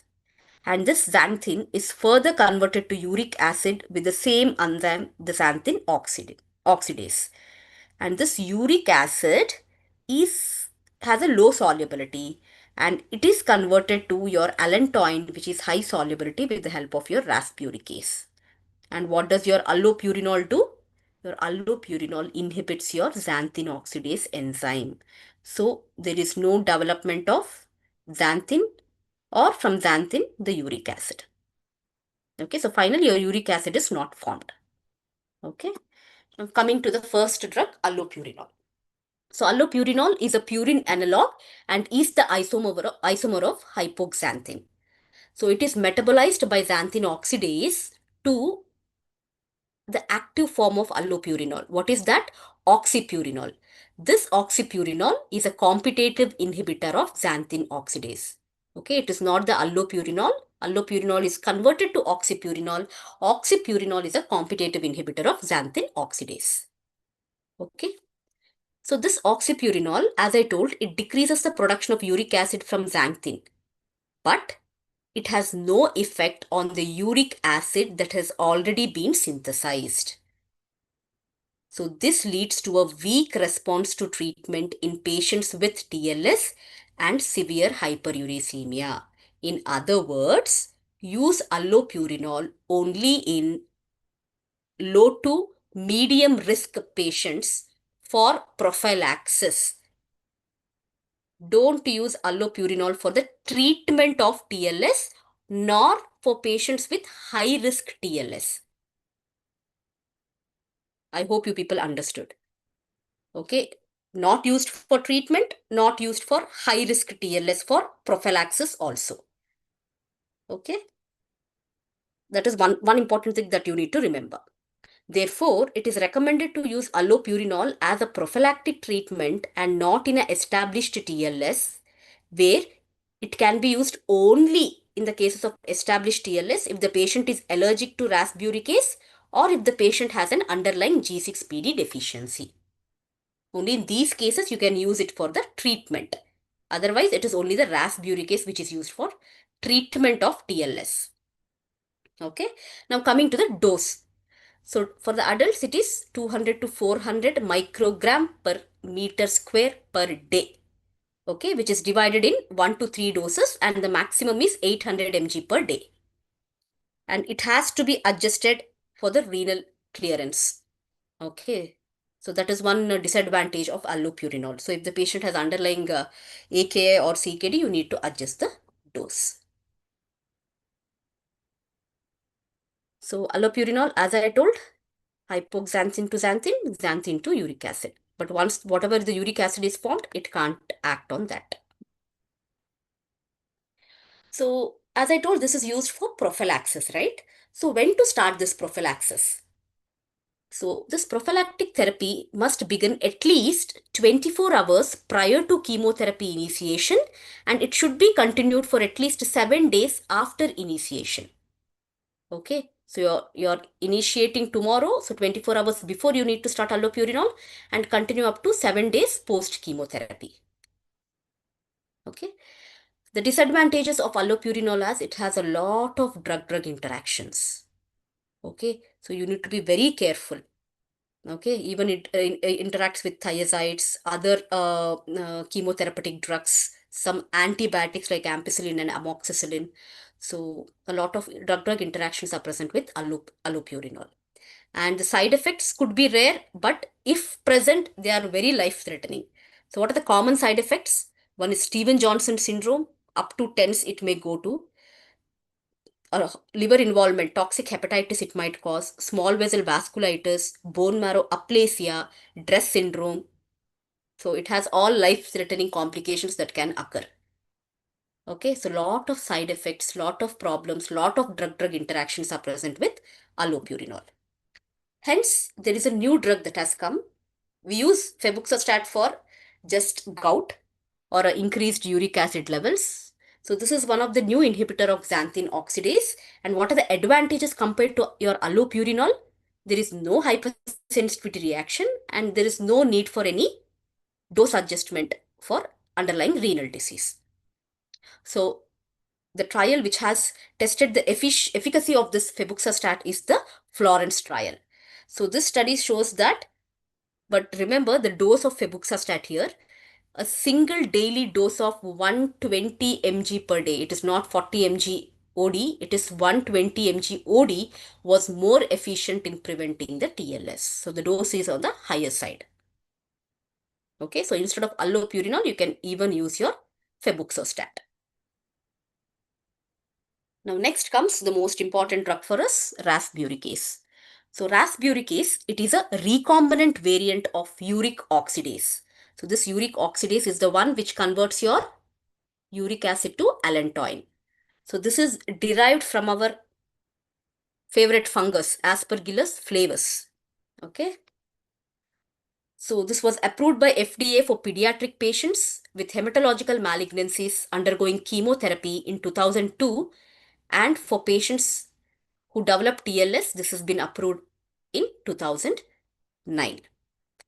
So, as I told, rasburicase should be used to prevent TLS in high risk patients and for the treatment of already constituted TLS. So, this is clear. When to use allopurinol, when to use febuxostat, when to use rasburicase. You should be clear about these. Okay. So, as I told, rasburicase, it converts uric acid into allantoin, carbon dioxide, and hydrogen peroxide. Why is this important for us? We thought it only converts it into allantoin, but there are two other metabolites. Okay, one is your carbon dioxide and hydrogen peroxide. Why is it important for us? Accumulation of hydrogen peroxide in patients with G6PD deficiency leads to methemoglobin accumulation, leading to hemolytic anemia. That is why we are worried about rasburicase. Okay, so rasburicase, when it converts to hydrogen peroxide in G6PD deficiency, this hydrogen peroxide will not be eliminated. It gets accumulated, leading to your hemolytic anemia. Hence, they tell that before starting rasburicase, please check the patient whether the patient has a G6PD deficiency. Okay. Now, what is the dose? So, those patients where this testing for G6PD is not available, you can give a lower dose, that is 0.05 mg per kg. But the guidelines recommend that you should test for G6PD deficiency, and if it is negative, then the dose is a single dose of 3 mg. Okay, and 0.2 mg per kg for children. And the dose can be repeated daily for 5 to 7 days when necessary. What is when necessary? There is lack of response or increase in uric acid level even with the first dose. So OD dose 3 mg, seeing the uric acid levels and the response you can give for the next 5 to 7 days. Okay, clear? Now, compared to allopurinol, the advantages is that it has a very few side effects, very less drug-drug interactions, and it has a very rapid effects. How rapid it is? It will lower your uric acid level within 4 hours of administration. Okay, that fast. Rarely you can see some rash, fever, headache, nausea, vomiting, or hepatic cytolysis. And importantly, it is contraindicated in pregnancy, lactating women, and patients with G6PD deficiency. One more important thing you should keep in mind about rasburicase is it continues to be active ex vivo. What does that mean? So even when you're taking the blood samples, so if you want to check the uric acid levels basically, so after giving rasburicase, okay, so when you delay the transportation of this blood sample, this rasburicase will be continuously acting in the blood sample also. So there will be actually false low values of your uric acid. So how to prevent this? So as I told, it acts ex vivo, thus leading to false decreased values of uric acid if the blood sample is not immediately delivered to the laboratory in ice recipients in order to be processed in no more than 4 hours after the blood collection. Okay, so immediately tell them to process the sample. Otherwise, you will get actually low values and you will be more happy that yes, patient has responded to rasburicase. But in fact, it is not. Okay, that is very important. Now, this is about the prophylaxis. There are future perspective. What is it? One is you can prevent through chemotherapy modulation. What do you mean by chemotherapy modulation? So, you're going to choose some less aggressive chemotherapy regimens in order to slowly reduce the tumor burden, allowing enough time for the compensatory kidney mechanisms to remove the products which are derived from the tumor lysis. Okay, less aggressive chemotherapy but efficient chemotherapy. So that is known as chemotherapy modulation. Second, other enzyme replacement therapies. Now, urate oxide, that is one. The other thing is oral recombinant urate oxidase is present. Okay, so what we are using is rasburicase. This is usually rasburicase will get metabolized. I mean, basically causes decrease in uric acid in the kidney. But there is one more recombinant oral uric oxidase which usually targets the intestinal degradation of urate. So small amount of urate is also degraded in the intestines. So targeting this urate is the one. So the drug is ALLN 346, it is known as. Okay. And in the pre-trials, it has showed a significant reduction by around 44%. Your uric acid levels is reduced by 44%. And there is normalization of uricosuriya. The other drug is your pegloticase. Basically, this pegloticase is used as a third line drug for your treatment of gout. Okay. Now this, they are also trying, it is in phase 4 clinical trial. They're also trying whether it will reduce uric acid levels in TLS. Okay, so these are your future perspectives. Now comes your treatment. So this is all whatever we discussed was about the prevention. Now treatment. So treatment, it necessitates a multidisciplinary approach and a careful monitoring. Same, you need to maintain a urine output of at least 100 ml per meter square per hour. Urine alkalinization is not recommended, and rasburicase. Okay, see the dose. 3 mg as a single dose or 0.05 if there is no G6PD testing. But the dose for the treatment is different, rasburicase. It is 0.2 mg per kg per day. Okay, but it can be given for 3 to 7 days, but not more than 7 days. So please remember the doses. It's not same. We all are in the phase that yes, the dose of rasburicase is 0.2 mg per kg per day. It is different for prophylaxis. That too for prophylaxis, if there is testing availability or testing is not availability, and treatment. 3 doses to be kept in mind. Okay, and RRT is indicated when kidney dysfunction is aggravating despite all the medical management that is present.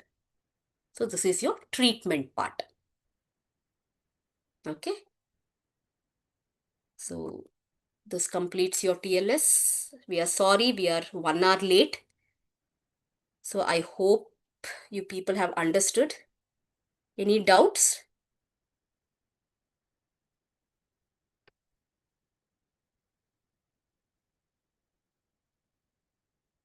Okay. If there are no doubts, so shall we end